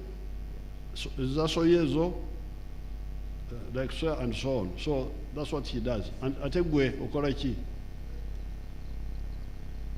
We are Your Excellency, my name is Stephen Asimwe. I represent the Private Sector Foundation of Uganda, where we have over 300 business associations that are represented by 13 sectors: manufacturing, agriculture, tourism, ICT, professional services, financial services, logistics and transport, and many of the people who are here, Your Excellency, are members of the Private Sector Association and work very closely with government to facilitate trade, investment, industry, and all the employment facilities around from the private sector members of the PSFU. Thank you, Your Excellency. Thank you. Olio Mulala. Your Excellency, amanya gange bampita Nelson Tugume, trendinga mwanyi. So far, exporting omwanyi mu US, mu Europe, mu Asia ne China, but tufunye omukisa ogwo kubeera wano kutandika n'okukwataganya ne ba Turkey to export coffee in Turkey. Coffee in Turkey is a big thing, and I believe with this relationship that UIA and the government of Uganda, and with your championship, Mr. President, you will see big revenues of coffee coming from Uganda. And we've also made big investments from Turkey, especially all our roasters have been imported from Turkey, and therefore Turkey, it would be a good turn to make sure you enjoy Uganda's coffee. As you well know that Uganda's coffee, especially our Robustas, are the best in the world. And this is not a shock, this is not a joke. Scientifically, you can go online and check it. We have the best Robustas in the world.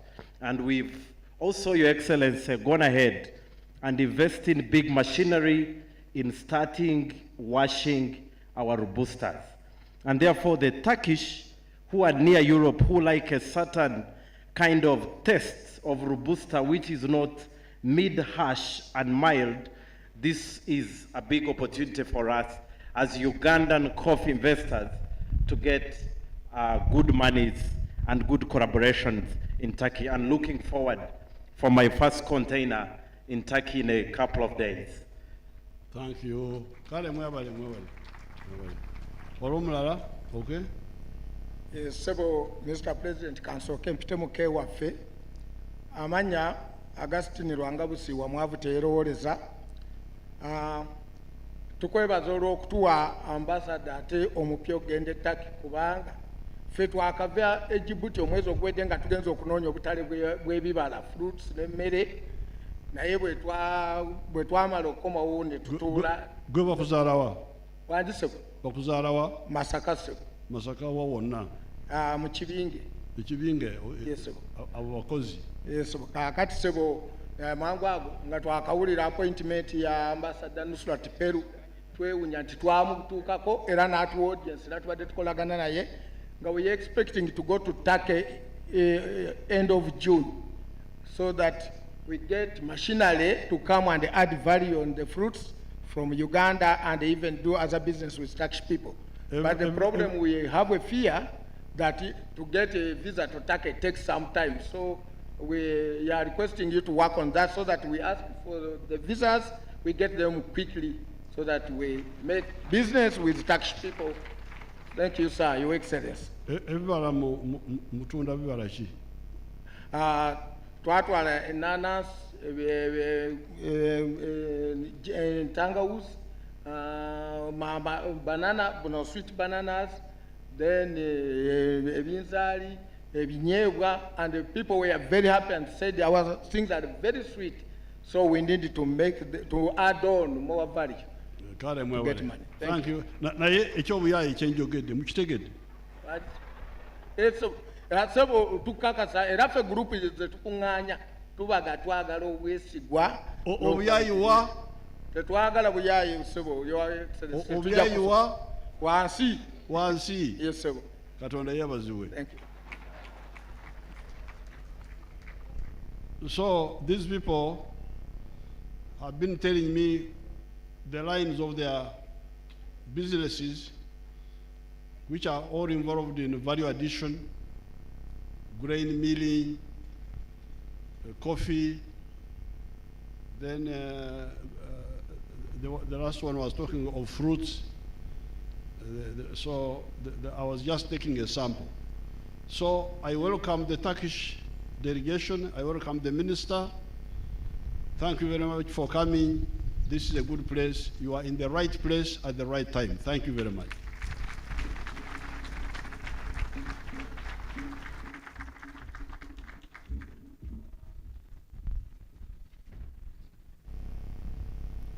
Ladies and gentlemen, can you put your hands together again for His Excellency General Yoweri Kaguta Museveni? Your Excellency, we thank you so much. We only have a couple of requests. One is that there will be only 2 photos that will happen here, and I will read out the members or the persons that will have those photos with His Excellency the President. But Your Excellency, I also wanted to mention that we have been told and confirmed that the Speaker of Parliament will be joining us later to close this summit, which for us is an endorsement of the work that is being done by the Minister of Investment, especially at the Parliament level, with the members of Parliament also present here in promoting investment in this country. And she will be joining us very shortly.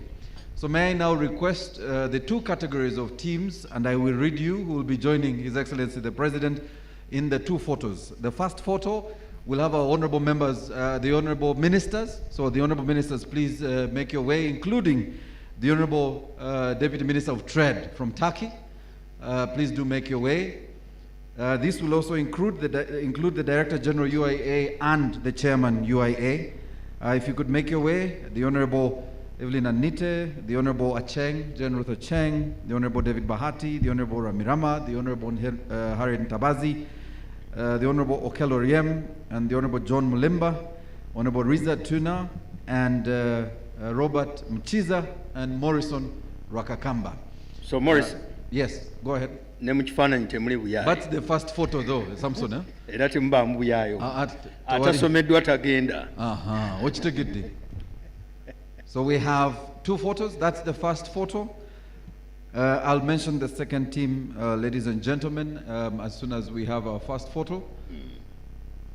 Ekyabeemusi kye kinaasembayo.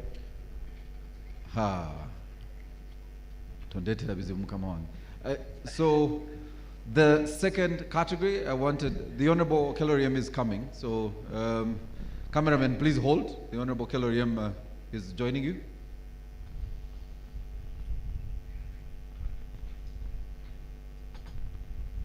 Right, there you go. So we have the full team.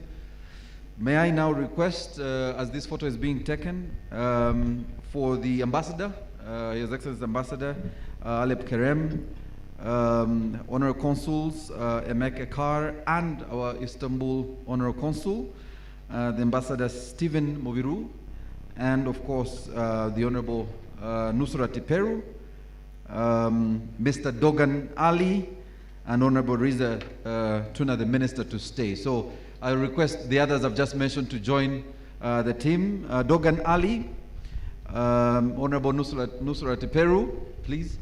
The Ambassador Stephen Mobiru will stay with the Chairman, UIA, and the Director General. I want to request the Director General and the Chairman to go back. You're still in the same photo.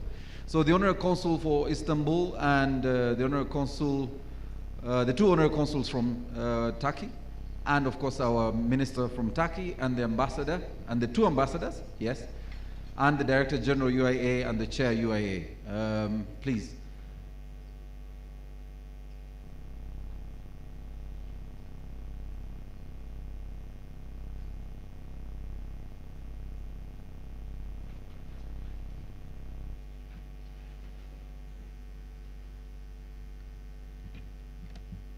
Thank you very much, Your Excellency. And Your Excellency, I wanted to mention that we have a big delegation here from Parliament, the Honourable Members of Parliament who are present, and I wanted to thank the Members of Parliament for joining us for this summit. Thank you very much. There will be a couple of meetings that are happening very shortly. After His Excellency the President has left, we will request that you stay with us. We hold just to allow for His Excellency and the team to leave. And immediately they have left, we will have a very short bit of time for a couple of announcements about the next session and lunch. So if you could stay with us and hold where you are, please remain seated as we conclude this first part and the opening session of the summit.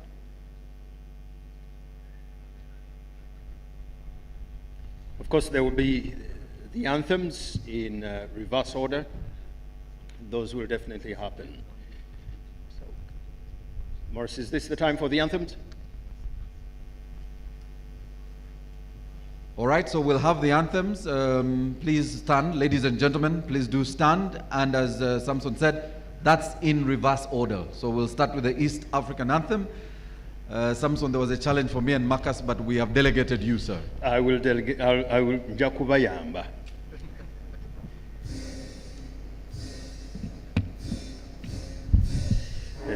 Mungu twaomba tuilinde Jumuiya Afrika Mashariki, tuwezeshe kuishi kwa amani, tutimize na malengo yetu. Jumuiya yetu sote tuilinde, tuajibike, tuimarike, umoja wetu ni nguzo yetu, idumu jumuiya yetu. Uzalendo pia mshikamano viwe msingi wa umoja wetu, na tulinde uhuru na amani, mila zetu na desturi yetu. Jumuiya yetu sote tuilinde, tuajibike, tuimarike, umoja wetu ni nguzo yetu, idumu jumuiya yetu. Viwandani na hata mashambani, tufanye kazi sote kwa makini, tujitoe kwa hali na mali, tuijenge jumuiya bora. Jumuiya yetu sote tuilinde, tuajibike, tuimarike, umoja wetu ni nguzo yetu, idumu jumuiya yetu.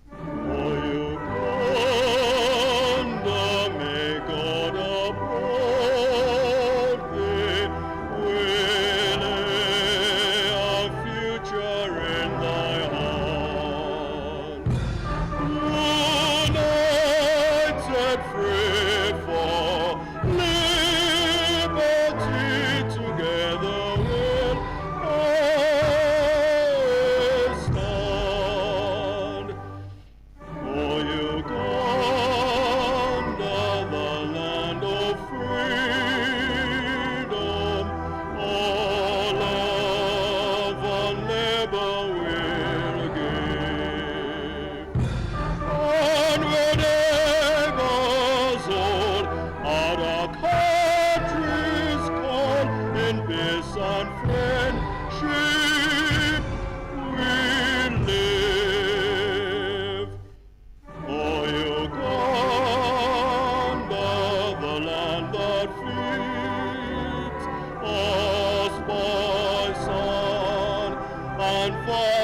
soil grown.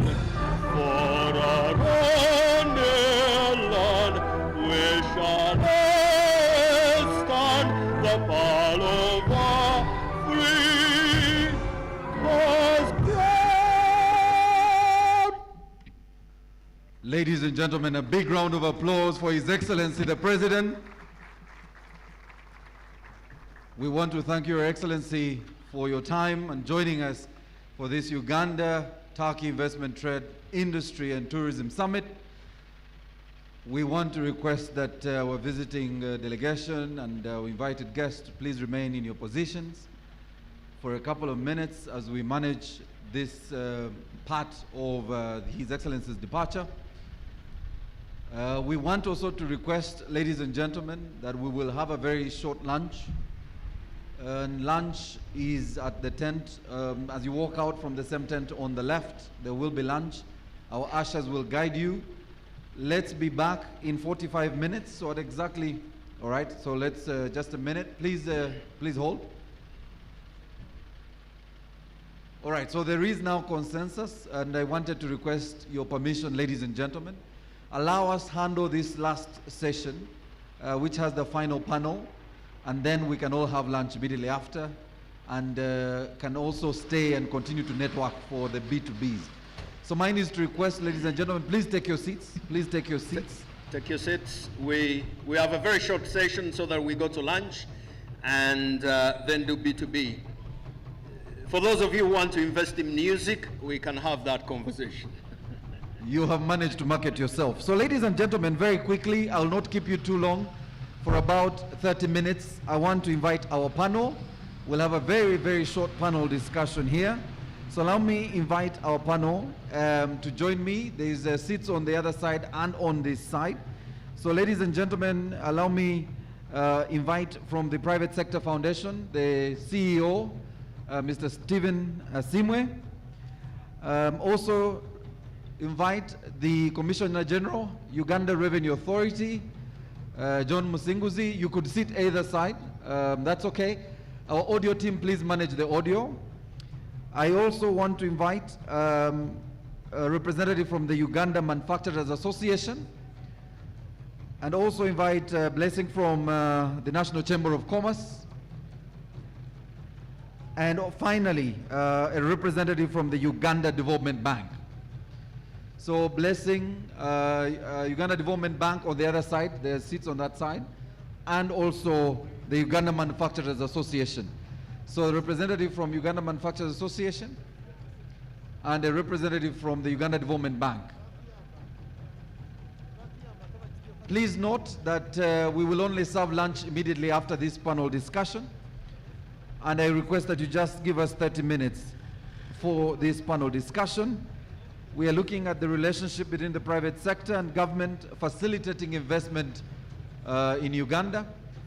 I'm just still waiting for a representative from Uganda Development Bank and the Uganda Manufacturers Association. Do we have anyone? If I could have your attention, we only have 30 minutes and I'll let you go for lunch if you can. You know, Stephen, sometimes when you're discussing business, even when people are standing, they will listen, trust me.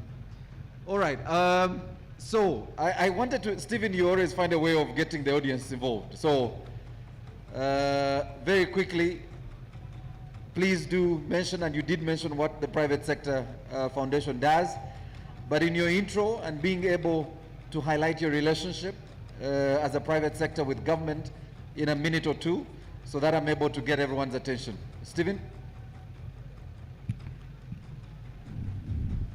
Thank you, Maurice. I don't know how much audience is here, but let's try. Like I said earlier, the Private Sector Foundation is the apex body that brings together over 300 business associations that are in the area of manufacturing, agriculture, oil and gas, financial services, ICT, trade. We mainly facilitate business players. We offer advisory and advocacy services, business development. We support in advocacy, in capacity building, but we work very, very closely with government. On a weekly basis, I touch base with the URA, Ministry of Finance, and all the ministries of government, and we have enjoyed a very good relationship. And we thank the Turkish community who have come to Uganda, and we invite them to become members of the PSFU. At the PSFU, we shall handhold you. We shall be a bridge between government and private sector. We work closely with the Investment Authority. And basically, we are a facilitating association, and we believe that we'll do much to support the presence of the Turkish investors who are already members of the PSFU. Thank you. All right. I'll move away from the Commissioner General quickly to Blessing. Blessing, feel free to again introduce yourself and the Chamber of Commerce. And because you represent the bulk of our entrepreneurs, and your relationship, specifically speaking to our partners, the Turkish investors who are here, on why it's important to have a good relationship between the private sector, the entrepreneurs, and government. Thank you so much, Maurice. My name is Blessing Omcha Immaculate. I am the Acting Secretary General for Uganda National Chamber of Commerce. Just a brief about Uganda National Chamber of Commerce and Industry. Uganda National Chamber of Commerce is the oldest umbrella body for private sector in Uganda. We are celebrating 90 years of enhancing business opportunities here in Uganda, but also internationally. In addition, for the Turkey team that is joining us, would like to inform you that we have signed 300 memorandums of understanding with the other sister chambers of commerce, and this is basically to enhance business opportunities. We offer quite a number of services. The uniqueness with us is that we are regional based and also multi-sectoral in nature. We take in different associations, individual companies, among others. It is very important for us to have a good relationship with the government, and we actually have a representative on our board from our line ministry, that's Ministry of Trade, Cooperatives and Industry, and we also sit on 15 bodies, agencies of the government. This is to help you advocate and create good policy and a working environment for business sectors in Uganda. We would like to appreciate the government. It has been very responsive in all the areas that we have identified. We have done policy with them. We've presented papers before Parliament to advocate for our business people, and they've been really very responsive. One thing that is important to note is that every time there's a bill, there's an amendment that is being handled by Parliament and that affects the business community, the government actually always reaches out to get feedback from us, to get our different challenges and see how they can incorporate it in their systems for the growth of the economy. So yes, it is a very good thing that we have a good working relationship with the government, but the government of Uganda has ably facilitated that good working relationship with us. We would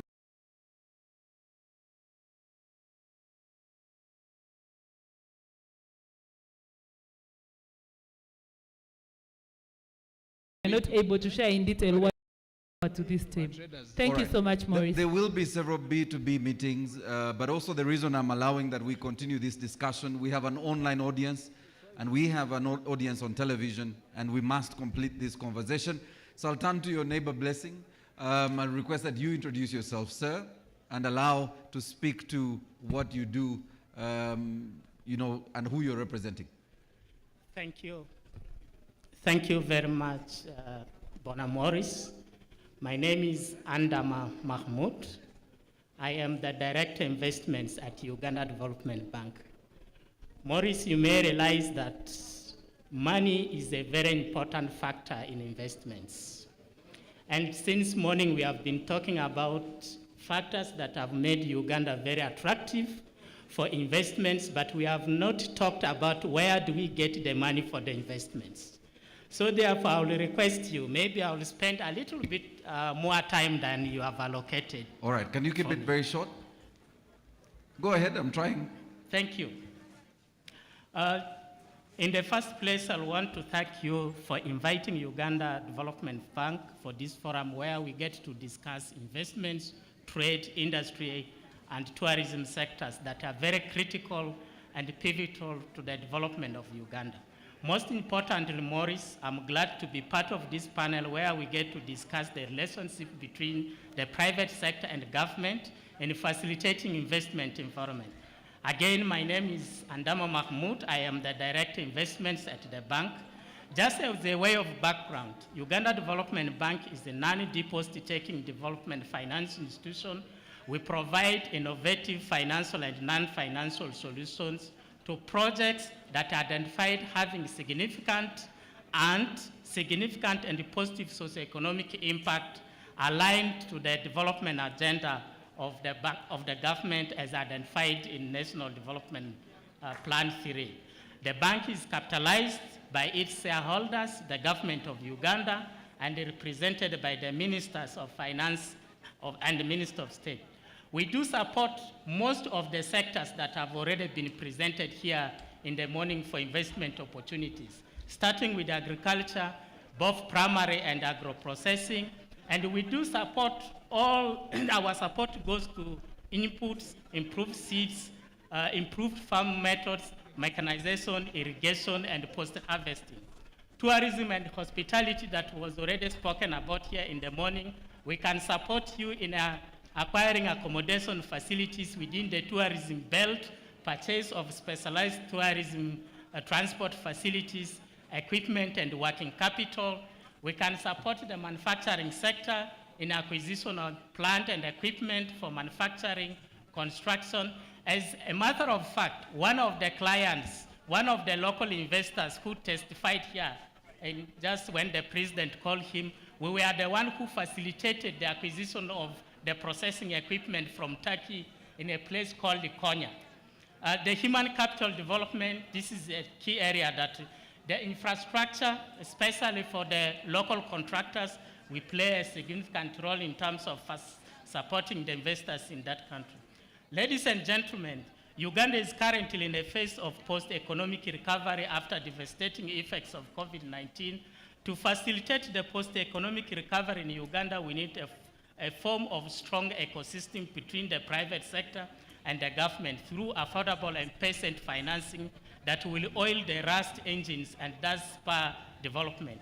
This will help us achieve broad-based growth and boost the shared prosperity. The private sector is a key stakeholder in Uganda's economic development, a major contributor to our national income, and a principal job creator and employer.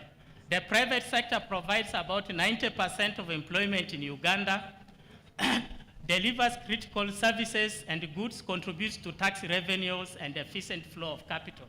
Uganda's private sector comprises about 1.1 enterprises which employ approximately 2.5 million people, equivalent of 90% of our total non-private sector workers. They contribute about 80% of our GDP. This is according to the figures from the Minister of Finance. To enhance this investment, yes, Maurice, very quickly, this is where yes. I'm coming to. To enhance this investment, as Uganda Development Bank, we are cognizant of this and have come up with relevant interventions, both financial and non-financial. We do provide term loans up to 15 years. We provide also private sector, private equity investments, especially for the startups and the enterprises that are unable to absorb debt. We do provide asset finance facilities for enterprises that cannot afford to provide lump sum money to acquire assets and do not have collateral. We do provide working capital facilities, and more importantly, we give you sufficient grace period up to 3 years so that you're able to organize your investments before you begin to repay. And we have a booth in the exhibition area, yes. And those who really need to access money for investments, both for Ugandan investors and the Turkish investors, can be able to approach us and we can discuss more things. Thank you very much. So there is still networking going on. I now want to finally turn to the Commissioner General, Uganda Revenue Authority, to speak to facilitating investment in Uganda as a revenue authority. John? Thank you so much, Maurice. Our dear guests, the investors from Turkey, honorable members of cabinet and members of parliament and all the respective invited guests in this place. I want to assure you, Maurice, I know I'm the last person to speak, but I will not stand between our guests and the lunch. Whatever I need to speak about is covered in this book that I carried, and we have a stall as Uganda Revenue Authority in that tent. So I want to encourage every investor to pick a copy of the incentives that are available for investors in Uganda. Uganda Revenue Authority exists mainly for two reasons. One is to efficiently collect tax, but also importantly, it is to facilitate trade. So today, what we came to share with our investors is that Uganda has one of the most conducive environment for supporting investment.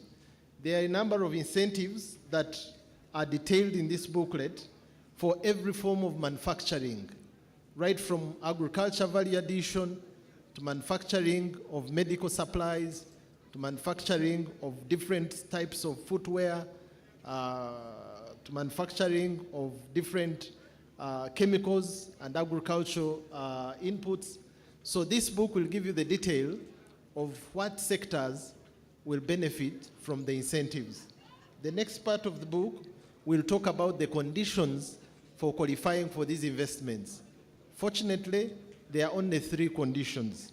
Condition number 1 is that you should invest more than $10 million for a foreign investor in any of the sectors mentioned above.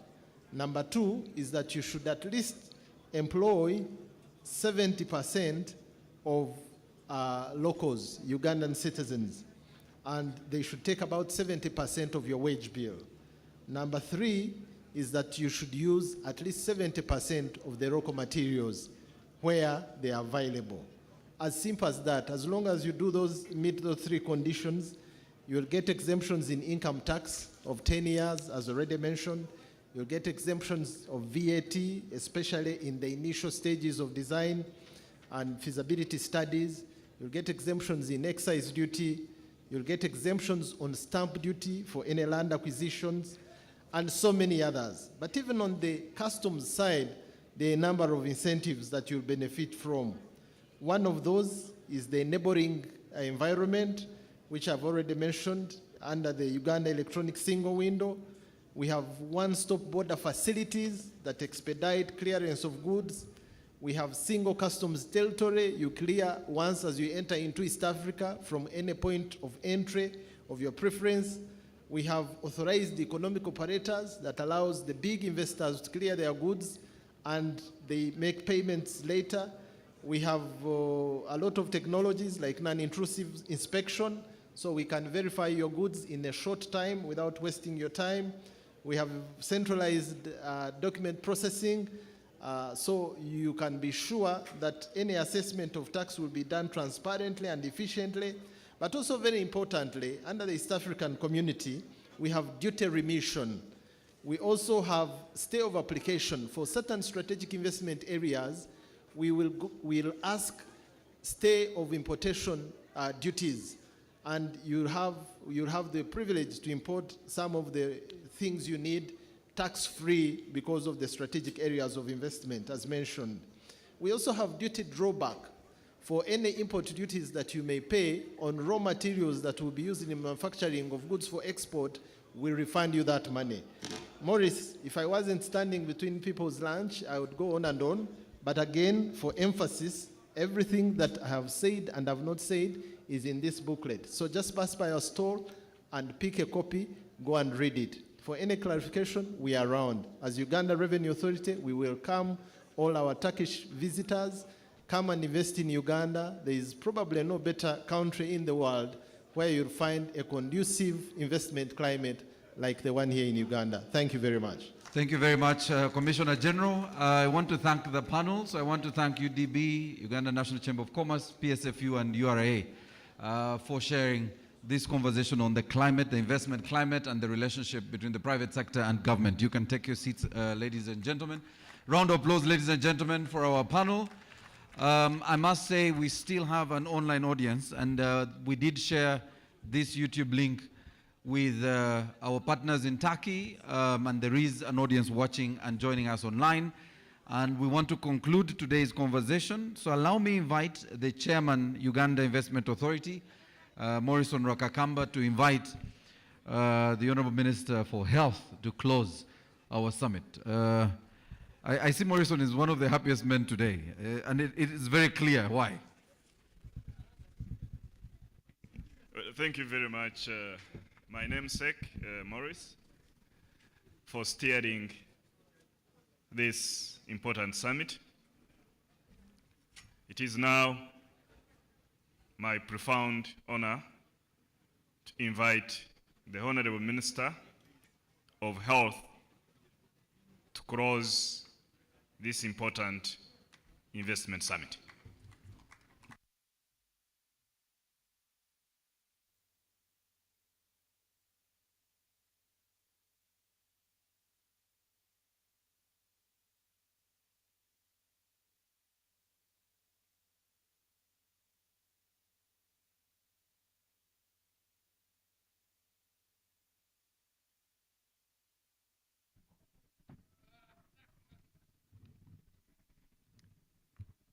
The Honorable Ministers present, Your Excellencies the Ambassadors, Honorable Members of Parliament, the local government leaders, public officials here present, officials from the government of Turkey, distinguished guests, ladies and gentlemen. Good afternoon to you all. I bring apologies from the Right Honorable Speaker, who could not be here with us. She had other equally pressing duties to attend to. I will deliver her speech the way she would have done it had she been here. I welcome you all to this important and historic Uganda-Turkey Business Summit that we as Uganda is happy to host. I congratulate the Minister responsible for investment, Honorable Evelyn Anite, and her ministry for organizing such a successful summit. At the time when the world is still suffering from the effects of the COVID-19 pandemic, collaborations such as this allow us to show the world what we can achieve when we work together as countries in business and investment partnerships. I am very excited to note that there are business to business, government to government, and business to government partnerships happening. These speak to the collaborative efforts from both governments and indeed the passion of the business community. Distinguished ladies and gentlemen, we are committed to ensuring that the decisions made during the business-to-business engagements are upheld and will provide the necessary support to both domestic and foreign investors, particularly through the one-stop investment centers. Engagements like this business summit are evidence of Government of Uganda's commitment towards equitable job creation, transfer of skills, improved import substitution, and creation of new markets, opportunities which we must all harness. My dear friends, given the wide range of investment opportunities that Uganda has in the sectors of manufacturing, agriculture, and agro-processing, ICT, textiles, pharmaceuticals, I encourage our friends and prospective investors from outside the country to spend more time in Uganda so as to get a real feel of these opportunities and to discover the secrets of the Pearl of Africa. We are pleased to note that tomorrow we will be launching the Uganda-Turkey Investment and Trade Center in Nakasongola. This will further cement the relationship between Turkey and Uganda, a clear indication that there is faith for the investors to succeed in this beautiful country that is full of prospects. I take this opportunity to thank the government of Uganda under the leadership of His Excellency President Yoweri Kaguta Museveni for creating an environment that favors both local and foreign investors. Ladies and gentlemen, allow me to take this opportunity to thank the government of Turkey and her people for trusting Uganda as an investment partner. This is a huge milestone to our growing economies. In the same vein, I would like to recognize the efforts of the Ministry of Finance, Planning and Economic Development, and particularly the Directorate of Investment that worked in conjunction with the Uganda Investment Authority for always looking out for the best opportunities of bettering our country's economy. To the enterprising exhibitors, thank you for showcasing what Uganda is made of. As a country, we are really proud of you because you have made us proud through your exhibitions. With these few words, you'll permit me close this summit. I wish all of you safe travel to Nakasongola tomorrow for God and my country. Thank you for listening. Thank you very much, the Honorable Ruth Acheng, for, first of all, those nice words, but most importantly, for representing the Right Honorable Speaker of Parliament. Send us our regards and tell her that we look forward to continue working closely with Parliament of Uganda to accentuate investments in the country. Let me take the opportunity to thank everyone who participated for day one. Thank the media for the relentless work and effort you've done. I take the opportunity again to invite you to this belated lunch, and that you've done a good job, you've earned it. Thank you very much.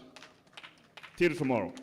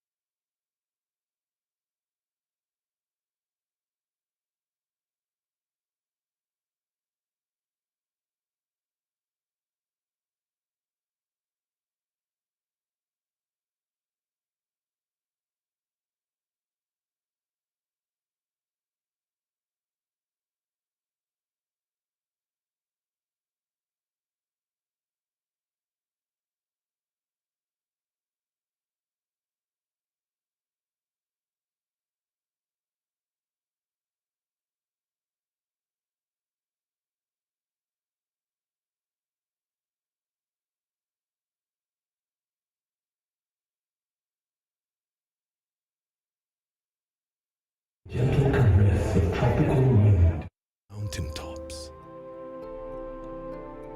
and the glow in your heart from a warm neighborly invite.